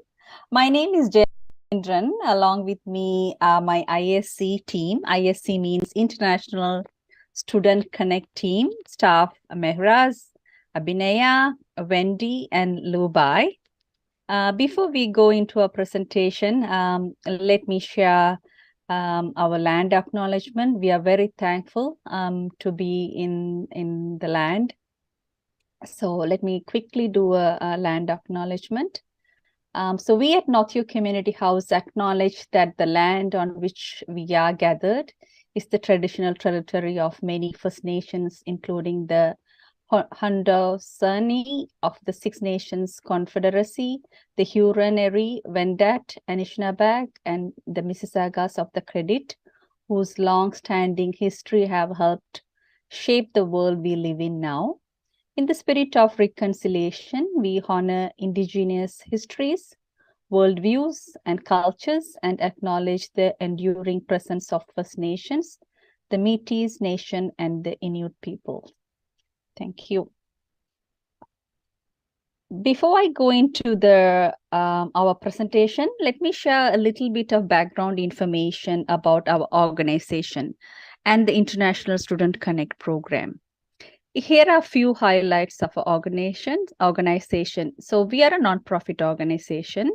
We serve over 20,000 residents in the Northwest Toronto every year. We are located around, Yorkdale Subway and Yorkdale stations. That's where our main office is located. But we provide mobile settlement services in community centers, schools, post-secondary institutions such as yours and Toronto District School Board, schools, City of Toronto facilities, public libraries, and in many other community spaces. We offer information, orientation, referrals on topics such as citizenship and immigration, health and wellness, language classes, finances. I'm going to stress a little bit more about the financial literacy here, because one of our International Student Connect program member is a financial literacy member. So we provide free tax clinics throughout the year. Any one-on-one help and other financial literacy tax information. That is coming soon in February and March during your tax season. You are going to hear from us a lot during those months. We might even come in person to do some of the taxations, tax filing in person too. So stay tuned to hear more from us. We also have volunteering. We have every department. So even though we are international students, there's volunteer coordinator who take care of volunteer coordinating. So we encourage you to go to our website and connect with the volunteer coordinators if you're interested in getting volunteer placement or anything other opportunities. We have personal professional development. We have our employment worker Wendy here, who can always help you with job search and other job related information, updating your resume. So Wendy is here. We will be running more sessions on employment as well. So most of our delivery methods are one-on-one sessions, group workshops. Today is the very quick orientation sessions, but we throughout the year, we run detailed workshops, group workshops with Lambton College and many other colleges.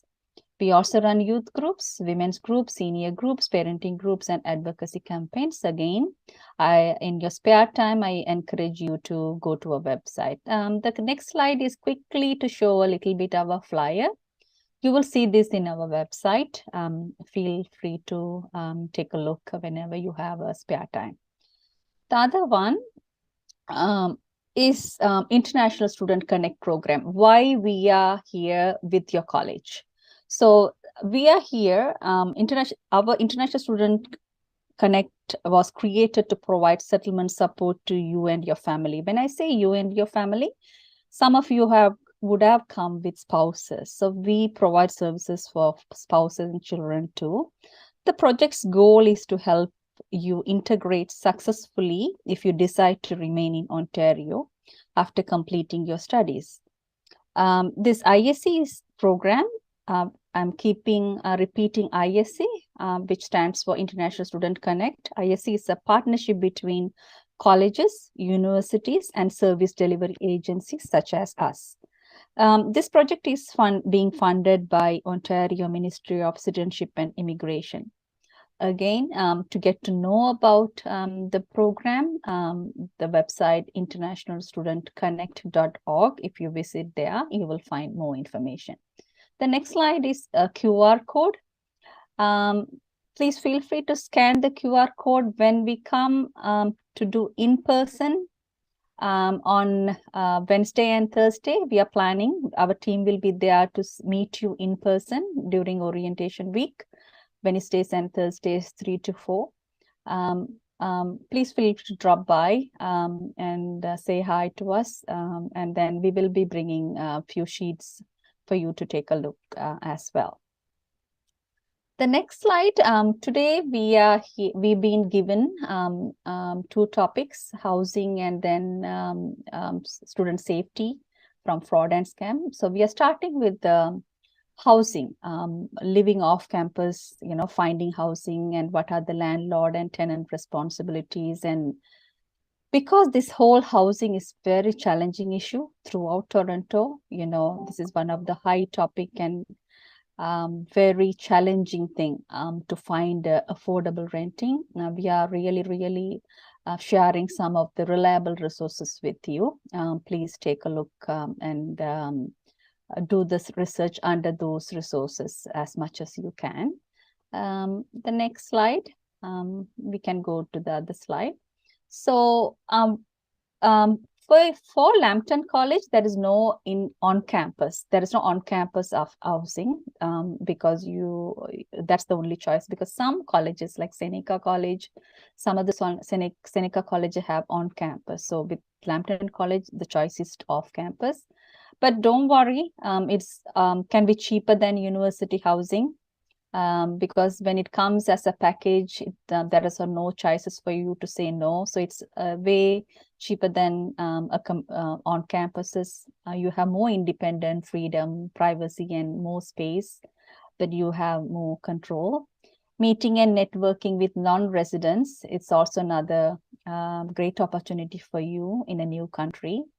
And when you have your own space, it can be quieter. When you have an on campus, it's always something going on.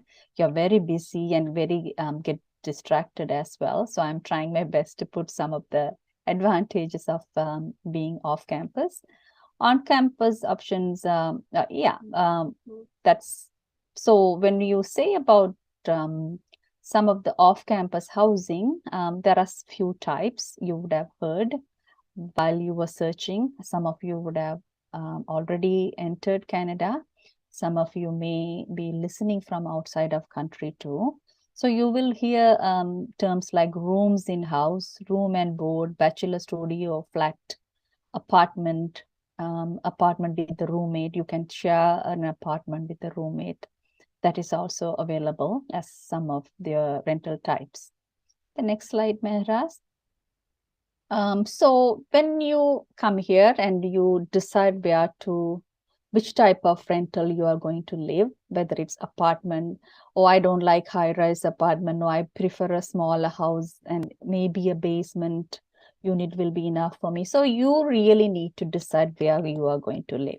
So that decision making is under you for you to decide. So decide where to live, which type of rental you're going to live. Use various search methods to find your new home. We will share some of them. We will take you to one of the link and show you how to find. Decide how much you can afford. The same link will help you a little bit of how much you can afford. Another thing is you need to really know what is covered under the rent. Water bills, electricity bills, utility bills, cable, all of those things. What are the things that are covered? Always inspect an apartment before committing. Speak with the landlord. Why I'm saying is there is virtual tour nowadays, right? Most of you would have done virtual tour. It might look fantastic, fabulous, very neat, very highly sophisticated. But when you go in, you will see some leaks there, some cracks there. Maybe the dishwasher is not working, right? So that's why it's always very good choice to do and inspect before you go in or before you sign the lease with your landlord. Know your rights and responsibilities as a tenant. You're in a different country, new country. So you need to learn about what applies for Canada, Toronto, your city, your province. So know your rights and responsibilities in order to like say for example, you wanted to read this when one day when you're really desperate to read about these tenant rights. So of course there is a website called settlement.org/Ontario Housing. That website will help you to take a look of forgotten rules and regulations and responsibilities. Okay, the next slide. Another challenges. I'm talking about the benefits, but I should also remind the challenges too.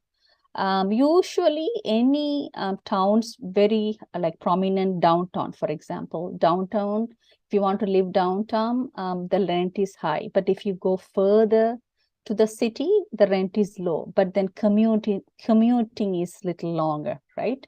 You need to commute more, maybe take 2 buses. If you people who live further than Steeles, they have to take 2 buses, right? People who live from Brampton and they have to come to Lambton, maybe some of them have to take 2 buses and 2 transportation. So that's one of the challenges when you choose far away. Another one, bill payment. When everything is included, when you come with the university, everything included. But then when you really do your own rental, the bill payment, you really need to make sure you are really paying the water bill, or you're paying the utility, or whether it's included. If anything is not part of the rental agreement, you shouldn't be really forgotten, and then later on it really comes piled up.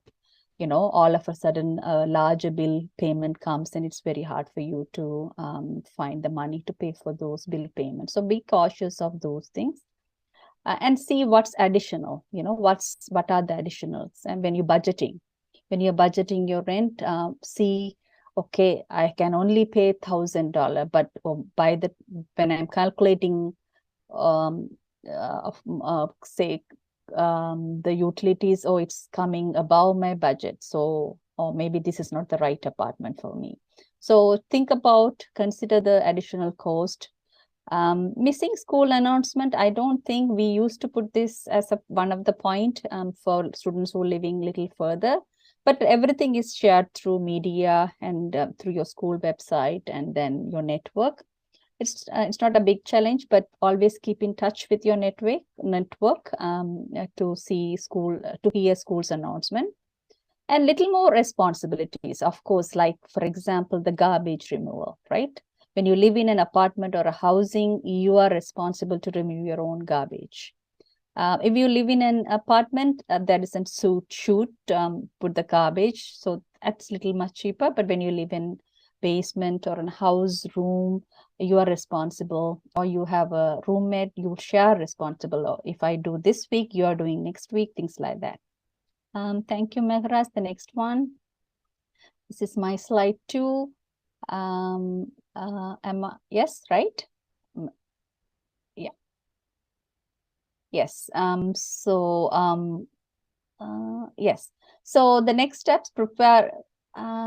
I can yes. continue. Yes. Sorry, I can continue, Jaya. Yes. Yes, no problem. That's the agreement part. Yeah. So thank you so much, Jaya. And hi, everyone. Good afternoon. My name is Mehraj Ahangar, the settlement worker with Northview Community House. And thank you for joining us today with this session on off-campus housing, and the next one, which is on safety for students. So I am going to continue with the more formal part of leasing an apartment or a place. So before going with the agreement is the next part after you choosing the place and after you confirming the place with the owner or landlord or the agent who is involved. Before I go with the agreement, I want to mention 2 more things. One is the safety matter. So make sure to check how safe is the neighborhood when you're using a place to go. So make sure to Google it and check the review from the other people for that specific building or the specific area, or even you can check with the police in the neighborhood to make sure that's a safe area to live in as a student. And the other thing is, if you are going to have a visit of the unit, that is safety is another thing you have to mention and to consider. And if it's through the agent, realtor agent, it should be okay. If it's not, and you manage with other person, because that's totally unknown. If the person is unknown, it's always better to be with someone or don't go alone. And the other thing to consider is other costs than like the specific unit costs. I mean, other costs than bills or utility bills or the rental amounts, such as transportation to the grocery stores or other facilities in the neighborhood, like entertainment area, grocery stores, hospitals. So make sure how the place have access to other facilities and consider those costs as your regular cost, because it will be added to your monthly base cost and you have to make sure it's fit to your budget. So next step is going with the agreements. So there are some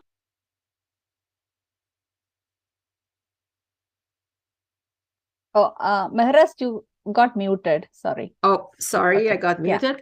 Yeah. So next step is the formal process and agreement. So there are some things which are very standard here. If you go for the agreement, most of the time you will be asked for first and last check, which is very normal here. That's part of the agreement, and it will be asked for first and last check. It means the first month and the last month. And then the rest, based on whatever documents you provide.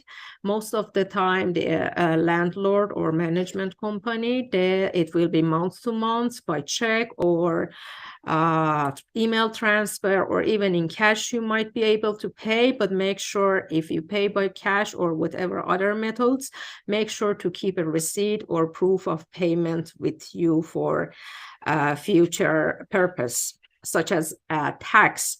So at the time of filing your tax, that is one of the costs you can claim, rental cost, but you need to have some kind of proof. So even if you pay cash, make sure to get a receipt from your landlord.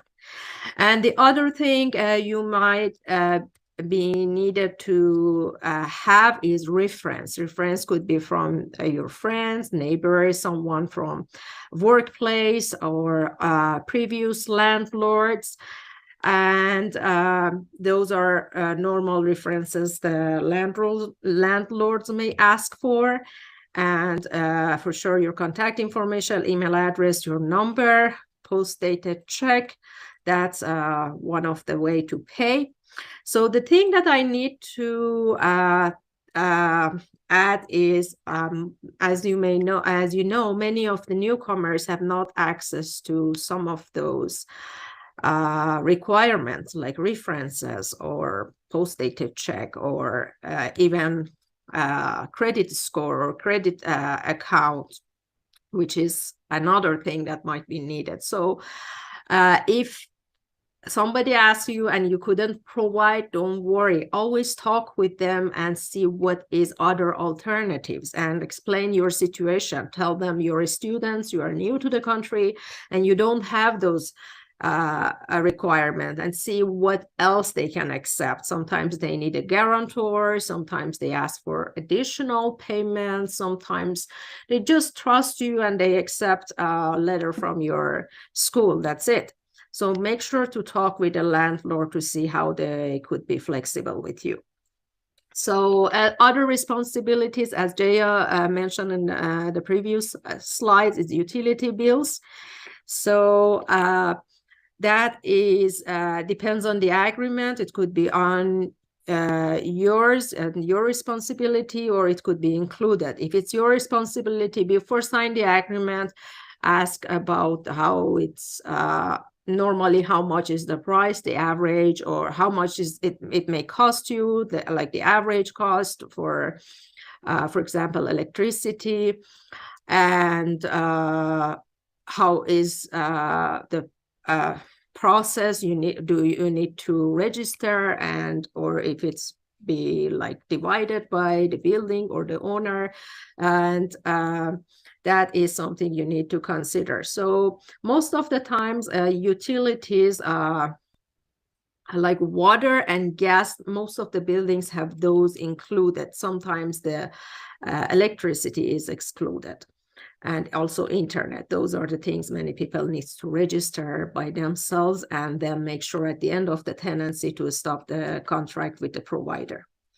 Garbage disposal is another thing you need to check with the landlord and or the building to see how the process is. Each building has its own way or rules regarding garbage disposal, if it's a apartment or condominium. So most of the time there is a like central system, and they have their own rules like garbage room or garbage chute or such things. But if you live in a house, there are like specific days for different type of garbage that the city will pick them up from the door.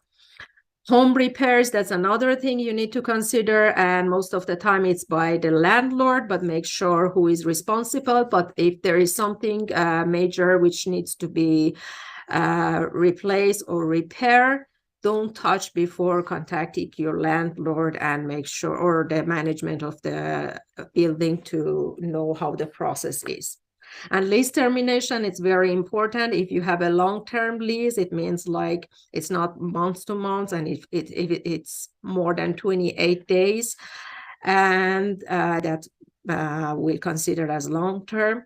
So if you have a contract, like for example 6 months or 1 year, make sure before moving out and before end of your tenancy, give a notice to your landlord, and the standard form is called N9. I can show you, and it should be given to the landlord 60 days of your at the end of tenancy. And otherwise, if you don't give the notice to your landlord, you can also send an email to your landlord, but it's better to have something in written. Otherwise, if you don't give a notice, the landlord has the rights to consider the agreement as a month-to-month after that, and you are supposed to pay the months after the termination. So I am going to show just quickly how that form looks like. So that is the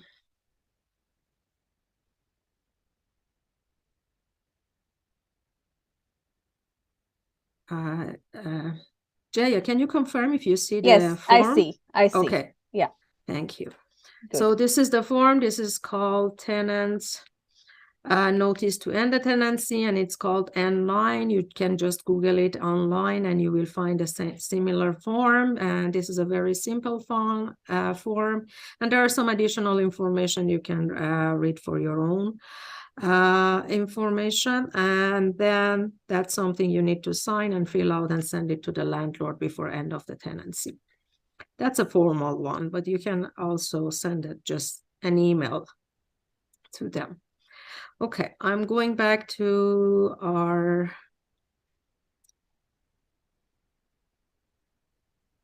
PowerPoint. Okay, so when choosing house, okay, we already talked about this part. This is also kind of repeat, right? Yeah.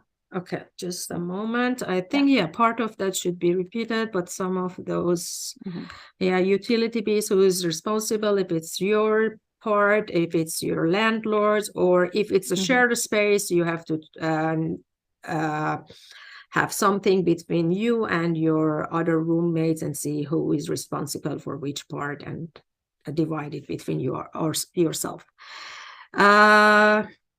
Always take picture of the unit. That's really important to take a picture of the units when you enter the units for the first time. First of all, because just in case if something happened, you have some type of proof that shows this is from the beginning, or it doesn't happen during your stay. It was the same as when you come to the building or when you enter to the units. Also, another thing could be helpful when you have a picture is after a year, many of us will forget how it looks at the beginning because our furniture is everywhere. So it might be a little different, but you need to make sure you return the place the exact same way and exact clean way as when you receive it. So make sure it's clean and it's exactly the same. Everything is the same decoration and everything. So it's good to go back to the original initial pictures when you took at the beginning.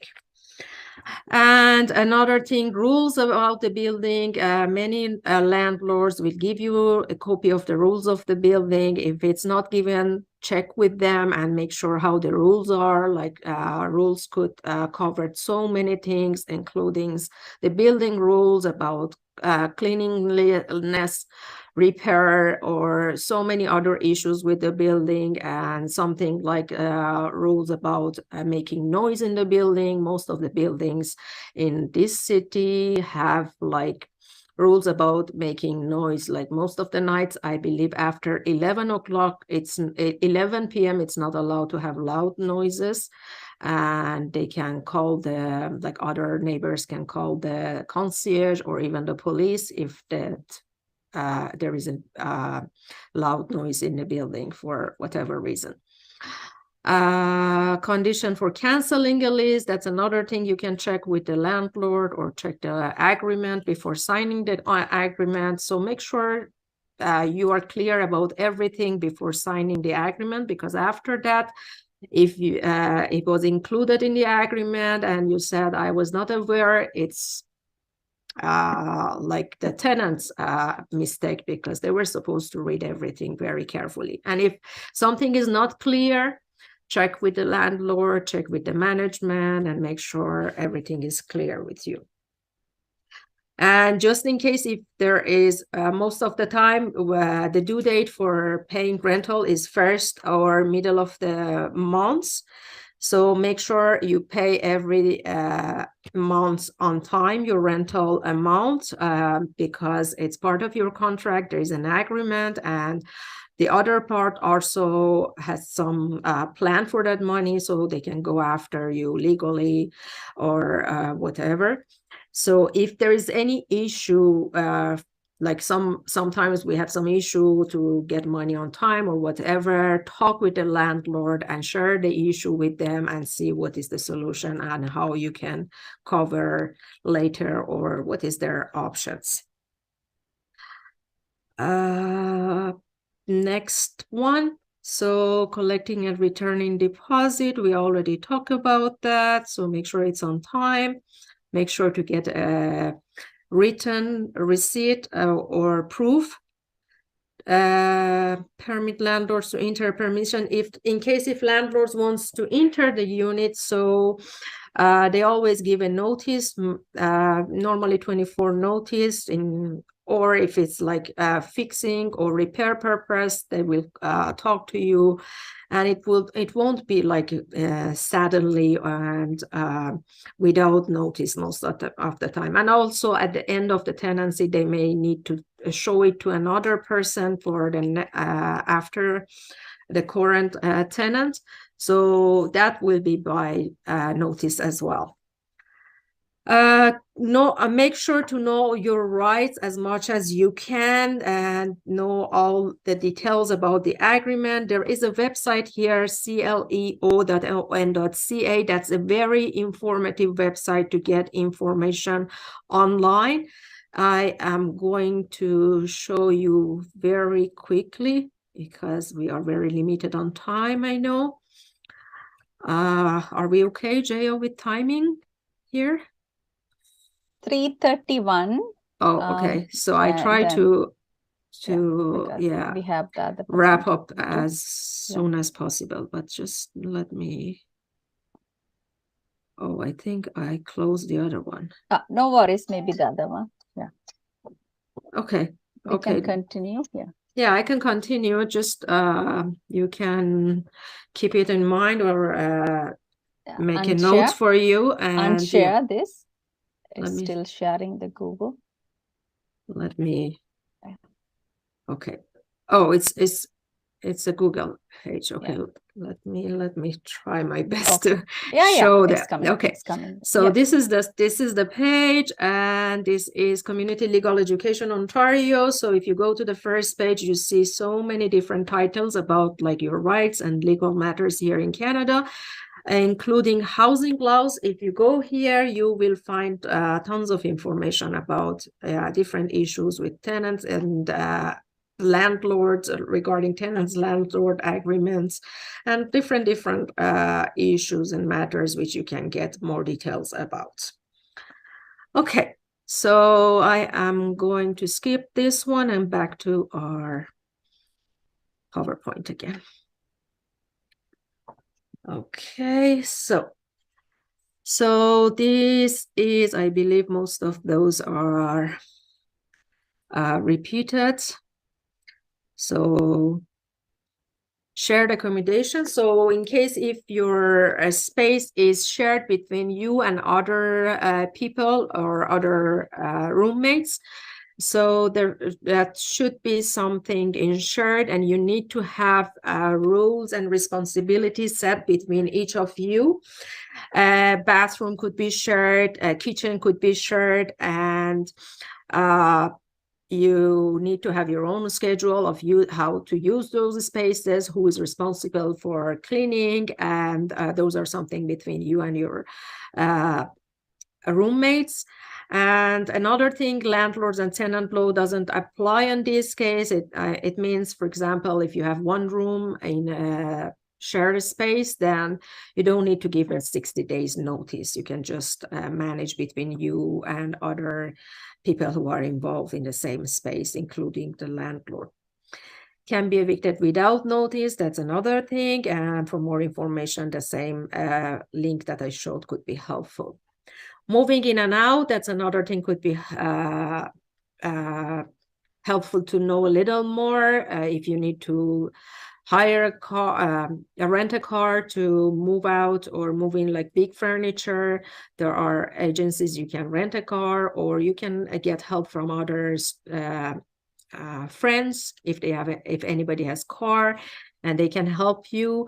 And some first aids or cleaning stuff could be helpful to take with you at the beginning. And another thing is, if you go to a high-rise building, apartment or condominium, make sure to book the elevator for a specific time, because that's a shared elevator, and to take big items you need to book a specific time with the elevator. So that's something you need to take in consider.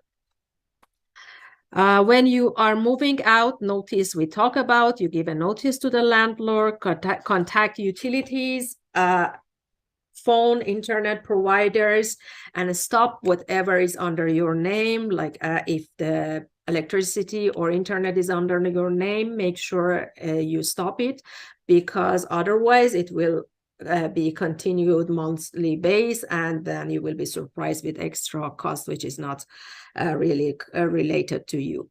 So change it to your new address. Redirect your mails if anything else is connected to your mailbox or that address, such as a bank statement, tax-related documents, any address provided to the doctor or driving license, or your school. Make sure to change it to the new address. Take all the belongings and clean the space the same way as it was at the beginning point. These are some helpful websites: TorontoRealRental.com, Realtor.ca, Kijiji, which many people are familiar with, and rentals for newcomers. I can show a few of them very briefly. I know we are very in limited time, but I just go with Realtor. Okay. Oops. So here.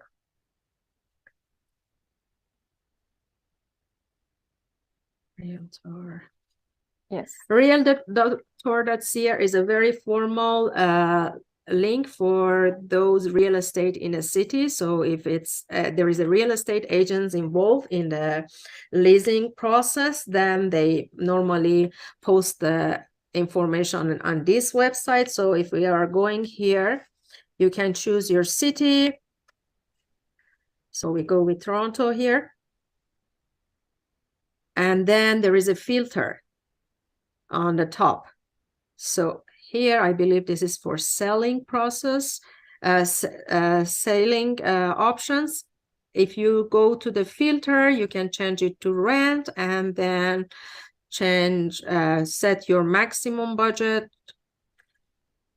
I go with 2,000, for example, and then see what are the options in a city. So you see, these are all the options with the maximum of $2,000 rent in a city. And then based on where you're looking for, you can check that area and see what is available. So that is one of the websites. The others, Toronto Rentals, is the buildings which are under the management of a company, and that is, lease agreements.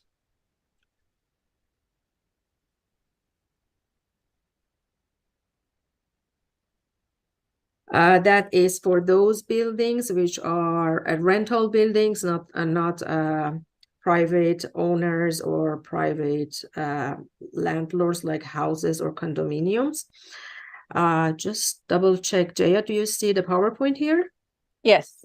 Okay. Yes, I do see. And this is a map which could show you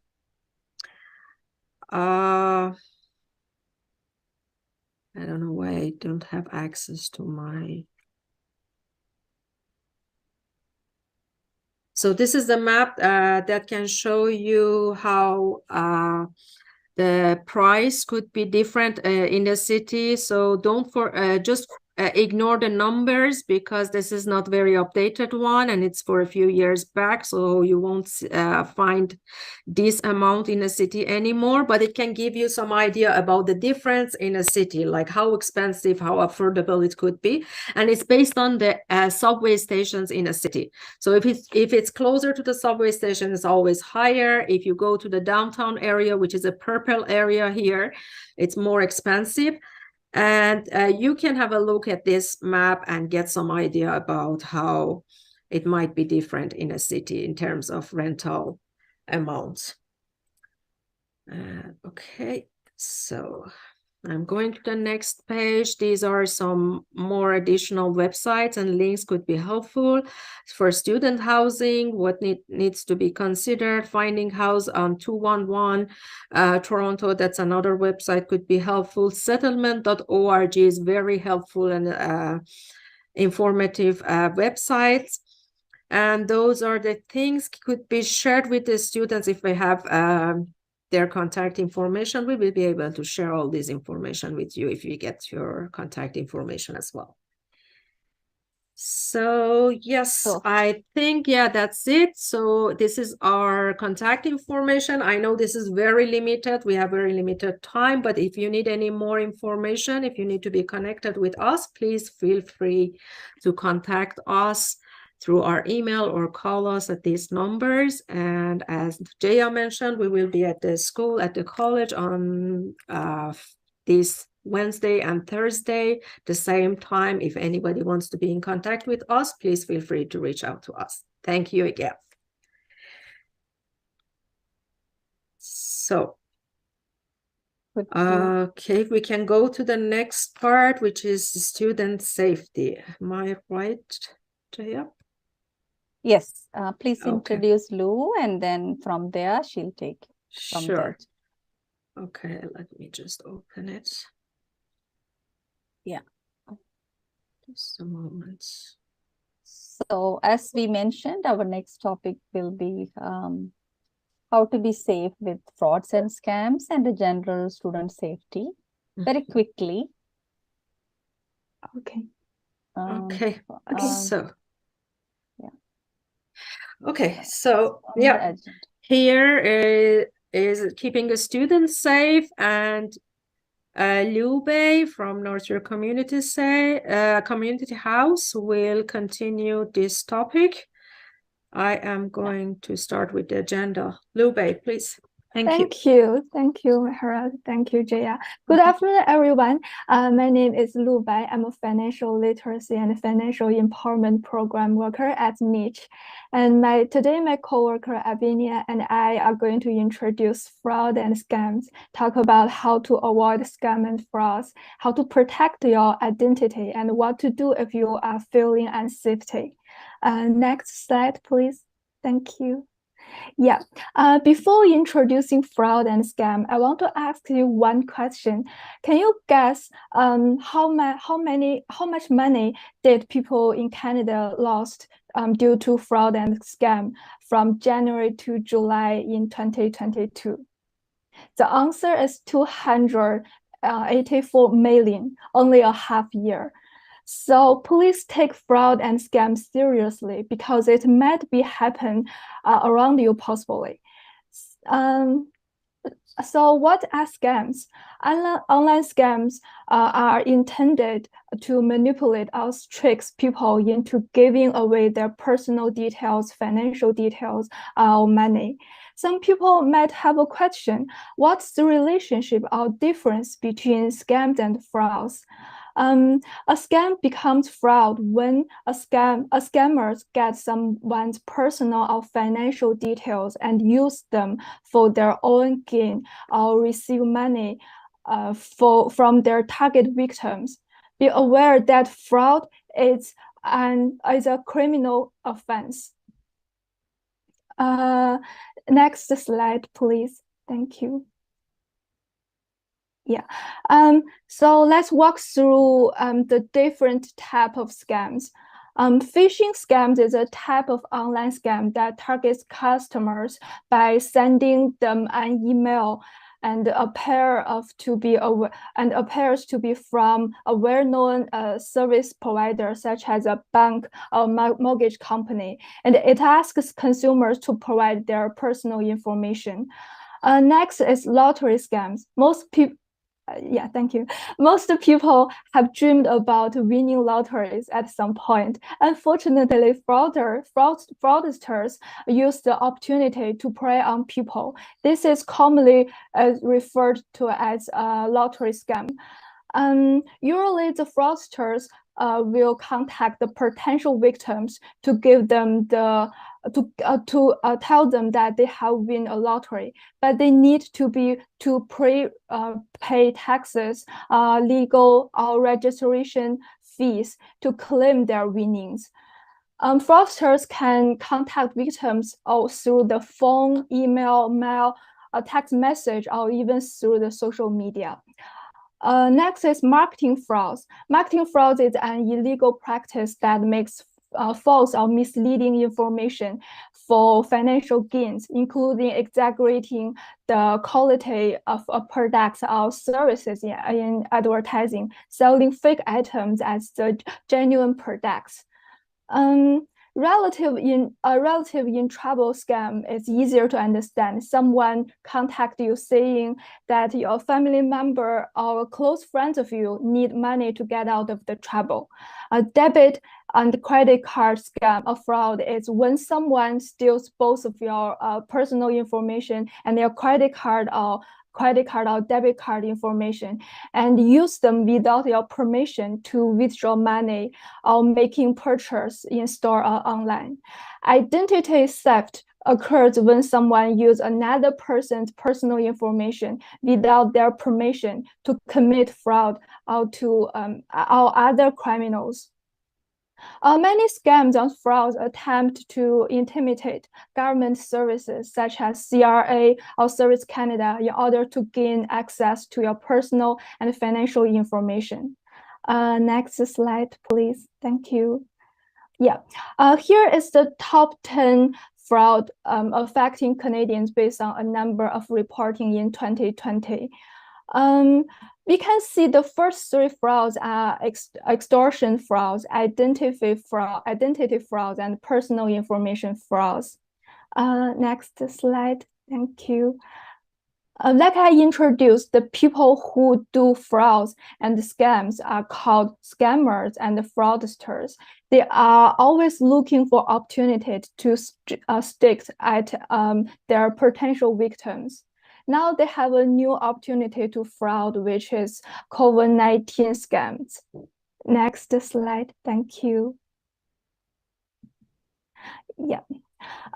In the first 6 months after pandemic, Canadians have lost 1.2 million due to the COVID-19 scams. One common scam is the victim receive message telling them they have been exposed to someone who has tested positive and ask them to fill out a form. When the user clicks the form, it affects their computer with a Trojan, which is a kind of a computer virus. So please don't open any document or forms that from a person you are not aware. Yeah, you are not sure who are they. So next slide. Thank you. How to identify frauds and scams. If you don't know the person who is calling you, or you didn't initiate the call, just hang up. Be aware that there's nothing free. So don't believe if someone call you to provide you a free mask due to the COVID-19, and don't open any suspicious emails or click any attachment or links that you are not sure. No government agency, for example, the CIA or Service Canada, will call you to threaten you or give you away any benefits. Public health or WHO will never call you, sell you the list of the COVID-19 affected patients near your residence. And don't give your personal details through the phone to strangers. And don't be pressured into making donations if it is an unauthorized or fraudulent charities. And you can check the list to see if the charity is authorized. Next, thank you. Next is what to do if you are a victim. Collect all the information about the fraud, like date, time, any details about the frauders, and call your bank and the police. Call the credit card bureau, and contact the Canadian Anti-Fraud Center, and be aware whether you have been scammed or targeted by a fraud. By a frauder, you should always report it. Contact the Canadian Anti-Fraud Center or the Competition Bureau for the advice on where to report. And next, I'm going to pass to my coworker, Abinia, to present the rest of the slides. Thank you so much. So hi, everyone. So I'm just going to continue the same presentation. So protecting your identity. You must protect your social insurance number, store your documents within your SIN in a safe place. So all of you must have a SIN number that many newcomers tend to feel that's kind of like an identity ID card, which it's not. In Canada, driver's license, Ontario photo card, if you have a PR card, if you have a citizenship card, those are seen as an ID, not your SIN. So always keep it in a safe place. You should only give your SIN to your employer, government agencies, and financial institutions. Keep other important documents like passports and immigration paperwork in a safe place.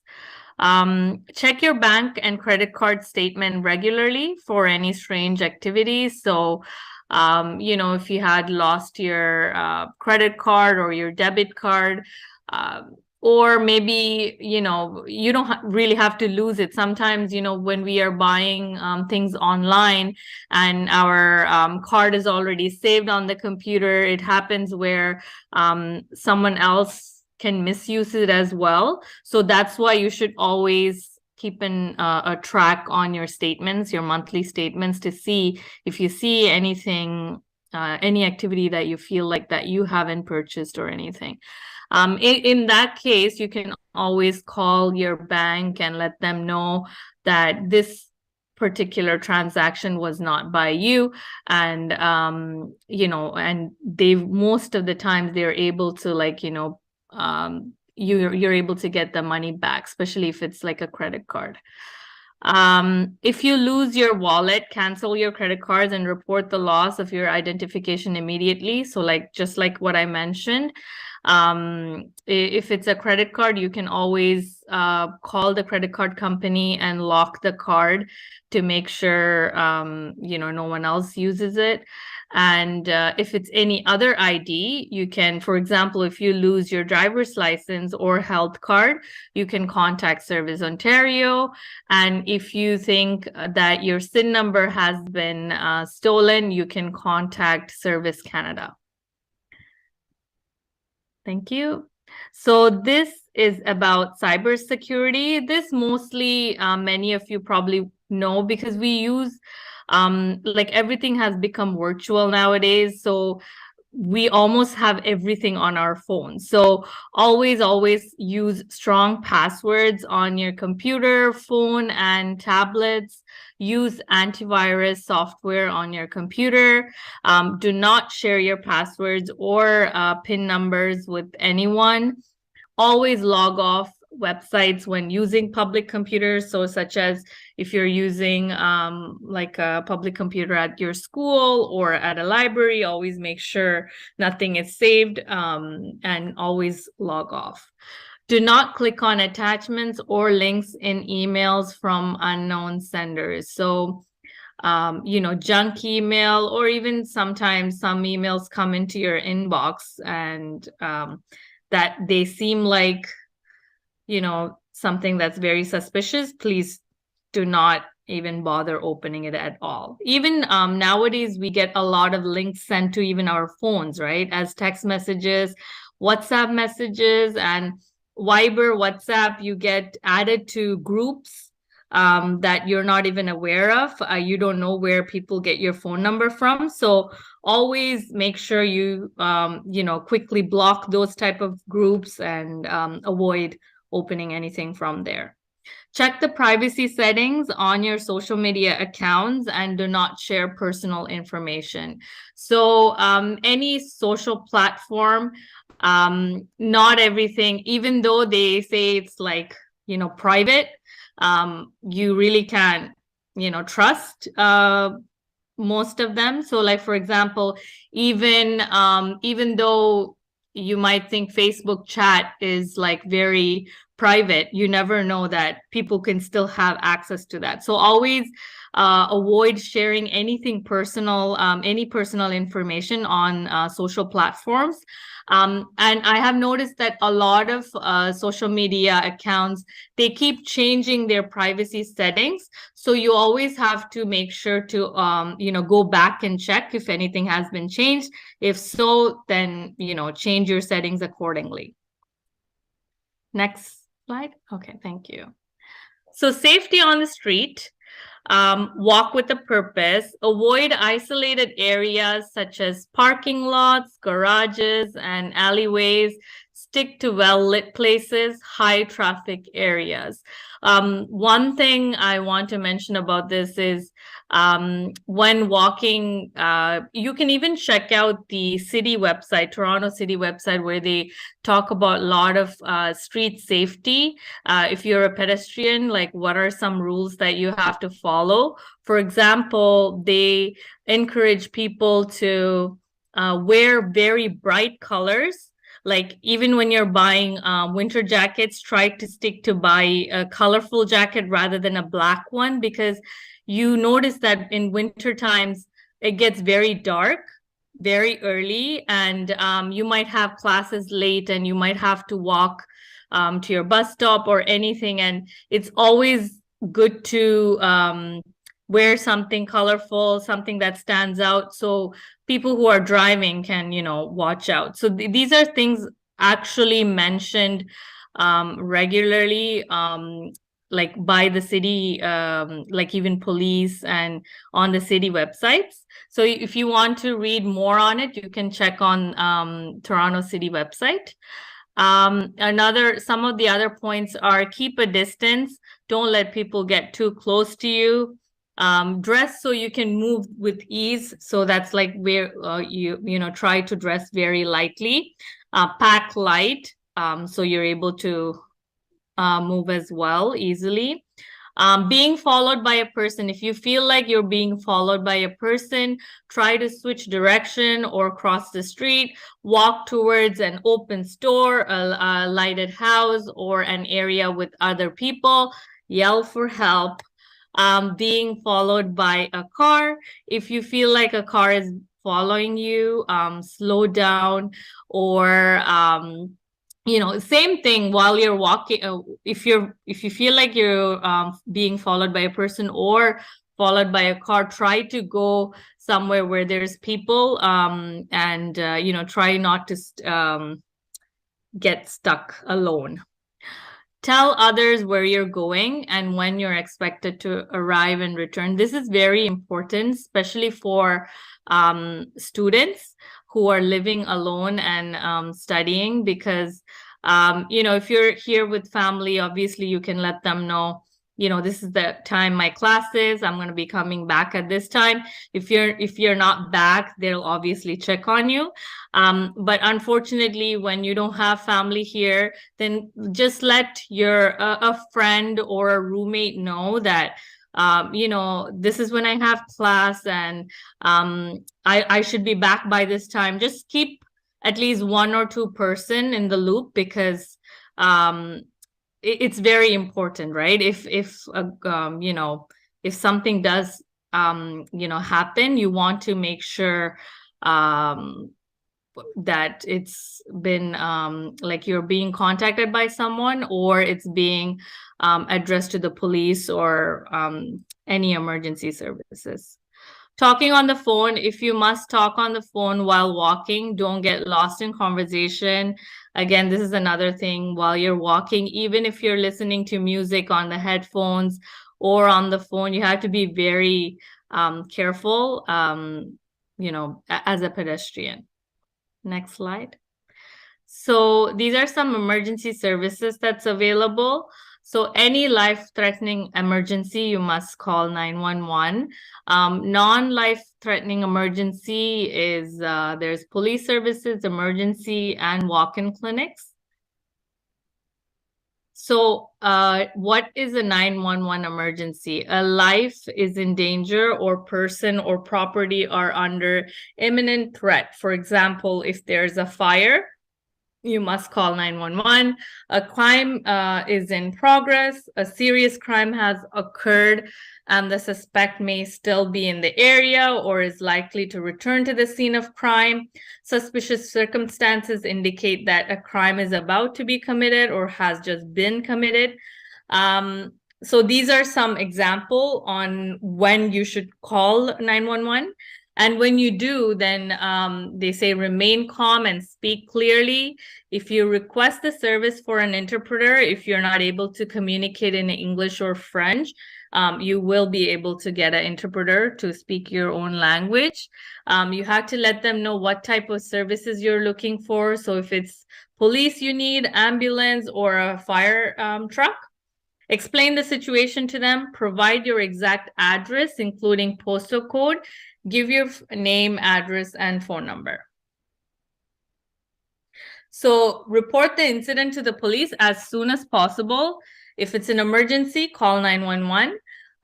To report a crime that's not an emergency, there's a phone number for that as well. And if you want to report a crime anonymously, if you don't want them to know who you are, then there's also a number for that. So these are some distress helplines.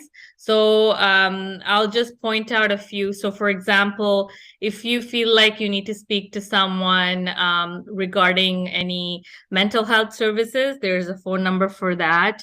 Or there's also, for example, there's a phone line for lesbian, gay, bi, trans youth line, or assault and women's helpline. So these are some, but obviously if you search them up, you can get more, helplines that's according to your situation. Okay, so that's all for our presentation. I think we're right on time. So thank you so much for listening. if just you want before, yeah, just before wrapping up, the way nicely to wrap up is, of course, Canada is a very safe country. Even though we should talk about, but then we also had heard so many unfortunate events happen too, right? So it's always it's better to be cautious, because recently even my daughter is so scared to go in the subway because there was a random attack, right? It was not a target attack; it was a random attack in the subway. So such examples make everyone more anxious, right? So you need to be aware of what to do immediately, right? What to do immediately, what to do safeguard, because you're in a new country, things are different. Don't hesitate to ask for help. Keep the numbers handy. Don't feel bad to call 911. So those are the tips that we are really encouraging you, and go confident. Welcome to the country, and we wish to see you more often, present with more topics. Okay, and thank you all for joining. Thank you all, and have a great day. Thank you, everyone. Thank you.